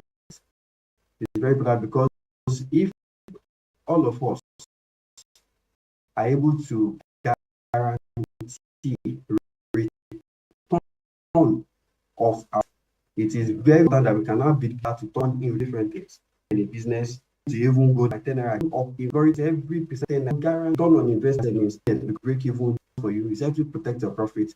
And in addition to what everybody has said, I would like you to keep that at the back of your mind. Do you want to sustain that profit? You want to maintain that profit? Insurance is what you need to look into. Thank you very much. Thank you so much, Mr. Bankole. I've seen news from another angle. Return on investment is different from return on investment. Thank you so much. I have some questions for you, but I'll come back to you. So, Miss Adeola, can we have your take on this topic? 10 minutes, the floor is yours. All right, so I agree with everything that all the speakers that have spoken before me have said, and I would like to take it from a different angle. And the first thing I would say is insurance is not a nice to have, it is a must have. So a few years ago, I worked with a client who lost like an entire warehouse to fire. Some of the speakers have spoken about how fire is such a threat, and they had insurance actually. And they had the documents, they even had backups, but they did not have a system. And there was basically no operational intelligence behind their protection. So fine, you have insurance right now, yeah. And how do you go about making sure that there's a system of intelligence, of operational intelligence to the insurance that you have? So when that fire happened, what they really lost was not the building that they had, it was their time, their coordination and clarity. Everyone was basically reacting. No one was predicting. And that was when I realized that there's a huge difference between having protection and being prepared, because that moment shifted my entire perspective. To me, insurance is not just a policy. It's not just something that that is nice to have. It is a pillar of operational intelligence. It is the bridge between risk mitigation and business immortality. Because like I said earlier, I am all about building businesses that live forever. So traditionally, we've treated insurance like a safety net, something that you fall into after life happens. And just like the previous speaker said, that's Mr. Bankole, but in today's world, that is not enough, because the smartest businesses are not waiting for impact. They are engineering resilience. The truth is that there will always be risks. There will always be things, accidents that will happen. You have to engineer resilience into your system, into your business systems. So the smartest businesses are using insurance. They're using insurance data, their claims history, and policy structures as inputs into their operational systems. So that's why I call, or that's what I call operational intelligence, which is building systems that are 90% proactive and 10% reactive. Just theory. It sounds like theory. Like, what do you mean by 90% proactive and only 10% reactive? Research supports this shift. It's not just theory. According to the IFC, SMEs with structured operational systems are 43% more likely to access growth funding, right? And why? Because investors and insurers trust order. My fellow speakers have spoken about how having insurance is also a way, is necessary for you to get funding, right? So it's not just a nice to have. Basically, they trust structure and they trust businesses that think ahead. And again, PwC found that digitally mature SMEs that embed intelligence into their daily systems, it's not just something that you do once in a while, it's a daily thing, recover from any disruption 2.4 times faster. So that's what happens basically when insurance is not treated as a fallback. It's not something that is a nice to have. But when it is treated as a feedback loop for smarter operations.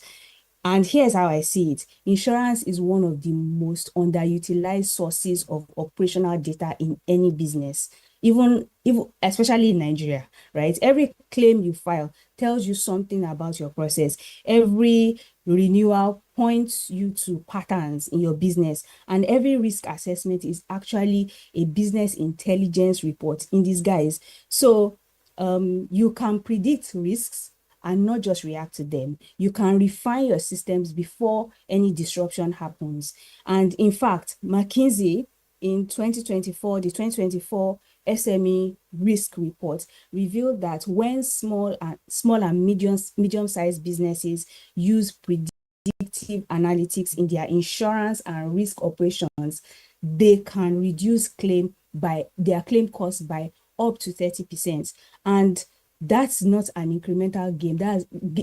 That's basically transformation, if you ask me. It is proof that intelligence doesn't just replace insurance, it amplifies it, basically. So when I work with SMEs, I never ask them, do you have insurance? That's a basic question, if you ask me. I ask them, how does your insurance strategy connect with your operations, with your data, and your decision-making rhythms? Because that's where the gaps and opportunities usually hide. For instance, are your insurance policies designed around how your processes actually work, or is just around your assets? Do your claims do your claims data inform your preventive maintenance or your employee training strategies? And do your renewal and review cycles align with your operational review timelines? And this is basically what separates companies that survive disruption from those that go through it. Because when insurance becomes a part of your operational rhythm, it stops being an expense. It's no longer a nice to have. It stops being an expense, and it becomes an enabler of your business. So disruption is no longer an event. Yeah, Mr. Bankole has reiterated that and spoken about that a lot. It is the new normal. It's a rhythm of modern business. There are disruptions everywhere. And the question is not if it will happen. It is how intelligently structured are you to absorb it as a business. And insurance on its own is very essential. But when you now embed it into your DNA, like the DNA of your operations, when it becomes part of your data, part of your decision making, part of your design, that's when your business stops reacting and your business is proactive and starts evolving. So yes, insurance protects, and then there's another layer that you should add, which is intelligent to preserve. So because in my own world, intelligence is the new insurance, basically. And that's why I build, that's what I basically build for organizations, systems that think and adapt. And when others fall, you are still standing. So that's how I basically build businesses that live forever. Yeah. So thank you. Miss Adiola, it was nice having you. I've heard a lot, and I like the fact that you came in from another angle. So I like the fact that every speaker has had different angles to this particular topic, and I hope our SMEs watching, they are learning a lot, and even when they come back to watch this, they are learning one or two things from it. Thank you so much, Ms. Adiola. It was nice having you. So before we dive into the questions, we actually have a sponsor for this month edition, and our sponsor is no other than Fast Credit. And I would like to say, Miss Abimbola, can you hear me? Miss Abimbola? Yes, I can hear you. Okay, so please, you have the floor to talk about the different loans, the different things you offer to SMEs, and how they can contact and reach you, because I definitely know that a lot of SMEs, they need this loan to grow their businesses. So please, the floor is yours. Okay, so after that, we'll be going into questions and answers. Yes. Thank you so very much. Like I mentioned, we at Fast Credit, we are a finance house duly licensed by Central Bank of Nigeria. We have 8 branches across the federation.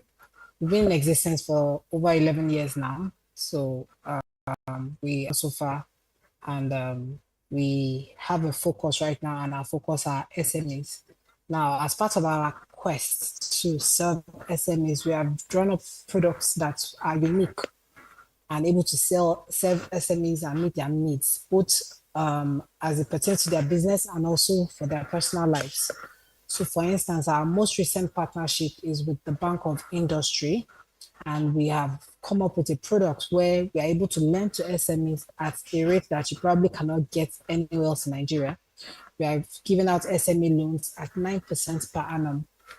That comes to about 0.75% a month, which, like I said, it is part of our commitment to empowering SMEs and providing business support. If you go to a commercial bank now, all loans in Nigeria are double digits. I'm sure you agree with me. And you have loans going as far as high as 28, 29, 30% per month. And we are offering loans for SMEs. Now, our SME lending is dependent on the size. We offer loans to medium, small, and micro companies, as SMEs, the name implies. We offer loans at 0.75%. For the higher end of our loans still come at a fairly reasonable rate, which is at 4%. We do transactions between 1 million up to 100 million, depending on your line of business. Our focus is widespread. So depending on the business that you bring to fore, we are able to provide you support.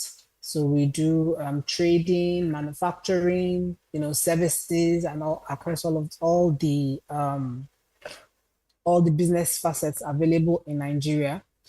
Again, I've mentioned that we are only into insurance-backed lending. We are into ethical lending. So there's nobody that's going to come and harass you and terrorize you. And as implied by our name, our services are very fast. We pride ourselves actually on being able to receive a request and push it through in the most efficient way possible. Now, beyond lending, we also like to support our partners. So we also provide, support, trainings, educational systems. Part of what we do is for companies that are not yet registered. We provide some services where we could give you the right direction and support that you would need to make your company duly registered. And our head office is located at Motorway Center, Alausa, Lagos. We also have a branch office in Ikoyi, that's at Ikoyi Plaza, off Awolowo Road, that's on Kefi. We have branches in Lagos, Oyo State, Abuja, Port Harcourt, and across several states of the Federation. I can assure you that the products that you can get at Fast Credit also go beyond lending and beyond SME. So we are strong when it comes to investment also. And again, I can comfortably and confidently say that the investments that we do are at rates higher than what you can get at the commercial banks. So you tend to get more bang for your buck. We have interest rates from up 10% into the higher echelons, depending on the amount you are investing and the tenor of the loan that you want to take. Now, our lending products is not just for SMEs alone. We have buy now, pay later, where you can use to acquire assets, be it fixed assets or the television, an air conditioner for your business, whatever it is that you want to do, we are able to fund it for you. Beyond the buy now, pay later, we also have our travel now, pay later, where you're going on a holiday, you need to put some funds in place to secure a ticket. Yes, we do lending and we're able to take care of that for you as well. We have rent now, pay later. Renting in apartments in Lagos or even in Abuja right now comes so expensively priced. People might not be ready to take up the financial responsibilities of an apartment or a building or an office complex, or even just see an opportunity to buy a shop somewhere. I keep making reference to trader customers in Lagos. We've had customers that have had a sudden need to acquire a shop or a warehouse, and we've been able to step in and provide the funding that they require at affordable rates and in the shortest possible time. So yes, we have rent now, pay later. We do public sector funding, we do private sector lending as well. So if you are an employee of an organization, or if you are a member of the civil service in Nigeria, we also have loan products available to you. So bottom line is that our products, our services range across lending and investments. And either way, either of them, we are strong and we provide the best service possible. So like I mentioned, our head office is our Motorway Center at Alausa, Lagos, just on the off the Lagos-Ibadan Expressway. Our website is www.fastcredit-ng.com. If you want to indicate interest in our SME lending, then you can send us a notification at www.fastcredit-ng.com/loan/SME, or you can call us on 0913-709-5376. I'm the divisional head SME banking, so you can also reach me directly on my mobile number, which is 0803-408-3346. And our products, our products offer support for your business to protect you, to ensure that, you can have business continuity. Your products can be available to you. You're protected against default. You have financial stability. We enhance your creditworthiness. We help you to mitigate risk. We support your business expansion and other things. And we keep on coming back to the fact that you get a peace of mind concerning what you are doing and what you are chasing. So Fast Credit is that partner that you want with you on the journey to expanding your business and taking your business to the next level. We have a mobile app where you can also open an account, have a wallet, invest in our target savings products. So we have savings and investment products, and this you can download our mobile app from the Play Store or the iOS store, and log on and have a fantastic experience. Like I said, we've been around for 11 years. We love what we do. We are very good at what we do. We also love giving back to the community. So part of what we have up our sleeve is that we have a scholarship program which we do for the children of the people that lend from us. So right now we have a scholarship scheme ongoing for the children of the Nigerian Police Force officers, and we give a scholarship of 250,000 naira to 40 students. And we did it last year. We've just concluded the one for this year. We'll be going live with our results very soon. So believe me, Fast Credit is that partner that you want to have in your books, be it if you're a public sector lender, a private sector person, an SME business, or just a corporate that wants the support, the necessary support? Thank you, Esther. Thank you so much, Mr. Bimbola. Thank you to your team. You guys are doing a fantastic job. I think I know the one I'm interested in. Travel now, pay later. I want Oh, that yeah. loan. I'll Thank you be so expecting much. to hear from you then. Of course, I definitely will. So you can as well just drop your numbers on the chat box so that when people come back, they can see the way they need to contact you, your email, the WhatsApp number, your WhatsApp number, the company's number, anything they need to, they can use to contact you because it will be very useful to them. Thank you so much. So right now, we're just going to go into the session of questions and answers. And in no particular order, I'm going to be asking these questions. So we've talked about different angles of SMEs, and we said there are different types of insurance. And so, how can SMEs choose the right insurance? How can SMEs choose the right insurance provider and policy for their needs, like for their businesses? How do they know the right insurance to choose? How do they know which one is better for them and which one is more profitable for their business? So, in no particular order, I'm going to be starting with Ms. Adiola. Ms. Adiola, can you hear me? All right, Yes, thank you. I can hear you. Okay, so based on my own perspective, the smartest way is not just to look for the cheapest premium, because I know everybody's always about, oh, what's the cheapest premium? It's basically to look for alignment.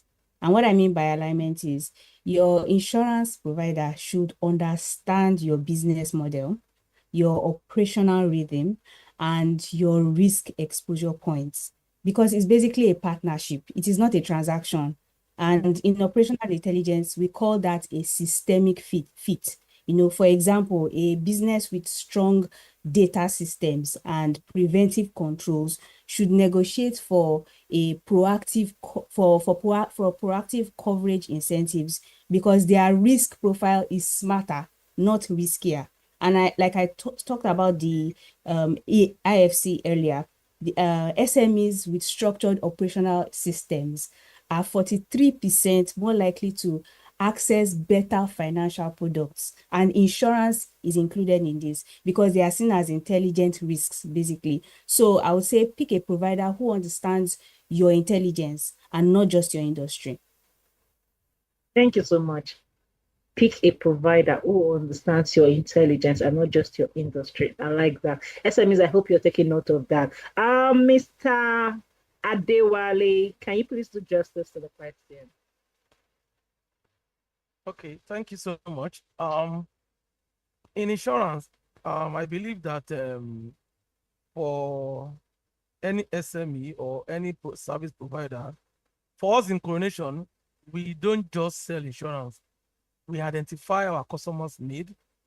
We try to get what they do, and we check the visibility of their business, and how do we come in terms of risk management, because what insurance simply means you transferring the risk of your business to us. So if you sell paint, definitely we know that you need to take burglary and theft, because you might end up having a full warehouse, and how do you manage the risk involved is to make sure that you put a burglary and theft in place in case you have funny employee who will cut away with few paints. And what if in case of burglary at night, people coming into your warehouse and also cut it away? Then the third one you need to take is fire, because those particular products are chemical in nature, and once the fire starts, it is called total loss, because it's chemical, it will be difficult for you to manage the hazard. So for anybody who go into that kind of business, we know what we advise them to take. We do a combined all risk for them. So inside that combined all risk, you have fire, burglary, theft, any associated risk that can come into play and send you back to total loss. That is what we advise you. And for those who are into importation, we advise them to take marine. And all these things we are mentioning, for example, marine is statutory also, because it's very important for anybody who's into importation. It's part of your documentation they will check at the port before they can even clear your goods. That do you have marine? So you will have done that before the goods get into the country. And for those who sell cars, they take fire. For those homeowners, like for property owners in Nigeria, and I'm liking what the regulatory body is doing recently, making third-party compulsory for motorists, making property insurance compulsory for landlords, because we have seen in the past whereby when there is a fire incident, the landlord will move on. What about the tenant? Tenant in the long run at the receiving end. There may be somebody who just started his life and upon moving into your apartment, there's a fire outbreak and then the person have to go back to village. But that is why we are in business also, to advise people, advise business owners to always make sure that they have insurance in place.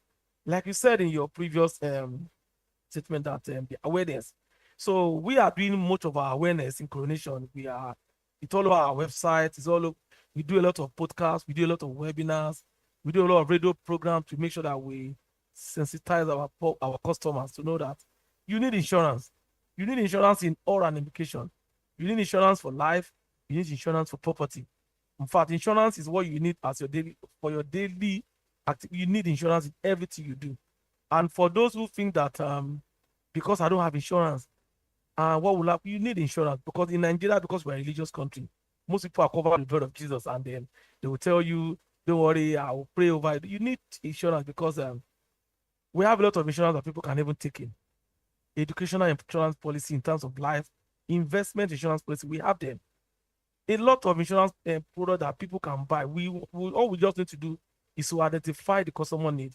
Oh, this person is actually talking towards child educational plan. Okay, I think we need to advise him on how to plan around that, the duration, the frequency of payment. Oh, this customer is talking about group life for his workers. We know how to do that and make sure we advise you properly. Is the person talking about personal life insurance, we call it individual life insurance in coronation? We know how to advise you. And when it comes to property, goods in transit, all those kind of insurance, we know, even travel insurance. And mind you, people don't know that we buy insurance unknowingly in Nigeria just because we felt it's a documentation requirement. E.g., you are processing a visa. In your visa requirement, your travel agency person has already helped you to open a travel insurance policy for you. You don't know, but you are just paying. It is when you're not going, this travel insurance. But we ordinarily, if we market you that, you say, I don't need it now, but you pay to an agent that will reach out to us on your behalf also. So people need to know that insurance is part of their daily routine. Is what they need to do. We have micro insurance that people can pay into, and the premiums are so cheap, affordable. Nigerians need to know that insurance is affordable. It's not expensive. You just need to know, you need to buy insurance according to your risk appetite. So that's what I wanted to say to the question. Thank you. Okay, thank you so much, Mr. Adewale. You've done justice to the question. So, Mr. Bimbola, can you please answer the question for us? Hello, so Mr. Your question was, hello, can you hear me? Yes, please. So your question was should I repeat the question? Yes, please. Okay, I said, I said that how can SMEs choose the right insurance provider and the policy they need for their business? Okay, so before you can talk about choosing the right insurance provider, you need to do your research. You need to do your homework. You're not just looking for someone to give you an insurance policy. You need a partner for life, a partner for your business, depending on what you need insured. So one, you need to look at the reputation of the organization that's the company that you are taking insurance from. Their ratings, their reviews, feedback from others. Look at their financial strengths, because you're not going to go and pick a mom and pop shop insurance company. There are people that will enter the market and be telling you about insurance. Meanwhile, where's their office? You find out that it's probably just another shop inside that market, and you bought a car of 150 million, and then they are now, when it's time to pay, it becomes a problem. You need to look at the premium. Insurance there's not really much room for darkness there. You find out that the rates are about the same across board with minor differences here and there. So the premium should not really be your major motivation, but you have to look at, their claim process, their claim payment history, their support. Again, you look at the kind of insurance that you need. Do you need goods in transit insurance? Are you, a trader, you have a shop in the market? Is it fire insurance that is going to cover you? Do you have a large number of staff? Do you need credit life insurance to ensure that all your staff that travel up and down, or, maybe logistics, there's a lot of activity to make sure that your staff are insured in case of anything, they are protected.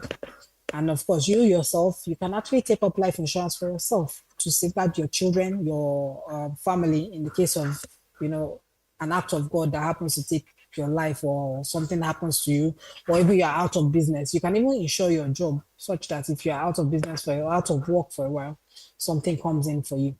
And from our aspect, we ensure that our lending customers have insurance in place such that if there's any challenge in the line of them running their business, be it fire, be it burglary, be it loss of life, there's a safety net to ensure that not all parties are protected and we do not lose out.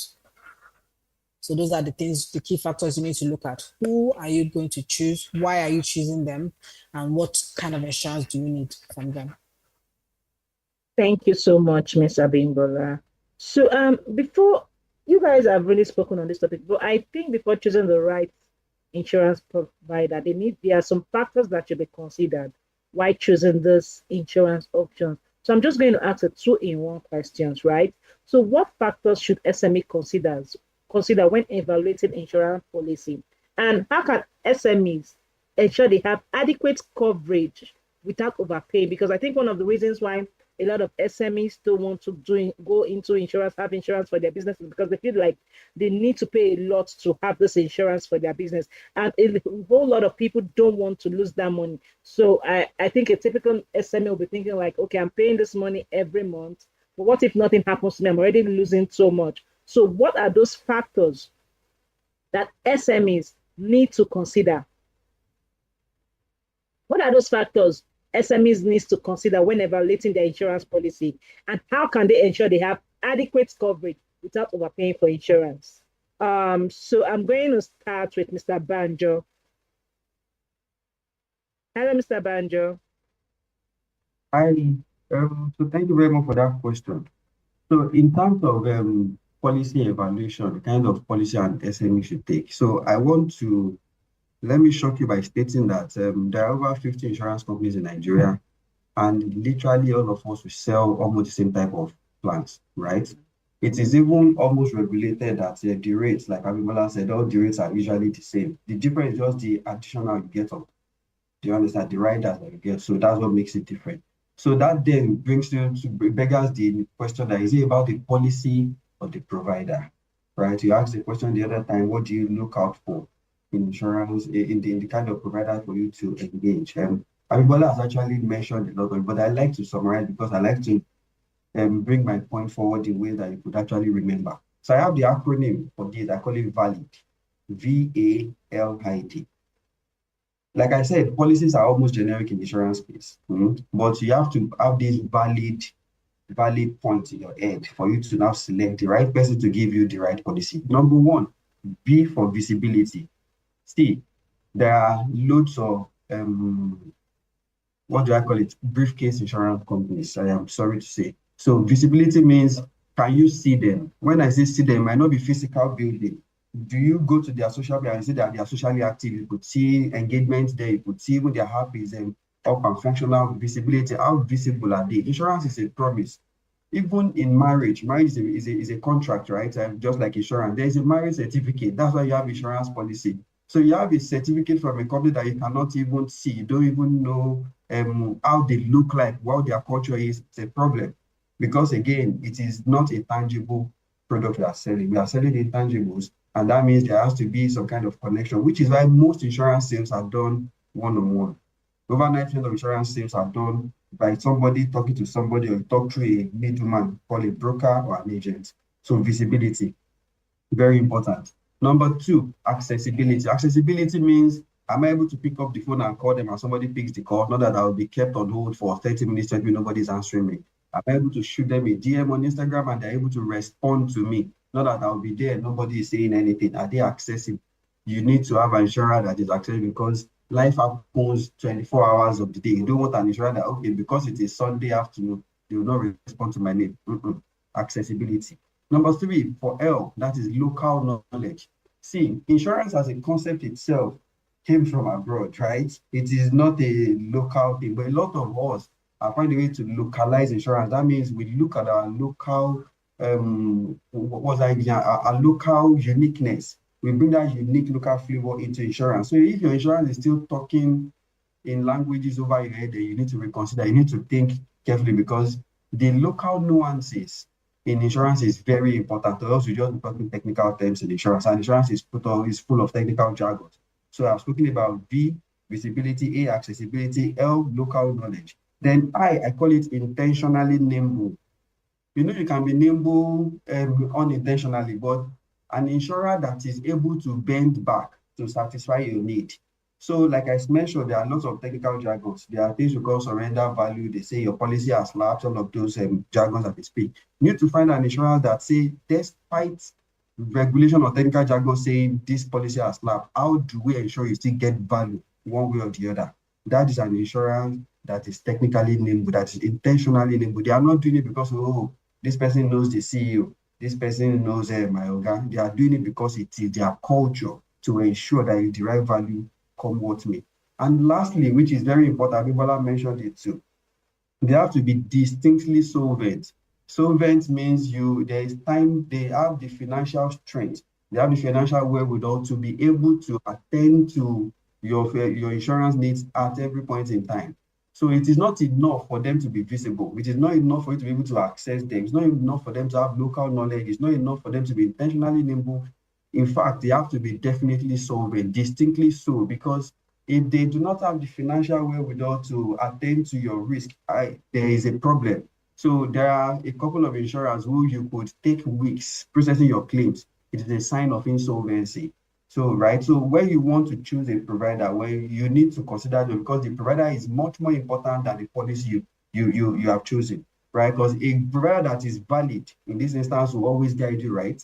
A provider that is valid will always ensure that you get the best policy that is best fit for your district. I'm talking about an insurer that is valid. They don't come bigger than Sanlam Allianz. And I would not like to really sell the biggest brand in Africa. The brand sells itself, right? Sanlam Allianz is a measure of the biggest insurer in Africa, Sanlam, and the most recognizable insurance brand in the world, Allianz. Sanlam Allianz is in 27 countries in Africa, and we are in 32 states in Nigeria. There are very few insurers who has these valid credentials. Thank you, Mr. Buckley. Thank you so much. Thank you very much. much. Yeah. Yes. So, Ms. Abimbola, can you please do justice to this question? Hello, Ms. Abimbola. Hi, Esther. Okay, so did you get the question or we have to come back? No, I got the question, and I was actually very interested in Mr.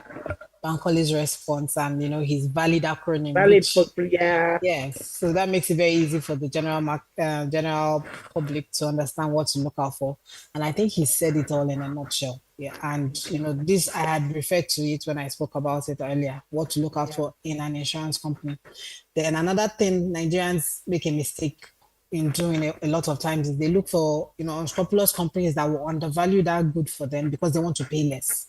But you find out that by the time it's time for you to cash in your insurance claim, they're only going to pay you a percentage of what you've paid. So if your car is worth 250 million and you got someone to value it for you at 50 million and you paid a premium based on that, by the time you're going to have a claim, they're going to pay you based on that value, not on the actual value of the car.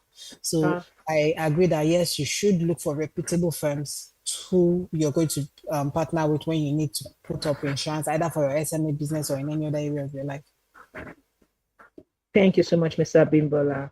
Ms. Adiola, do you have anything to add to this question? Okay, yeah, so I'll just take it from the operations layer also. So I tell people, like, don't just pick a provider, pick a partner in predictivity. Yeah, I like the acronyms that Mr. Bankole was using. And I also believe that predictivity should also be embedded in it. You want a provider who values data discipline. a provider that values your operational structure and also your proactivity, especially if you're a very proactive business, right? And you have proactivity embedded in your business. So you should ask some questions. You should ask, like, do they analyze, like, does this insurance company analyze claim trends to help you prevent future losses? And you should also ask, like, do they integrate data tools with your systems? Like, do their data tools integrate with your own systems? You can also ask if they recognize your efforts to reduce risk through better operations. So these questions tells you who understands the intelligence, which is the operational intelligence of your business, and then who is just selling products. Yeah, so I feel the layer of predictivity is also very important. Thank you so much, Ms. Adiola. Mr. Adewale, do you have anything to add to the topic? Yeah, thank you so much. We understand that for every insurer in Nigeria, your strength is your claim, is your ability to pay claim. So we measure the strength from the angle of claim.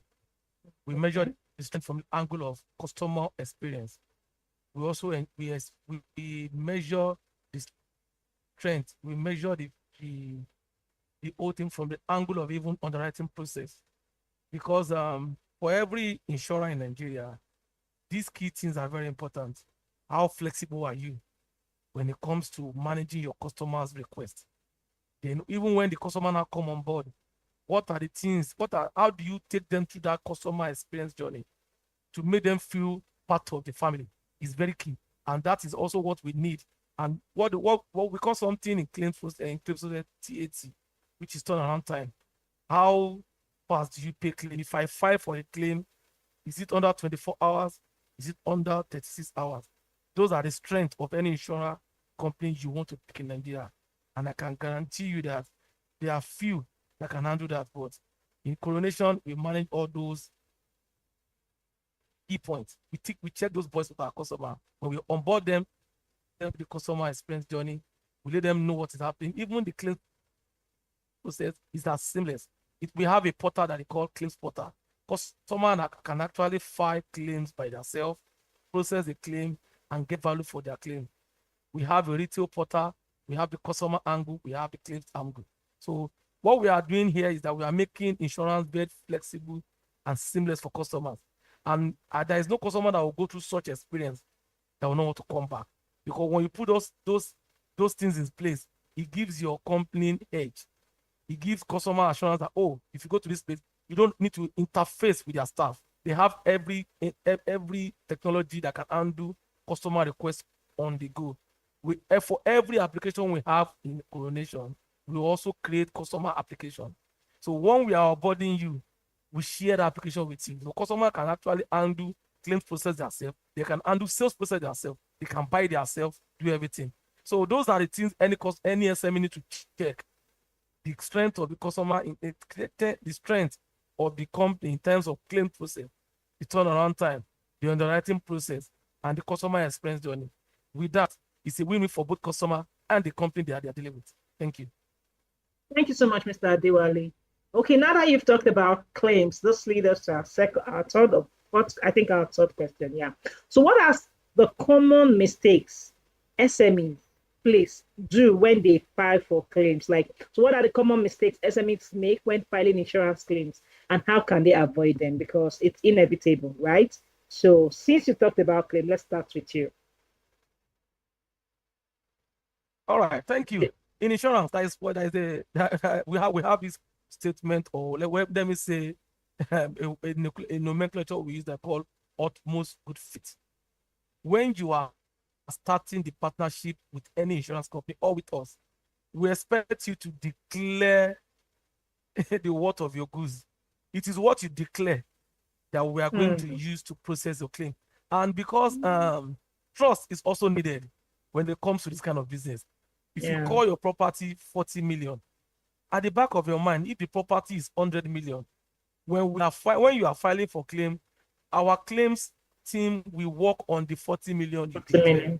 So we need customers to be very transparent when they are declaring all these things for us, because it's a business of contract. I'm trying to protect or I'm trying to cover for a goods of 100 million. Let it be 100 million. But customers these days, they come with, sometimes, in fact, we experience all these things when in the case of motor, when a car worth 40 million, because of premium payment, customer will reduce premium by themselves and say, oh, I think, do you think I should insure the car for 30 million? You know very well that there is inflation in place. The car you bought 12 million today can be 50 million next year. And by the time you have a claim and you are buying that same particular part, you are buying higher, it will make even the proceed of the claim paid to you useless. So SMEs need to be very transparent and be truthful. Because when you are truthful, your insurance will be there. The purpose of why we call ourselves insurance, because we are managing your risk. What we are saying, transfer your risk to us and let us manage it. You just do your trust as a risk partner. While you are doing that, we want you to be as truthful as possible and be transparent. That alone, you are good to go in insurance. Thank you so much. Thank you so much, Mr. Adewale. Mr. Banjo, please, can you answer the question first? Sorry. My professional colleague has actually answered the question. The basis of insurance, the principle of insurance itself is utmost good faith. So if you run afoul of that, then everything else falls flat, right? So be honest in your declarations, be honest in your dealings with us, rest assured that we will always meet you at the point of your honesty. So if you are 70% honest, we will be there 70% for you.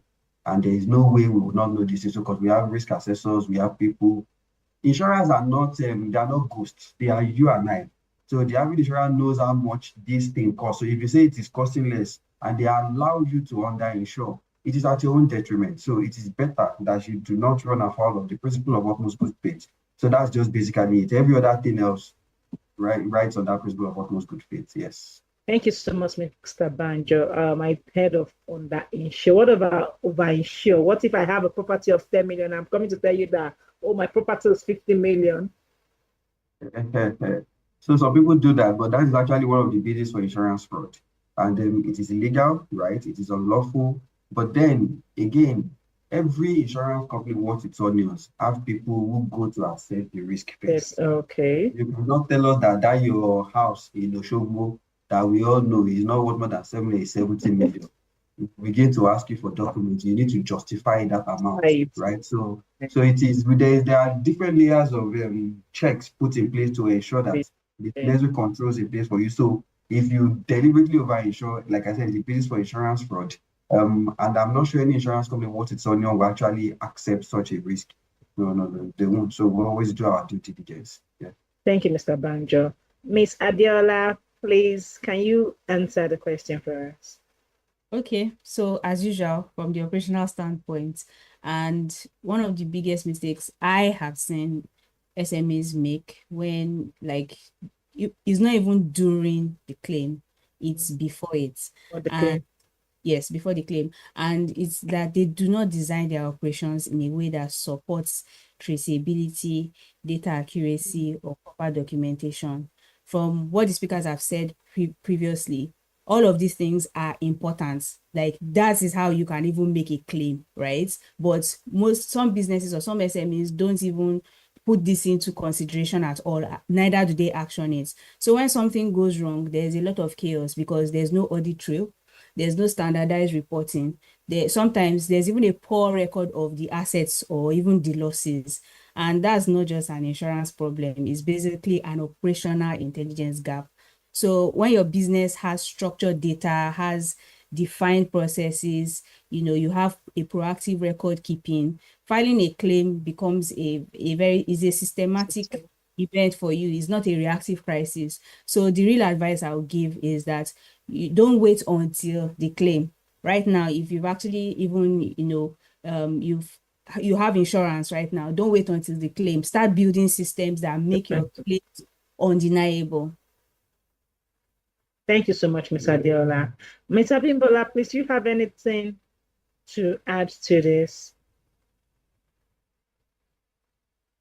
No, I do not. All right. Thank you so much. So because today we don't want to waste everyone's time so that everybody can go back to their work. So far, it's been very interesting.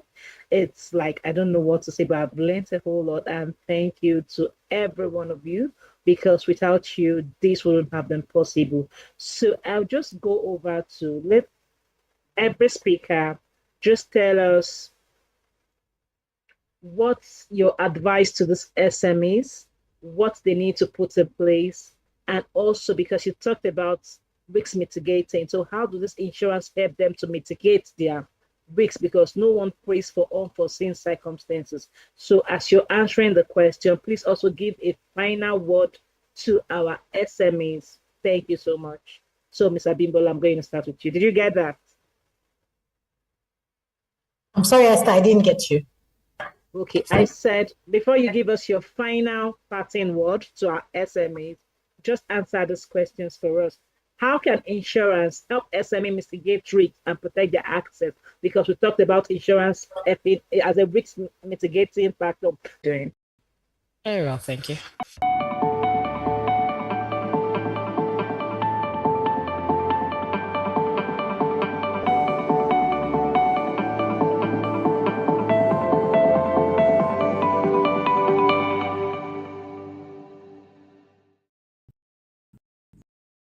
On the 16th, 25, Business Day hosted the 2025 Family Business Summit with the theme, The Enduring Family Enterprise, Building a Legacy That Stands the Test of Time.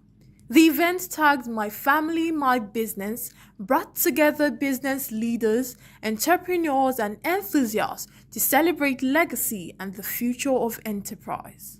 Convener Ogenewoke Oguru unveiled the 2025 edition, emphasizing the importance of strengthening family businesses in Nigeria. Publisher of Business Day, Frank Aigbogun, gave the opening remark highlighting the vision behind the summit. Representing PwC's country senior partner Sam Abu, Pedro Omotweme noted a decline in business stability compared to last year, stressing that purpose-driven family businesses are better positioned for long-term success. PwC partner and Africa Family Business leader Esiri Agbeyi presented findings from the Africa Family Business Survey, pointing out trends such as AI, taxation, and the stronger performance of service-led businesses. Founder and CEO of Blanche, Nene Bejide, explored storytelling as a key tool for building multi-generational wealth, describing it as a bridge between purpose and perspective. So this is actually very interesting because we act like, storytelling, something different out of, like, let's say, the ordinary. It's kind of what we do every day. It's plays a huge role in how we perceive people, how we perceive things, how we act towards things. So it's as good as communicating the person's brand. What do they how do you communicate? What are you trying to communicate? What are the objectives that you're trying to get out of this communication? So that's pretty much what storytelling is. But then putting it in, like, business, so it's all the same thing, but now in a broader sector, right? Because if you're doing it to your friends and family, but on your broader sector, you need to know how how you want people to see you, how you want people to perceive you, and how you want people to accept whatever you are passing across or trying to communicate. So I would, just like the presentation that I had earlier, I would say that it's just really bring it down to, like, some core things, like being original with your story, being consistent, driving impacts through whatever they're doing, and also just paying attention, evolving, learning, relearning, and unlearning some things.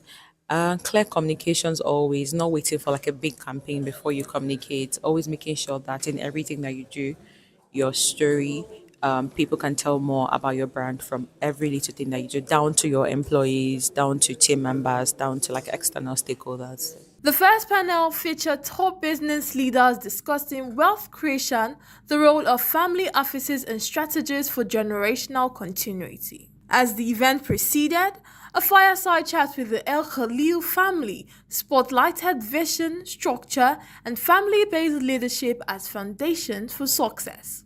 The family also received the Lifetime Achievement and Family Business Award. Three factors that you need to have a vision, you need to know where you're going, and you need to chart a path. What are the things that you need to do? And then it's the how to get there.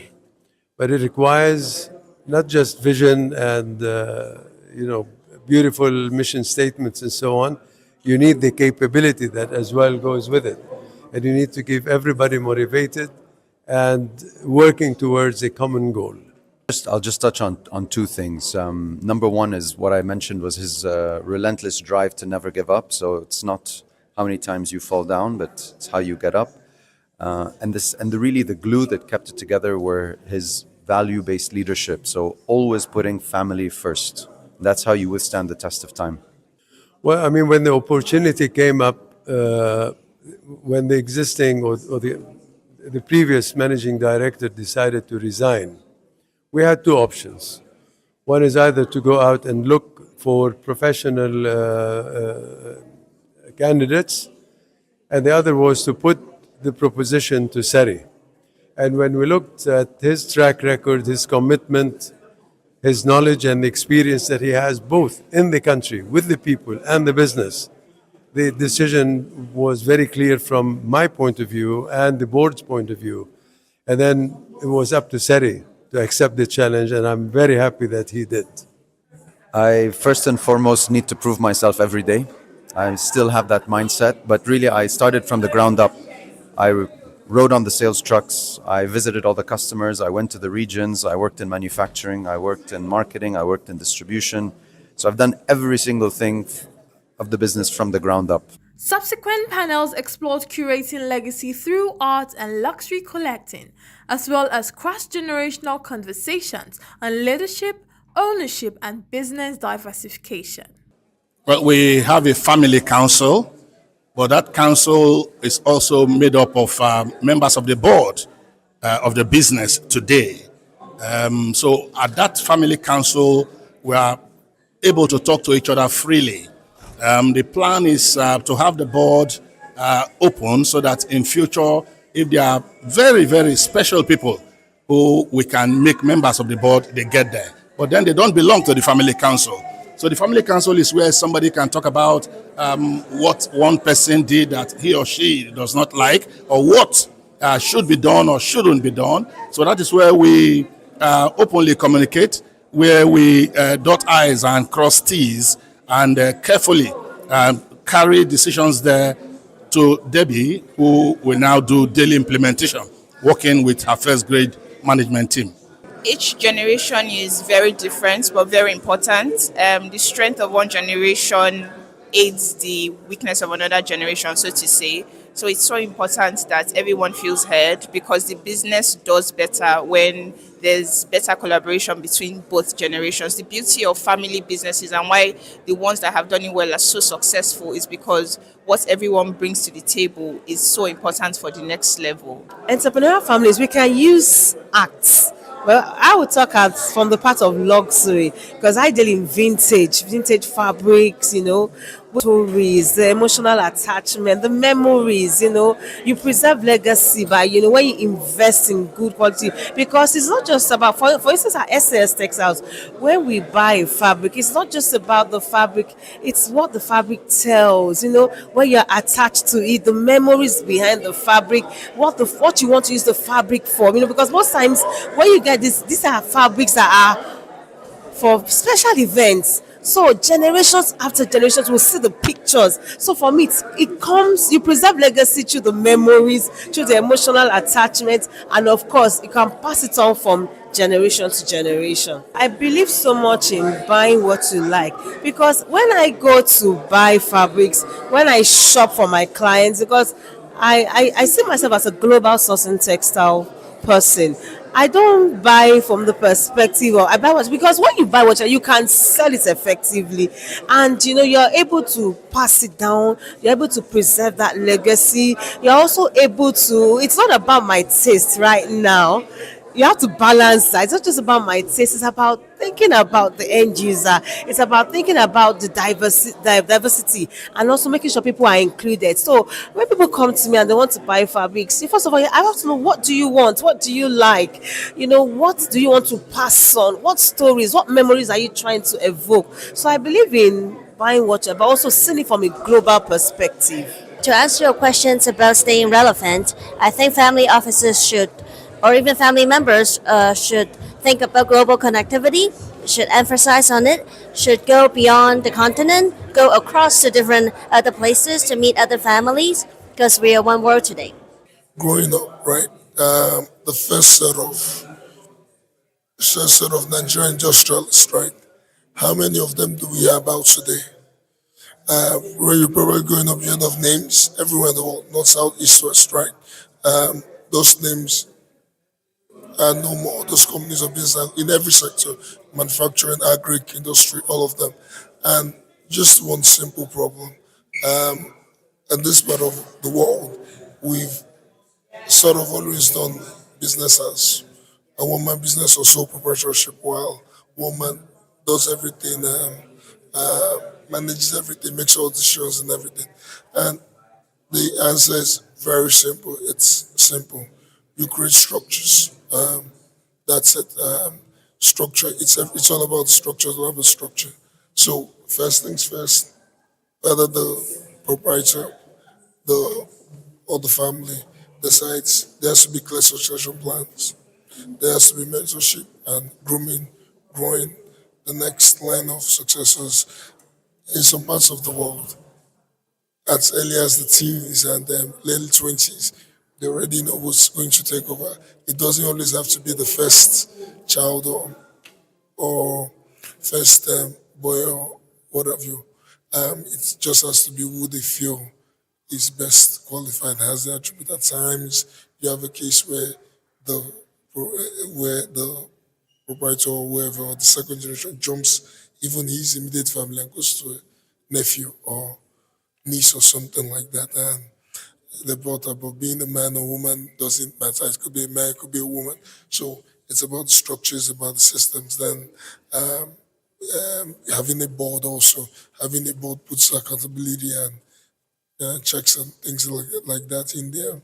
You talk about the family office, and family offices come up very much nice. It's important, and everybody, even with the family office, the structures of it are important. You talk about trust. For example, one that I've read about recently is about the Corona schools. How the founder created the trust, and trust is working now. That's why you see Corona schools are even growing faster than when the proprietor was around. They investing everywhere, and he's set up the trust in a way to protect the schools and legacy. So these are just some of the factors, but I think at the end of the day, also these are the key points: trust, the people people they set they speaking the next line of a succession plan, having a succession plan, picking them properly and grooming them. Yeah, it's just some of that. The evening session at the Mike Adenuga Center, Alliance Française, brought together industry leaders for networking and reflection, followed by a short documentary on Chief Timothy Adeola Odutola, Africa's first family business pioneer, was premiered, celebrating his vision and impact. This was followed by a brief panel session. Temilola Adekpetun, Managing Director of SKLD Integrated Limited, delivered a keynote on succession and legacy, sharing insight from her own leadership experience. The event concluded with the Family Business Leadership Lifetime Achievement Awards, celebrating visionary founders, transformational next-generation leaders, and outstanding under-40 CEOs. The Family Business Summit continues to make a case for family businesses, ensuring not just wealth creation, but the continuity of generational wealth. I am Amanda Amos-Igbuwe, reporting for Business Day Television. Baby, can I come home? Baby, can I come home? Mommy, take one last time. Mommy, take just this time.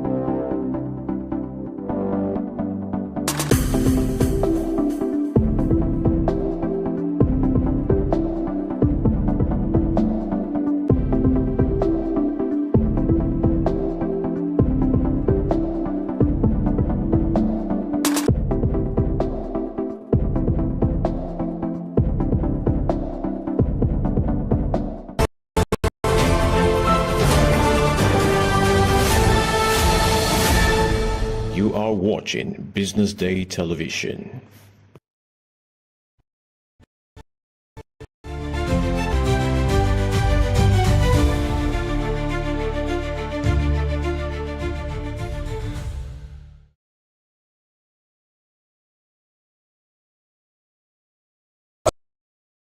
Attention business, want to make informed decisions? Join the ranks of the best with Premium Business Day. Access in-depth analysis and expert opinions to stay ahead. Subscribe now at premium.businessday.ng and unlock premium content. Plus, you get 50% off your first subscription. Don't miss out. Make smarter choices and seize new opportunities.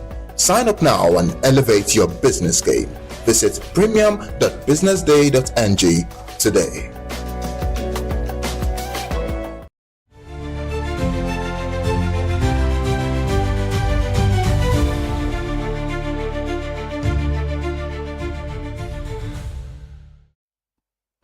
You have tuned in to the news update on Business Day Television. I am Destiny Momo. Thank you for joining us this afternoon. Now let's begin with the news in Nigeria, where the Nigerian Senate has passed the Sexual Harassment of Students Bill 2025, prescribing up to 14 years in prison for lecturers found guilty of sexually harassing students. The bill, sponsored by Deputy Senate Leader Oyelola Ashiru, was passed during Wednesday's plenary. And the law targets lecturers who demand sex for grades or admission, giving students the right to sue offenders directly. Lawmakers say it will clean up campuses and restore trust in Nigeria's tertiary institutions. Convicted offenders will reportedly face between 5 and 14 years in prison, with no option of fine, as the bill also sets clear rules for reporting and prosecuting cases of abuse. According to reports, some senators pushed to expand the bill beyond universities, while others argued existing workplace laws already cover the bill. Now heads to the president for assent. And I'm moving on. The Katsina state government has earmarked 156.3 billion naira for the education sector in its 2026 budget, the highest allocation among all sectors. And Commissioner for Budget and Economic Planning, Malik Anas, announced this in Katsina while presenting the detailed breakdown. Education takes 17.1% of the total 897.8 billion naira budget, covering basic, secondary, and higher institutions across the state.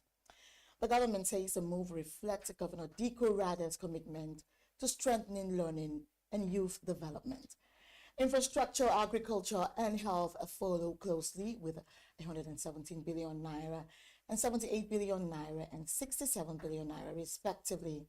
The budget also allocates over 730 billion naira for capital projects to accelerate growth and development.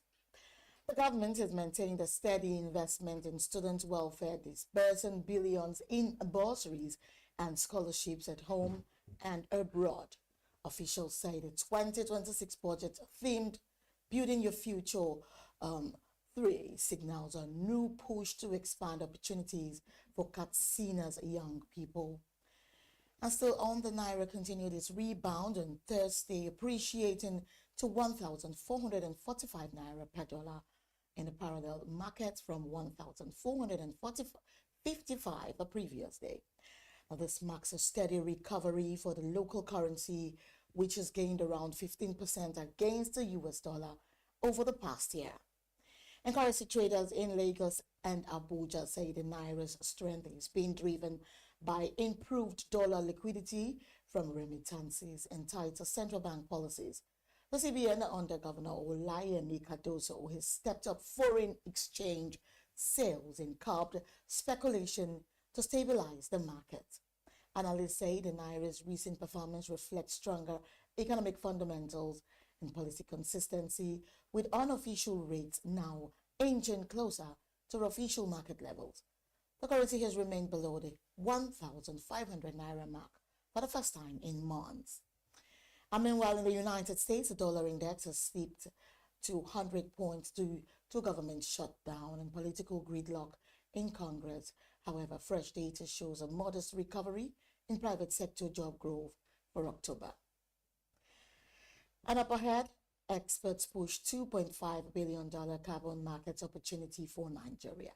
We'll bring you more details after this time out. Stay with us.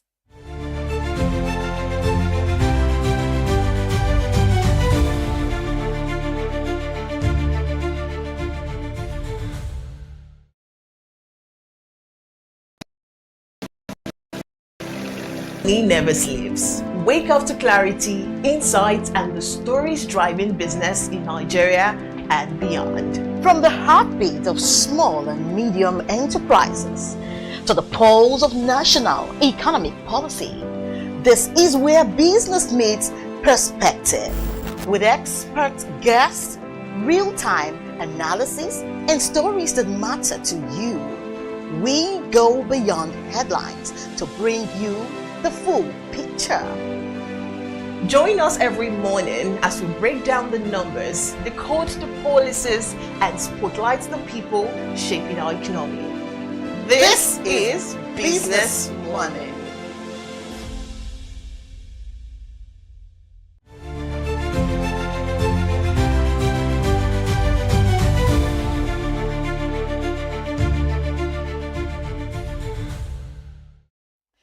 Welcome back to News Update. Energy and climate experts are urging the federal government to ramp up investment and introduce stronger incentives for solar energy nationwide. They say large-scale solar installations could unlock up to $2.5 billion in carbon markets opportunities. We'll be right back after this break.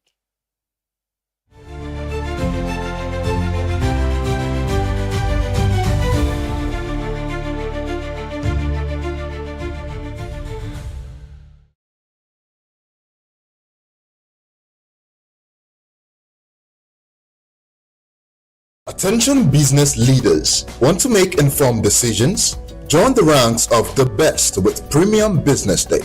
Access in-depth analysis and expert opinions to stay ahead. Subscribe now at premium.businessday.ng and unlock premium content. Plus, you get 50% off your first subscription. Don't miss out. Make smarter choices and seize new opportunities. Sign up now and elevate your business game. Visit premium.businessday.ng today.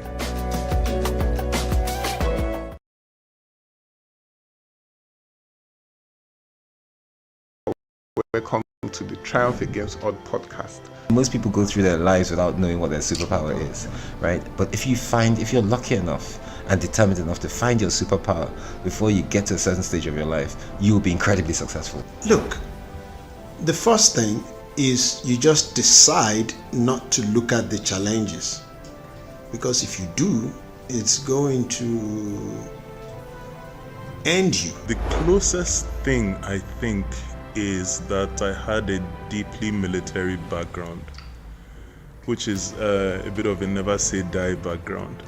I saw an opportunity in non-interest banking,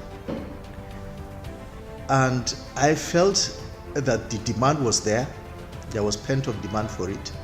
People were yearning for it.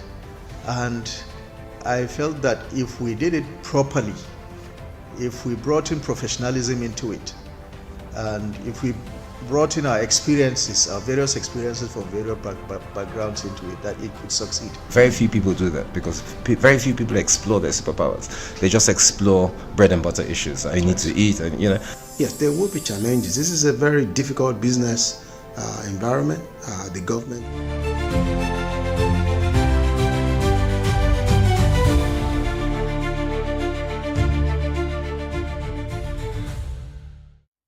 Excellent news update. Energy and climate experts are urging the federal government to ramp up investment and introduce stronger incentives for solar energy nationwide. They say large-scale solar installations could unlock up to $2.5 billion in carbon market opportunities and help Nigeria meet its net zero emissions target by 2060. They argue that scaling up solar installations is the fastest way to cut emissions, create green jobs, and hit the nation's net zero target by 2060. Analysts warn that without clear incentives and faster policy actions, Nigeria could miss out on billions in carbon finance as other African countries move ahead. And President Bola Tinubu has approved a national carbon market framework to attract investors and position Nigeria as a regional leader in clean energy ahead of COP30 in Brazil next year. And still on the local news, the federal government defended its counter-terrorism record following the U.S. President Donald Trump's warning of possible military action. The Minister of Information, Mohammed Idris, said over 13,500 terrorists have been neutralized and 17,000 suspects arrested and 9,800 victims rescued since May 2023. Idris stressed that terrorism in Nigeria targets no religion or tribe, calling it a war against all peace-loving Nigerians. He said President Bola Tinubu's security reforms have improved coordination and boosted military operations nationwide. Among the minister also reported key gains, including the recovery of 5,000 rifles, disruption of 20 gun-running networks, and the surrender of 124,000 insurgents and their families.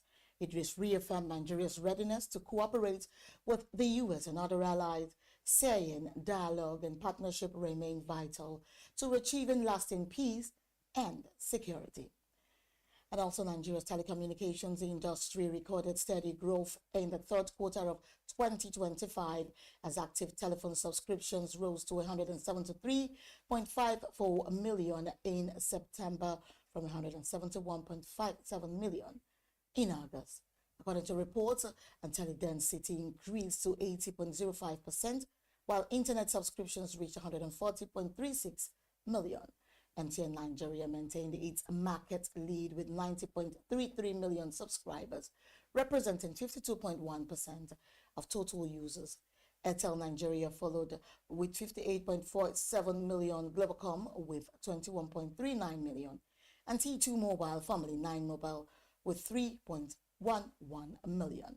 Broadband penetration climbed to a record 49.34%, driven by rise in 4G use and growing 5G adoption, which now stands at 3.4%. The modest growth comes through a public-private partnership to lay 90,000 kilometers of fiber optic cable nationwide. Analysts say challenges such as high power costs, right-of-way charges, and last-mile connectivity gaps continue to limit faster expansion in some parts of the country. And also in the local news, stakeholders in Nigeria printing industry have called on the federal government to introduce incentives and protective policies that will strengthen local printers, boost paper production, and revive the 300 billion naira sector.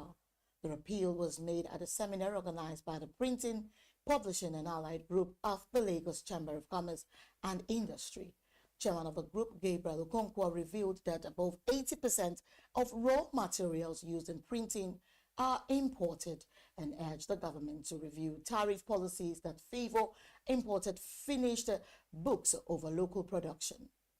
And former group chairman and managing director of FAE Limited, Layo Okiowo, warned that inconsistent policies and over-reliance on imports have crippled their industry, calling for renewed investment.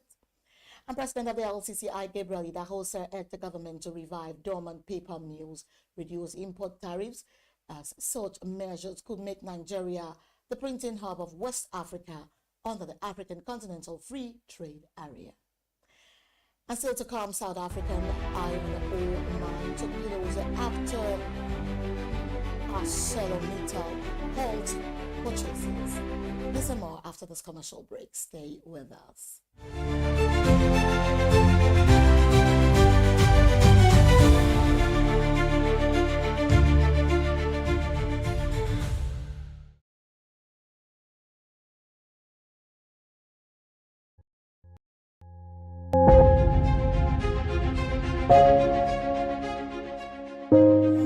Good morning and welcome to the BDTV Breakfast Show. I am Bethel Olajabi. My name is Elizabeth Musa. And this is the social listening segment on the BDTV Breakfast Show. We're talking about the Fly Nigeria Act. Can you give us a background into what this is about? We are here today on the streets of Lagos, Nigeria, to gather opinion about a pressing issue. I go look at the cost of petrol. We get very Nigeria with the suffer. The income is not really increasing, but the prices of items are increased. Nothing like service again. No. You only pray for that money to reach you that month. There's a lot of high pressure, a lot of stress. There's a lot of high targets to be met. I was quite strict. In my mind, I said, moving from my hand, my picking will spoil.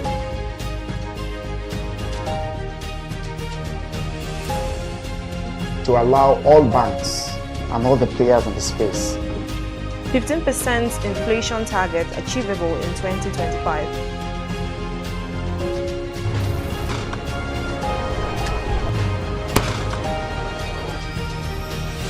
Command and vision philosophy of both the Chief of Defense Staff, the Chief of Army Staff, and indeed all the service chiefs.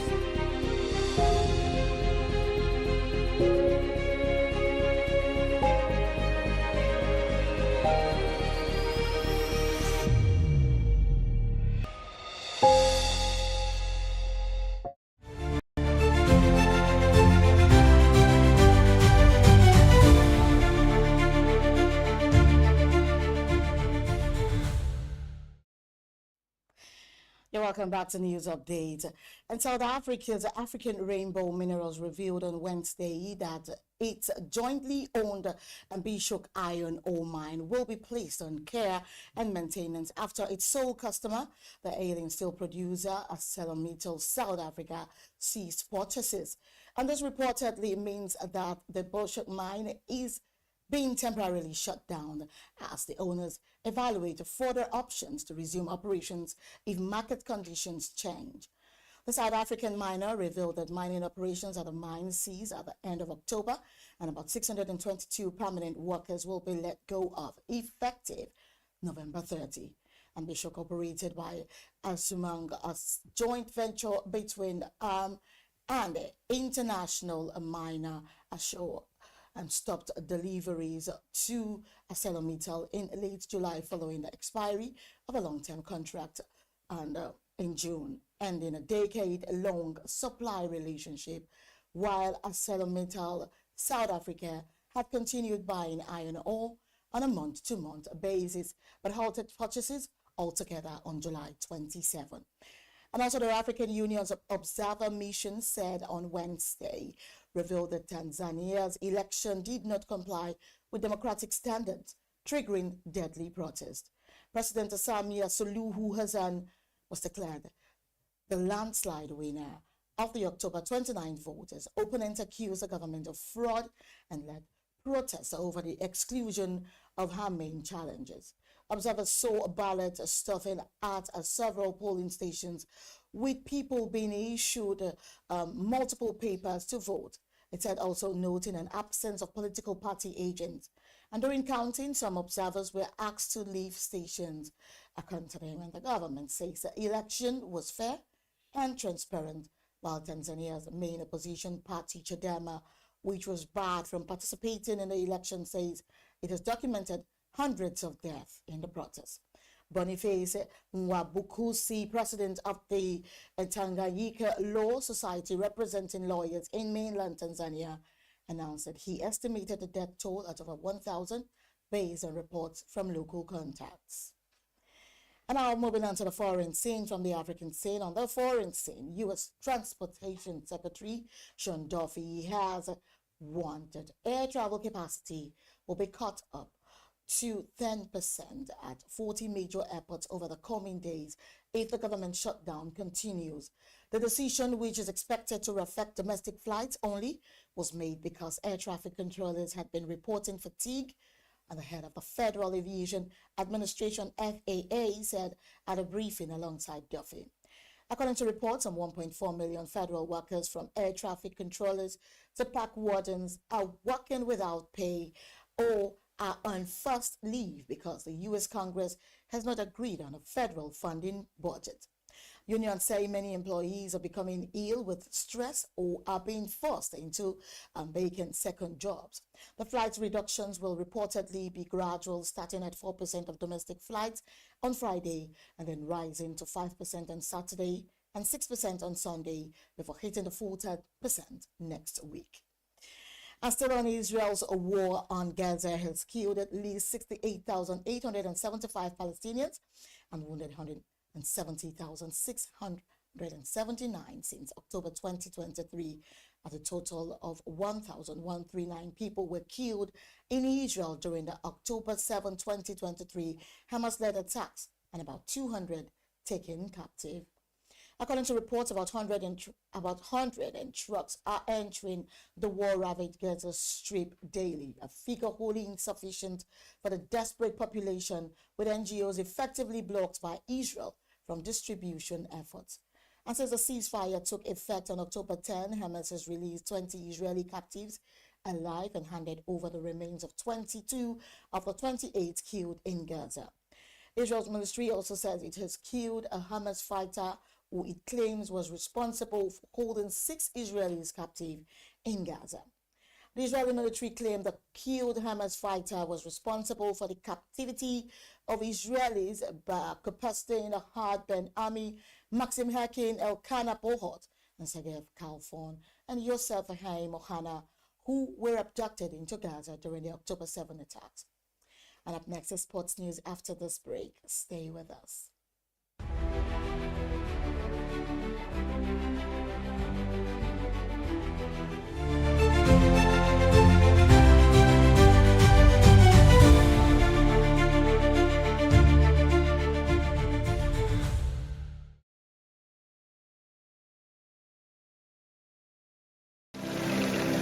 They say money never sleeps. Wake up to clarity, insights, and the stories driving business in Nigeria and beyond. From the heartbeat of small and medium enterprises to the pulse of national economic policy, this is where business meets perspective. With expert guests, real-time analysis, and stories that matter to you, we go beyond headlines to bring you the full picture. Join us every morning as we break down the numbers, decode the policies, and spotlight the people shaping our economy. This is Business Money.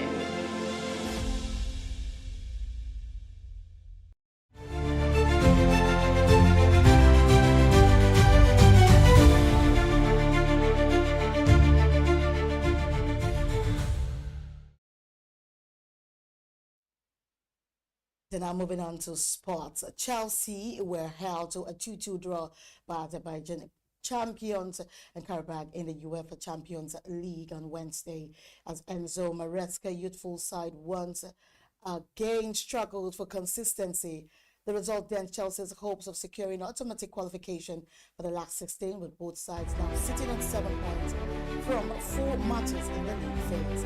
Chelsea took an early lead Estevo Willian as Karabakh hit back with Leandro Andrade's equalizer before Marko Jankovic converted a penalty to put the hosts ahead. Substitute Alejandro Garnacho, however, salvaged a point for the Blues after the break with a calm finish. And despite spending over £1.5 billion on a new signings in the past 3 seasons, Chelsea was second best for much of the game against the Karabakh side, was total transfer spend since 2020 is less than £7 million. And to end the news, Haaland struck against his former club as Manchester City cruised to a 4-1 victory over Borussia Dortmund on Wednesday, climbing the 4th in the Champions League table. And Haaland, wearing the captain's armband for the 9th, continued his red-hot form, netting his 27th goal of the season for club and country. And while Demarantin grabbed a late consolation for Dortmund, but substitute Ryan Cherki sealed City's emphatic win with a stoppage time strike, marking Dortmund's first defeat in Europe this season, dropping them to 14th in the standings. And despite a bright third-month start, then broke the deadlock in the 22nd minute with a precise left foot finish into the far corner. With a win, City extended their unbeaten European run and underlined the Premier League's dominance this season, as all 6 English clubs now sit in the top 12 halfway through the new Champions League group phase.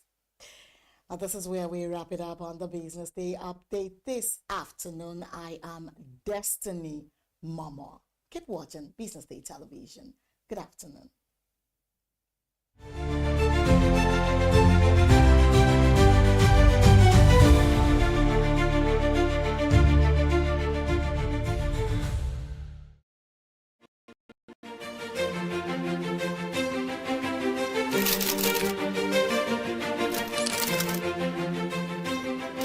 I am, of course, a great admirer of the impeccable credibility, professionalism, and business savviness of BusinessDay.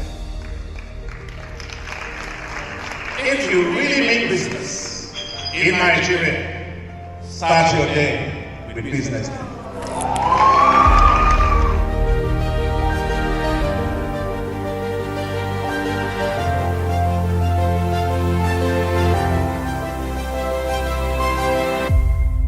BusinessDay is West Africa's leading provider of business intelligence and information, delivering premium content across diversified media platforms, including online, mobile, and print. Since its inception in 2001 with a weekly newspaper production, BusinessDay has expanded its reach to provide exclusive content accessible through print, mobile, and online channels. Our premium offerings are further enriched with syndicated content from esteemed sources like the Financial Times, The Economist, and the Harvard Business Review. At BusinessDay, our mission is clear: to be the foremost provider of business and financial content, empowering readers to make informed decisions in Nigeria and Africa.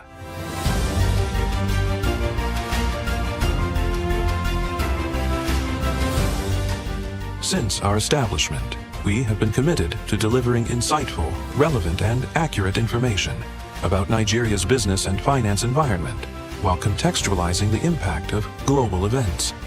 We monitor the stock market, analyze the companies driving it, and report on government policies and their economic implications.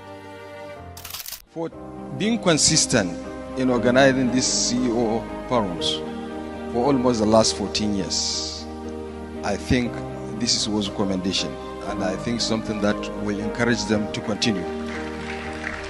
From decoding market trends to dissecting economic shifts, we offer actionable investment ideas and serve as a compass for decision makers navigating complexity. Beyond headlines, BusinessDay fosters discussions on critical economic issues through impactful conferences and events. These platforms bring industry leaders together to share narratives that drive innovation and spark meaningful dialogues. Our events galvanize connections, bridging the gap between inspiration and achievement. For businesses seeking visibility, our strong digital presence offers unparalleled opportunities, with millions of followers across social media and a dynamic website attracting visitors from within and outside Nigeria. BusinessDay is the ideal platform to boost visibility for your products and services.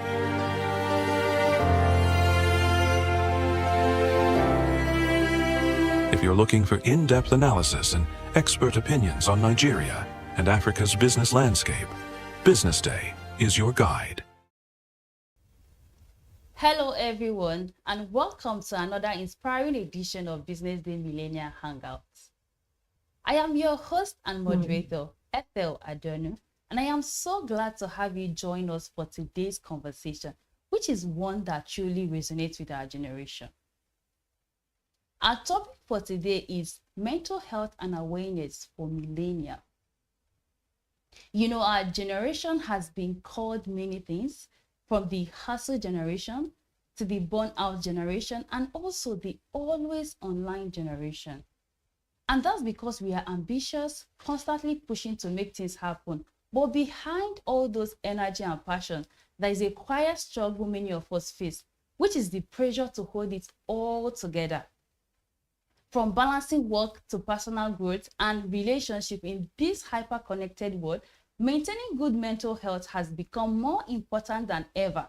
It's not just about avoiding burnout or stress. It's all about finding balance in building resilience and protecting our peace in a world that never seems to slow down.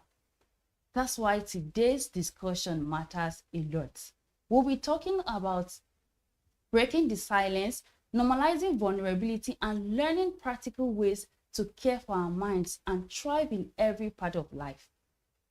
So if you have ever felt anxious, overwhelmed, or just tired of keeping it all together, you are definitely in the right place. Thank you for joining us. As always, I am not here alone. We have got exceptional panel of thought leaders and mental health advocates who are deeply passionate about creating awareness and helping our generations build healthier and balanced lives.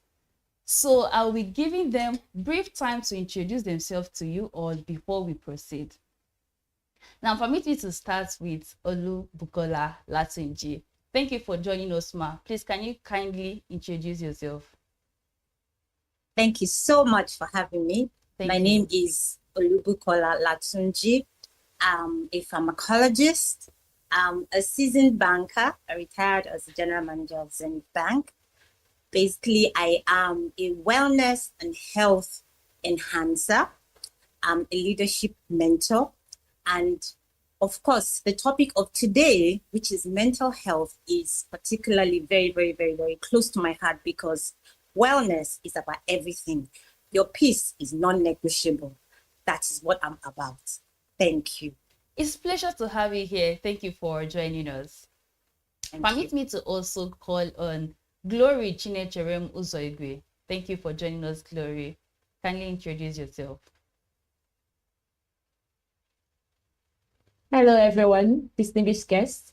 My name is Glory Chinecherem Uzoigwe. I am a pediatric and maternal health, nutrition and health coach. I am also a complementary medical associate. And, I am also an autism specialist, and cases and causes around mental health is one that is very, very dear to my heart because of the current, lack of awareness and stigmatization around people who are currently going through these mental health issues, especially within the millennials and also around children. So I'm super excited to be here. Thank you. Thank you for joining us. We can't wait to hear all you have for us today. Joining us also is Chioma Fakorede. Right. Thank you for joining us, Chioma. Can you introduce yourself? Hello, everyone. Good afternoon. My name is Chioma Fakorede.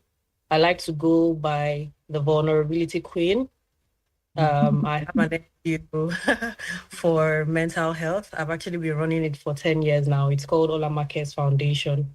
Basically, we raise awareness and provide support for people living with mental health conditions. And just recently, we started something like an offset of what we do, which is called Ume. Ume is an Igbo word which means breath. So we are creating spaces for women to breathe. So yeah, basically, you find me anywhere they call mental health or say mental health. All right, thank you for joining us today, Chioma. Thank you, the Vulnerability Queen, right? Thank you. Good to have you here. We are also joined by... Yes. Yeah, thank you. We're also joined by Anthony Chamaka Osiegbunam. Thank you for joining us, Chamaka. Can you introduce yourself? Hi, okay, thank you so much for having me here today. My name is Amaka. I like to be called Amaka for short. I'm many things, but I'm a trained social worker, policy advocate. I'm also the author for a book called A Girl, Her God, and Her Mental Health. I've also been in the mental health space for close to 10 years. I run a foundation called Donville Mental Health Awareness Foundation, which has been in operation for close to 7 years. I work with adolescents, young adults, and the general population on mental health awareness. So mental health is what I do, is what I breathe, and what I live. Thank you for joining us, Amaka. Good to have you here with us. And finally, we have Chinedum Victor. Thank you for joining us, Victor. Can you introduce yourself? Hello, everyone. My name is Chinedum Victor. I am a pharmacist, a public health practitioner, and also a communication strategist. And I began my journey in community pharmacy, but majority of my career has seen me delving into mental health, especially for youths and working professionals. My work majorly sits at the intersection of health equity, mental well-being, and majority of the initiatives and the projects that I work on center around helping individuals, organizations, help even their staff design initiatives that don't just raise awareness, but actually help to make their mental health much more better, increase their productivity. At the heart of everything that I have done in the past 3 years while we're working on various mental health initiatives is to increase the access to mental health and majorly emotional wellness, considering that most of the people that I work with and most of the working class professionals that I work with are based in Lagos, and we all know how Lagos is, how stressful Lagos is. So yes, it's a pleasure to be here. Thank you very much for having me. All right, thank you for joining us, Victor. Good to have you. And as you can see, we have got brilliant panelists here with us today who are well grounded in the area of mental health and awareness. So stay tuned while we proceed. And of course, I would like to thank every one of you watching us live on Business Day Television. We are thrilled to have you join this conversation. Now let's proceed with the Q&A section. But before we dive into the conversation, we'll be exploring the realities of mental health for millennials. You know, the challenges, the stigma, and the practical ways to build balance and emotional strength in our everyday lives. So I'm going to be asking them questions in no particular order. All right, let me start with Olubukola. Okay, so my question for you, Olubukola, is we're talking about understanding mental health and the challenges around it. So what are some common mental health challenges faced by millennials and how can they be addressed? Okay, so thank you very much for that question. Like I will start with who are really the millennials. Like we know people born somewhere between 1981 to like 1996, thereabout, and they are what we call the bridge between the analog and the digital. So there are people who understand, you know, what it was when we didn't have internet. There are people who understand what it was when we now have internet. So they're basically juggling with a whole lot of things. And in our own setup here, as in Nigeria, I like to localize a whole lot, even though it's a general and global thing. What are the major factors that millennials actually face in terms of the things that affect their mental health? Okay, I will start with, of course, financial issues. Financial issue is a major issue that millennials face, because as they were getting out of school and they have all these shifts that is happening, you can imagine the kind of stress that they are facing, you know, doing that. And another issue that they face is, I mean, they're old enough, so they face like family issues, you know. Some of them, in terms of whatever it is that is happening in their family, that is an issue that they can face. For females and males, do you know how Nigerians are in terms of our culture and stuff like that, things they expect you to be able to come up with, putting you under pressure. You know, I call it the Nigerian pressure cooker, you know, and that can be a source of stress for a whole lot of millennials. And how, you know, will they be dealing with such issues? Okay. Then another issue that I will be talking about is you know, about what I call the Japa syndrome. Basically, they are coming in at a time when things are really feeling very stressful, and you know, and you have this issue that the people who have left, they have a comparison, you know, stress issue on that. They're doing well, they show all kinds of things on social media and whatever, and you're thinking, oh, I'm here, what am I doing with myself and stuff like that. So that is a source of stress. And of course, like I said, we're all in the digital age. So that social pressure is there too in terms of social comparison, what we see, on social media and how it impacts on our mental health, because we kind of compare ourselves to what's happening. Then I will talk about the systemic stressors too. You know how it is, constant battle with so many things here: electricity, traffic, Lagos, Abuja, and of course, infrastructure. That is stressful to our system, okay? So that is very, very important. And then the last issue I'll talk about is the hustle of burnout. Just basically, trying to succeed in this, our challenging economy, is a source of burnout for a lot of millennials.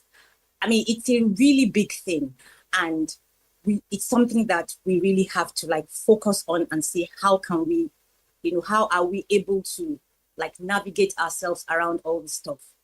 For me, it's about mental health is not a taboo. It is something that we have to talk about. I mean, if we're ill physically, we go to the hospital. So if we have issues too that are bothering us, we have to be able to find help to help us, to sort through that. So that's very, very, very important. We must care for that. We must look at how do we put all this together to make us well holistically. I have what I will call a mental toolkit, which I believe that all millennials should start, to implement, put in place to help them with how they cope with all these stressors that are around us all the time. I'll talk about what I say, digital coffee. Is it possible that you say, okay, at this point in time, I have to put my phone away because it is time for me to, take a break? Because sleep is one area where we can really, really help to calm down and not so much stress. It's something I missed out in some of the things that stress us as millennials, especially as women, is if you look at it now, the millennials you have a whole lot of millennials now that are over 40. In short, I'll say from 35. And they have the issues too that affect their health in terms of perimenopause, okay? And they don't even know how it is affecting them. And once you have hormones and stuff like that start to decline, it even adds more pressure to the kind of, to what they're already feeling. And sometimes it doesn't make them cope very well. Okay, so in terms of the toolkit, I'll talk about what I say, intentional movement. Movement is very important. That is exercise. I mean, it doesn't have to be you're going to the gym to spend 200 hours there. No, just be intentional about moving. Keep moving your body. If you're the kind of person that does office work, make sure that at some certain intervals you get up to walk around and stuff like that. In whatever it is you're doing, look for something that you feel very, very, very happy doing, that gives you joy. If you like to dance, intentional moving, always move your body. Another thing is the power of saying no. It is very important, especially in terms of family and pressure and stuff like that. How do you cope with that? You can't do everything. You can't be everything to everybody. So you have to learn how to say no to some things, even in terms of social engagements and stuff like that. You know how we are here. You want to go to party, all kinds of things, all kinds of financial commitments. People get stressed by that too, and you really don't know what is happening. So please, the power of no is very, very important. Okay. And you have to just engage in activities that you love. It's very, very important for us to do that. Another thing I will talk about is, when you share a problem, it's your problem solved. Shared is problem house solved.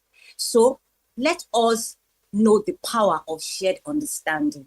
Let us understand that vulnerability, is the birthplace of connection mentioned by Brené Brown. It's very important that we understand what we're going through and we try to share it with somebody, a trusted person, a trusted friend, family, whoever, who can help us, to navigate through some of those things and lessen, the stress, the cortisol level that we keep carrying in our system that actually pins us down.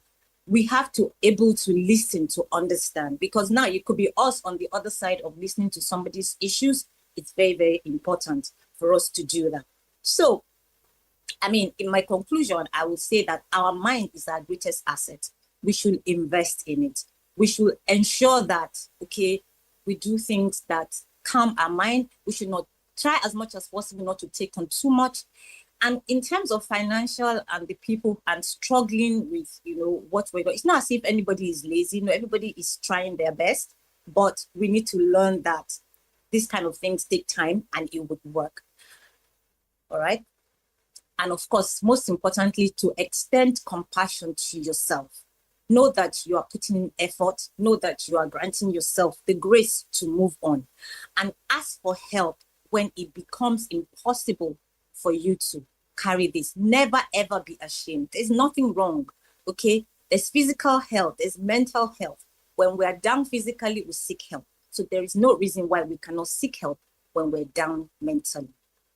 Thank you. Thank you so much, Olubukola. Like, that was amazing. You have totally summarized what we are here to talk about. Thank you. And talking about prioritizing exercise, a while ago I saw a post on social media where a lady was like, for people that don't go to the gym, it was more like they are missing out and they are not taking their exercises serious. And he posed a question to me, what happened to other form of exercising, having to work out in your house and, people that also even run. So I think, again, the social pressure is getting too much, and that's why conversations like this is pretty much important. And thank you for also highlighting the need for people to love themselves, love yourself and, find a way to always forge ahead and encourage yourself. I think that is like very, very important. Thank you so much, Olubukola. Let me move to the next speaker, Glory. I think this question will be for you, Glory. Yes. How can millennials prioritize their mental health and well-being in today's fast-paced world? Well, okay, so thank you for that question. As millennials, I think I'm going to be diving deep into conversations around nutrition for millennials, right? Because we hear people talk about the exercise, love yourself, prioritize sleep, but oftentimes the nutrition aspects of support for millennials when it comes to mental health are often neglected. People feel like it's negligible, right? But it is not. It is not. And I'm going to tell you why. There's something called the serotonin. So it is the feel-good neurotransmitter. It is responsible for our tolerance for pain. It is responsible for, how happy we are, our moods, So this neurotransmitter actually thrives on particular nutrients. So when we talk about mental health, right, it has a lot to do with our brain. And the brain has its specific nutrients that it needs to be fed. If you're not feeding it those nutrients, it will not be its efforts and the result that it is able to give will not be optimized. So when you go to the hospital, maybe someone is depressed and they go to the hospitals prescribe antidepressants for this person. Those antidepressant medications are targeting the serotonin. That's basically what they do, to go there and ensure that this particular neurotransmitter begins to function at an optimized level. But as before it gets to the point where the person is having to seek medical help, I believe it is actually preventable if we look into our diets as millennials, consuming things that are very rich in omega-3 fatty acid. This particular omega-3 fatty acid is food for the serotonin. And if this serotonin neurotransmitter is being, adequately catered for through our diet, it's actually going to now help prevent causes of this mental health before it spirals out and becomes out of control, and then the person has to now seek help and do all of that. If we are conscious enough to look into our diet, targeting specific nutrients such as this omega-3 fatty acid that you can find in things like salmon, fish, you can find in things like mackerels, there's a daily value of twice daily for seafood. So if as millennials we're conscious enough to ensure that in every week we are able to consume 2 DVs of these, omega-3 rich meals from sources such as consuming salmon or consuming fish or consuming walnuts or chia seed or even flax seed, just to ensure that we are building up on these nutrients. There are also nutrients such as the thiamine, which are the B vitamins are very essential for millenniums because, we do a lot of mental work. And so our brain, when we look at the brain, it's not just the brain. We're looking at a lot of things that are inside. And studies have shown that the neuroplasticity of our brain is really dependent on the value of the nutrients that is coming in our food. So when we talk about conversation around this mental health for millennials, I think millennials need to really look deeply into the meals that they are consuming, to be very very intentional about the things that get on our plates, right? Especially because of the volume of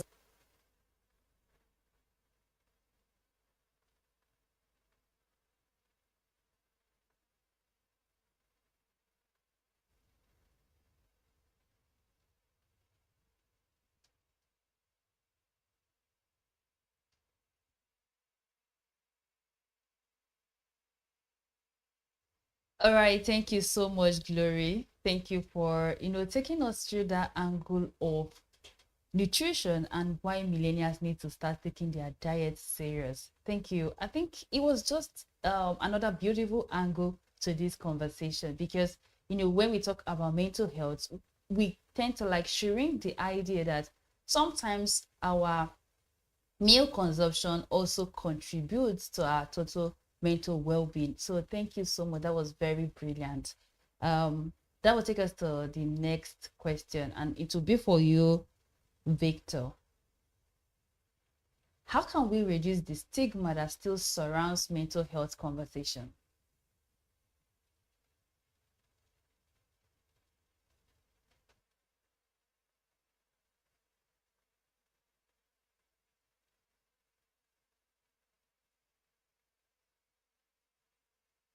Thank you so much. I think we have to go on a very quick break, and when we come back, we're going to continue this conversation. Thank you for joining us, Anthony, in Business Day Television. In that time. And the last thing I want to chip in is, as millennials, we can also be more empathetic towards ourselves and towards others. I look around our world today and I think the missing spice is just empathy. People have, thrown empathy through the window, and when something happens, that's why when you see a lot of bile, when something happens, people are like going towards the negative. They're trying to go on down this person. We just want to really be aggressive, and it doesn't help. It doesn't help because already as millennials, we're already going through a very difficult phase. So the more support we can get, the better our lives. So I'm just going to end it with this final thought that while we're prioritizing diet, let us also spread empathy and also consider alternative options for exercise such as meditation, yoga, journaling, and just being present. Thank you very much. Thank you so much, Glory. Thank you. That was super amazing. Thank you for taking us through that angle of nutrition and why we need to prioritize our diet. Thank you. It was super amazing.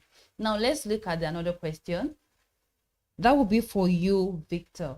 How can we reduce the stigma that still surrounds mental health conversation?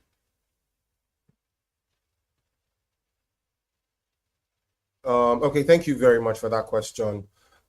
It's in our country, Nigeria, when people talk about mental health, the next thing people are thinking of is they're talking of a serious psychopathic issue, and that's like a stigma that so it makes it hard for people to open up and say, okay, and tell people, say it openly that, oh, I think I'm actually having a mental health breakdown. I think I need to get this checked out. And then you find, especially a lot of millennials, going through a whole lot and they are not speaking out. Now, stigma falls in when three things happen together. Stories, contact, and language. Now, take for example, every millennial, majority of millennials actually have family lives. You understand? Most of them are working professionals, and for a lot of them, it is hard for them to open their mouth and just talk about and tell someone, whether it be in the office or whether it's someone who is close to them, and then open their mouth and tell them, someone else, that, oh, I think I'm actually having a mental health breakdown, because that could actually be an avenue for the other person to take advantage of that.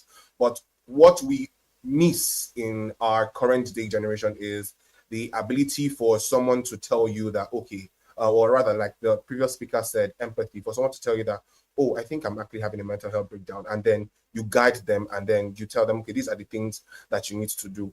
And the moment, I think the first point for us to, with stigma is the moment we can start speaking up more about it, which is what most of the other speakers are doing beautifully well. The moment we can start speaking out about it and encouraging people to talk about it, that in its own way would kill the stigma. The moment we can go to schools and start talking about this to the younger ones, the Gen Zs, you understand? The moment we can have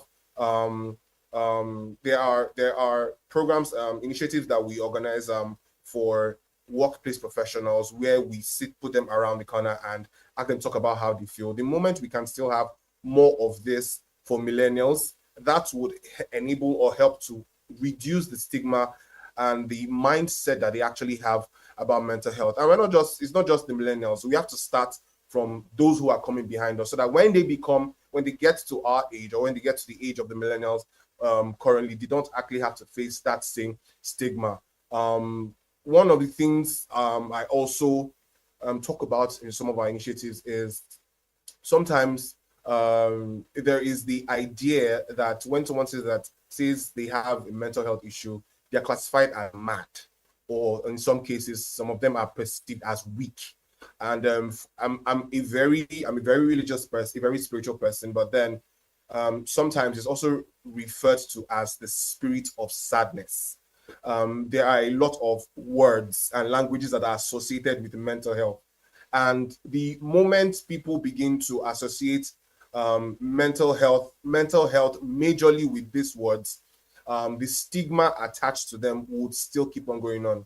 But the moment we can take away those words, either madness or weakness or the spirit of sadness, the moment we can detach these words from proper mental health or any mental health issue or even mental health on its own, I think that will be another step to reducing the stigma around mental health. Also, the media plays a very strong role in the stigma around mental health. What is the media telling everyone about mental health? What are journalists saying about mental health? What are social media, our content creators? What are the people that a lot of millennials look up to? What are not even just the media? What are the pastors? What is everyone in the community society? What are they saying? What's the media pushing out about mental health? You understand? We need to start. There was a trend one time on TikTok where a content creator posted that they were thinking of committing suicide, and then they made like a I'm not minimizing anyone's struggles, but they made content and then it blew up, and then you could see a lot of people thinking that, okay, maybe suicide was like some luxurious content viral generating USC. And those are the kind of things that we need to watch out for, because when you have content creators who glamorize suicide, you understand, it makes suicide look like it's a serious mental health issue. It begins to create a different idea for people. So for the media, let's have I know there are some media shows and there are like the other women, the beautiful people who are on this show with me, who are also doing their own beats. If we can have help clients added to as many shows as possible. If you could have some of these skit makers and music labels, some of the people in social media who people look up to, we can have them talk more and shed more light on mental health. That would go a long way in also reducing stigma. At certain workplaces that I work with, there's this initiative that I work on with the HR department or the HR managers in these organizations, where it's like a reward sensitization program. So for every time you come to speak to the HR about a mental health issue or a problem, or if you're feeling burnt out, you understand, you get some sort of reward. That way, it makes it easier for people, both millennials in the workplace. It makes it easier, even as friends of the millennials. It makes it easier for your friends or people around you to open up to you and talk to you and say, okay, this is what I'm going through, and I just need someone to talk to. I need someone to talk to with it. Things like that, behaviors like that incentives like that would help everyone one way or the other. Millennials, Gen Zs, every single person would enable them to open up and speak up.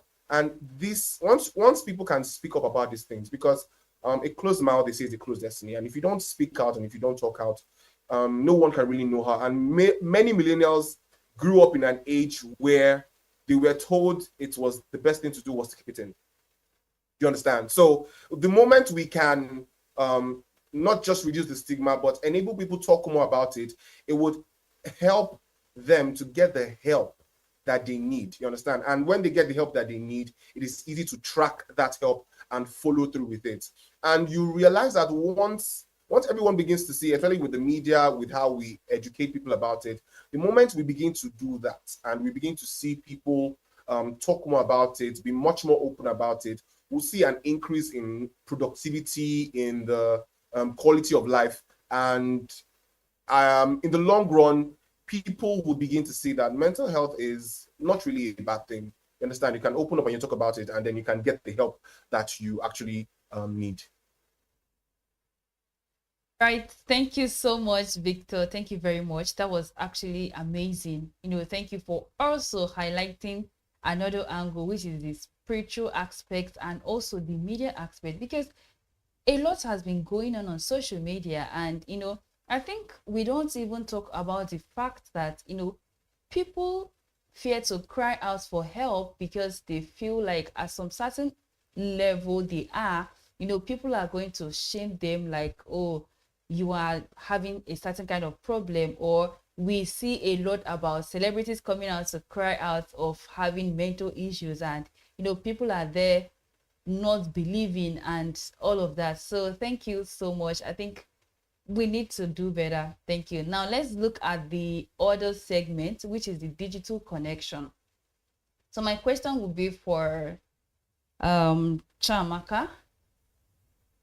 How does social media impact mental health, and what strategies can millennials use to maintain a healthy online presence? Thank you so much for that question. I think it's very important that we talk about social media because, I am always on my phone, and I know everyone here is always on their phone. Most of the times we're on Instagram, we're on Facebook, we're scrolling. And something that I find, I would say, importantly, as everyone has pointed out, is the importance of awareness. It's very important that we are aware as a generation. And I think that social media plays a critical role in that. I think Victor also spoke about how it's important because in this day of having influencers, having social media active people, it's really important that these people also speak about mental health awareness. But I also like to emphasize the importance of speaking about mental health in the right context. So many times what we do hear about a lot of the time is emotional health, which is an angle of mental health, but not as deep in that sense, because people come out and say, oh, because I'm sad. And I'm not saying that, this is not me saying that being sad doesn't mean that you can't be depressed, but it doesn't necessarily always equate to depression. And I think that there's a tendency for people to then say, oh, because everybody says they're sad and they're depressed, so depression is then watered down. But there's an important factor that we talk about, the reoccurrence or the truth that mental illnesses actually exist. There are people who struggle with bipolar disorders, OCD, all sorts of mental illnesses. Depression is just one of many. And in Nigeria, where we live in, people always just talk about, the only thing we see is anxiety disorders, which are really important, or one aspect of it, or just talk about depression, while there are other mental illnesses that actually do exist and people are actually struggling with it, and people don't talk about it just because they feel like these things don't exist in Nigeria. Recently, I was having a conversation with someone who works in the same space, and we're talking about the prevalence of OCD amongst Nigerians. And surprisingly, this is someone who has worked in the field for a long time, who is an advocate, and was saying to me, I've had very few patients tell me that they or like being diagnosed with OCD. And do these illnesses exist? Yes. But do we speak about them? No. And I think the press, the media plays a major function in how much we talk about. We bring these things to the light. So if we have people who are actually creating platforms and spaces where they're talking not just about mental health on the surface, I feel like we've done a great job in the last decade talking about mental health awareness at the basic. I would say that almost everyone knows what it is. When we say almost everyone, of course, if you use social media, you've heard of, people talking about, oh, my mental health is struggling, or people saying, oh, I'm struggling with my mental health. That's important. But for us as a generation, as millennials, I think it's really important that we dig deep into other parts of mental health, the critical parts, the parts of mental health that people are not really talking about. We talk about the disorders that exist and how people can also have day-to-day activities. Very recently, someone came out on social media to talk about struggling with ADHD. And someone said, oh, that was self-diagnosed. And that's also an aspect I'm going to talk about, because I think now, because of social media, people are quick to diagnose themselves with all mental illnesses. We hear people talking about, oh, I have ADHD. ADHD is actually, or people saying I have OCD, which is something that people actually tend to talk about a lot. You see someone on social media and they're like, oh, my OCD will not let me do this, or my ADHD will not let me concentrate. These are proper mental illnesses that people are struggling with, that some symptoms, if you've ever, or if you know someone who has ever struggled with any of these mental illnesses, you know that this is tough living in those situations. And sometimes if not properly managed, struggling with day-to-day activities and life. So I think that that's an aspect of, I'm just trying to paint a picture of what we're dealing with here. And I think that's where social media comes in, because again, like I mentioned, everybody's on their phone these days. So if you want to get through to us, our generation, I think it's important that we start to leverage on these systems that are existing. People write more. People use the digital space more. We're writing books about mental health. How many people can pick up their book and read stories? Oh, I'm struggling with, say, for example, grief. I'm dealing with grief disorder, prolonged grief disorder, or I'm dealing with, I think I might have OCD. How do I cope?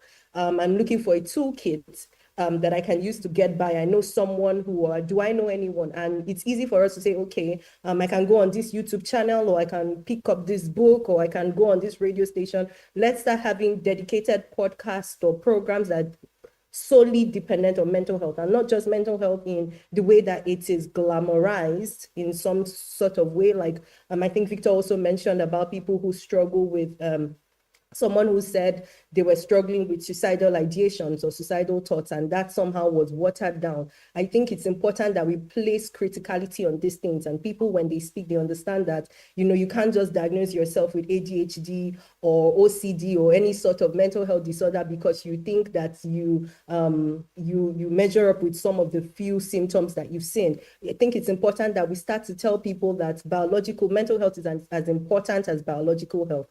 People should be able to go to see a psychologist and a therapist. And I'm also going to talk a little bit on the stigma part of it without feeling stigmatized. If someone says I'm in therapy, or someone openly talks about it, one of our favorite celebrities or people we care about on social media, and say, oh, I'm in therapy, do we look at them as what is going on with this person? Or do we think that this is normal? Like someone saying, I'm going to see the doctor and getting prescription. Or if someone says I'm on antidepressants, do we look at them and think, what's going on with this person? I think that we start to normalize these conversations on social media. We start to create the right ample awareness, create those toolkits. And I also think it's important, and I'm just going to also talk a bit on what we expect systematically from our government, that we ensure that, the government knows that one of the ways to get through to the people is social media. Are you hearing about what people are talking about when it comes to the lack of proper, adequate care for mental health? Even though we, as a nation, have not gotten to the point where we're able to integrate mental health care into primary health care,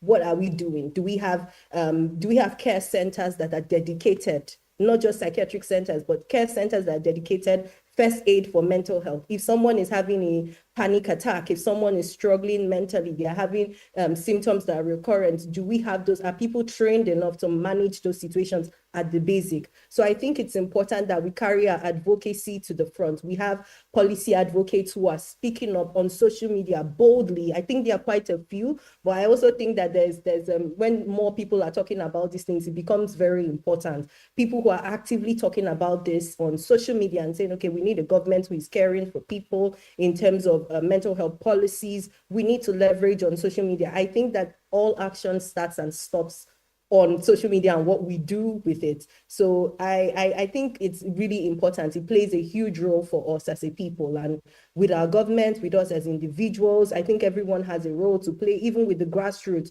I'm also going to say that a lot of people might not have the privilege of being on Instagram or Facebook, but people have radios at the very least, and people have means newspaper. We need more people, active forces who are having columns that are dedicated to mental health care.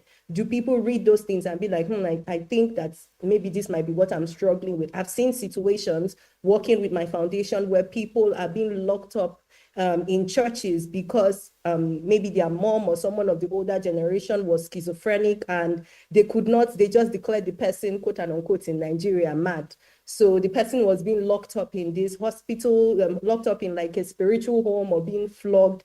This is because people are not actually, they don't know what it is. So imagine a situation where we have radio stations having a column having a spot every day where they're educating people on what mental health is, how people are struggling. With the rate of the things that are going on in Nigeria, it's almost, forgive me, it's almost unpractical that we are not talking about mental health.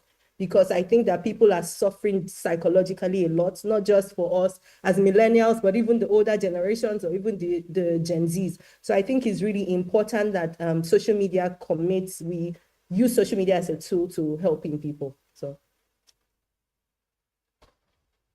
All right, thank you so much, Amaka. Thank you for highlighting the importance of social media in this advocate for mental health, because we know that, or we have seen how social media has contributed negatively when it comes to the aspect of mental health. You talk about the pressures, the peer pressures, people wanting to, like, you talk about the financial challenges and how people are constantly being reminded of, how they have to work hard, to be able to make a living. So thank you so much. I think we just have to do more, like you said, the medias have to adopt more strategies to go local, use of newspapers and radio, just to make sure that we are constantly spreading the awareness about mental health.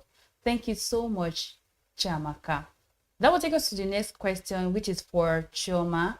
How can millennials protect themselves from online harassment and cyberbullying? I know we have seen a lot of them also. We are still talking about social media and digital adoption. So how can they protect themselves from online harassment and cyberbullying?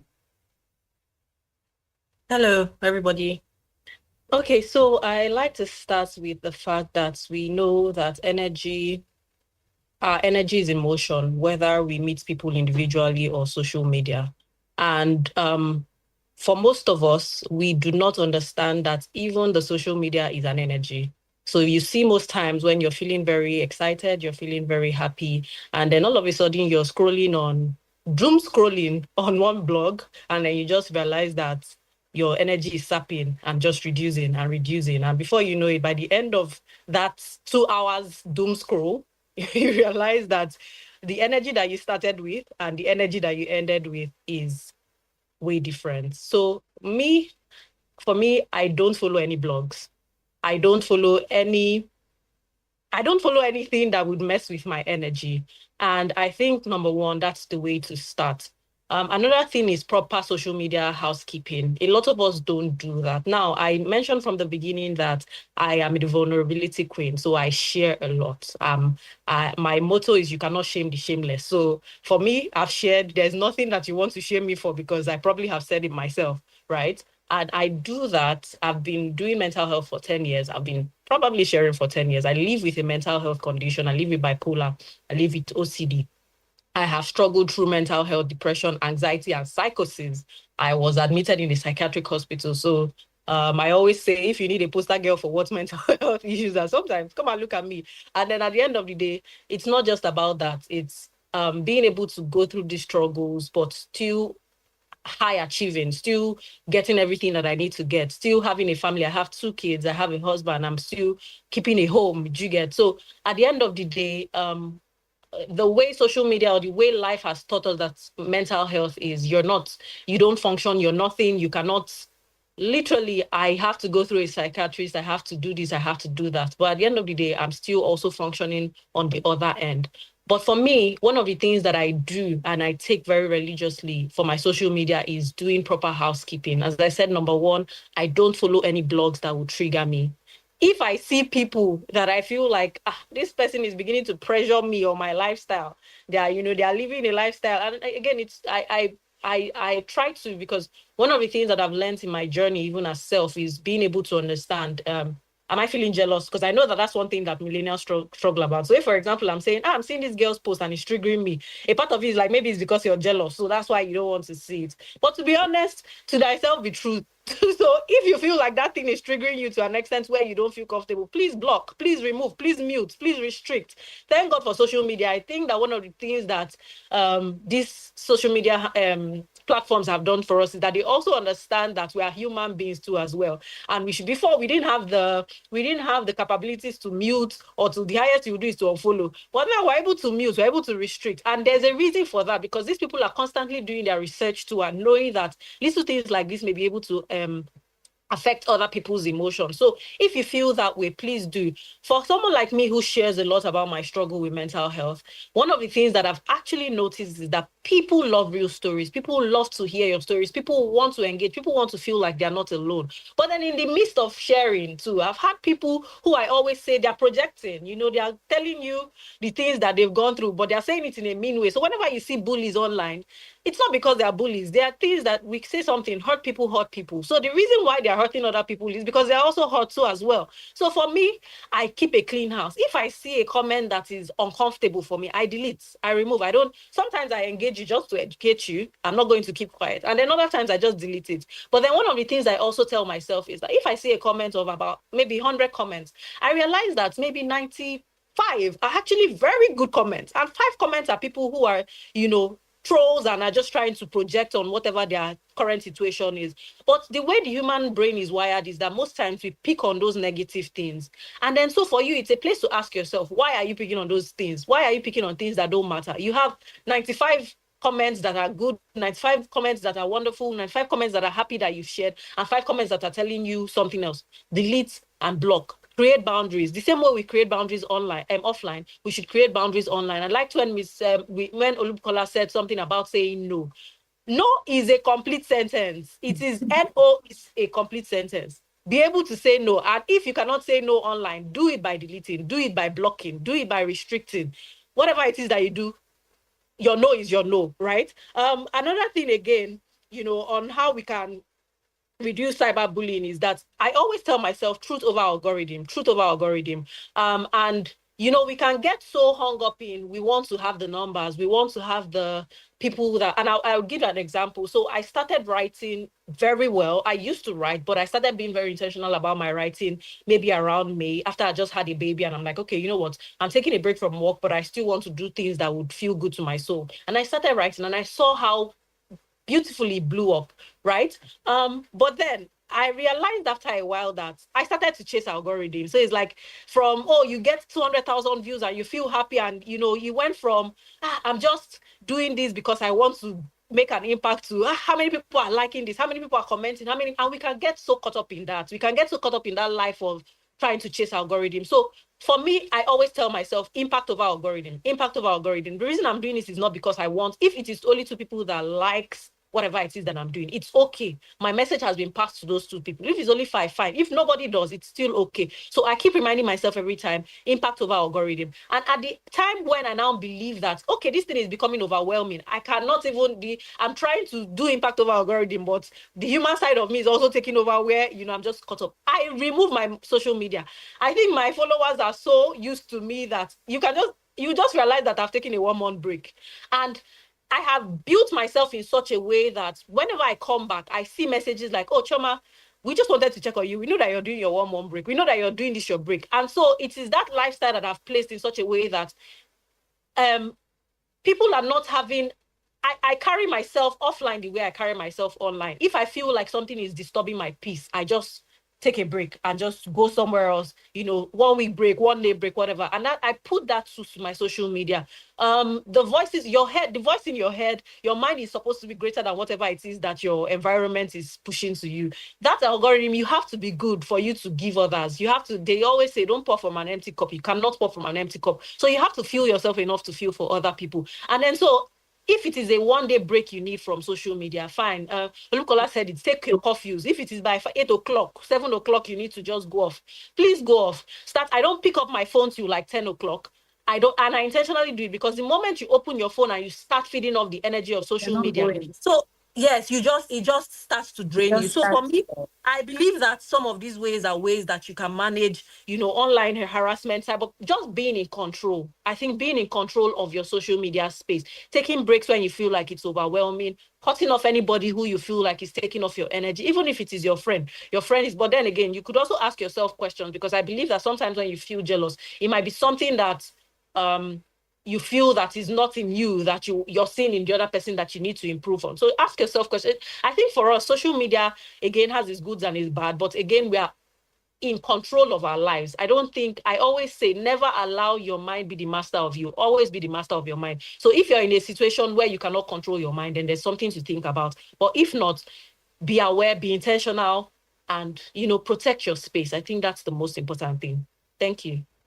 Thank you very much, Chioma. Thank you so much. Thank you. You actually overshared everything. Like you said, you don't gatekeep. Thank you. I think we just have to do a lot more about, defining who we are, and also matching the same energy that we do offline in terms of defining our space and, creating what makes us happy. Also, we should also do that online in terms of filtering the information that you want to take at a time and knowing when to just draw the boundary, because a lot happens on social media, and if you're not able to draw the boundaries, you are always caught up in a situation where you are scrolling endlessly, and then you unaware, you just see yourself thinking about your life. Is it that I'm not doing better, or what is it that I need to do? And I think we just have to do more with filtering our information and the kind of information that we consume online. Yeah, thank you. So let's now look at the next question. That will be for you, Olubukola. How can mindfulness and meditation be used to reduce stress and anxiety? Having to have said a lot today, yes. I think we stressed on anxiety and also stress and all of that. And you also mentioned something about meditation and journaling. Yeah. All right. Thank you so much. In short, this particular question is really something very close to my heart because it's something that I practice. So I know that it works. I mean, mindfulness is just about taking time to know that this time is just for me. This time is, I'm just focusing on something that would benefit me. It's very important. See, I always say self-care is not selfish. Self-care is mandatory, and that's where it comes from. You must care for yourself, because if you don't care for yourself first, how will somebody else care for you? If you don't love yourself first, how will somebody else love you? So that has to come, and that is a really big issue for a lot of people because it's such a subconscious thing that we don't even think about. See, this power of saying no. It's about self-care. Most people don't know that when you care for yourself, you know what does not work for you, and then you say no to it, it has already elevated your mind. That is mindfulness. Now, I'll quickly give some solutions, right?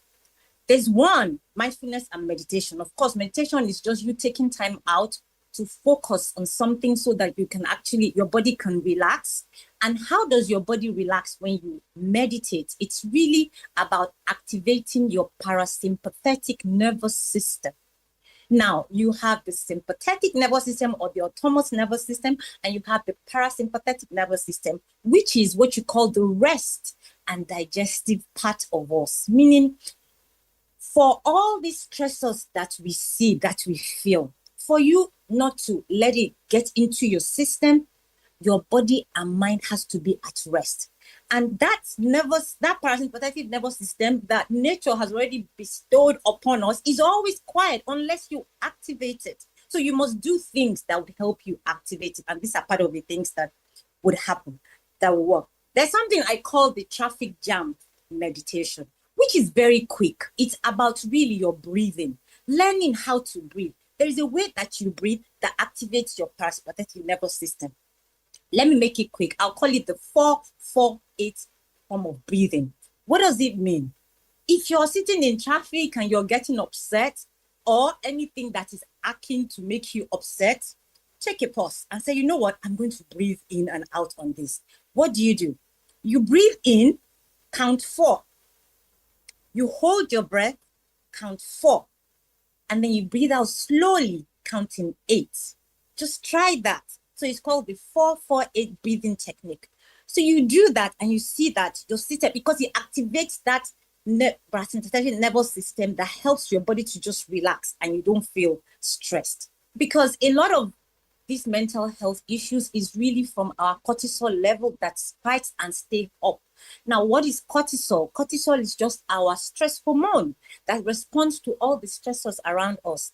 And is the thing that will help you run if there's an attack on you. Is the thing that will help you fight if you have to. But then these are supposed to be momentary and they go down and you relax. But when it is constant, when you have all these stressors in our lives that is keeping it constant, that's where the problem starts from. So when you activate your parasympathetic nervous system through meditation, it helps you bring down your cortisol and you will feel much better.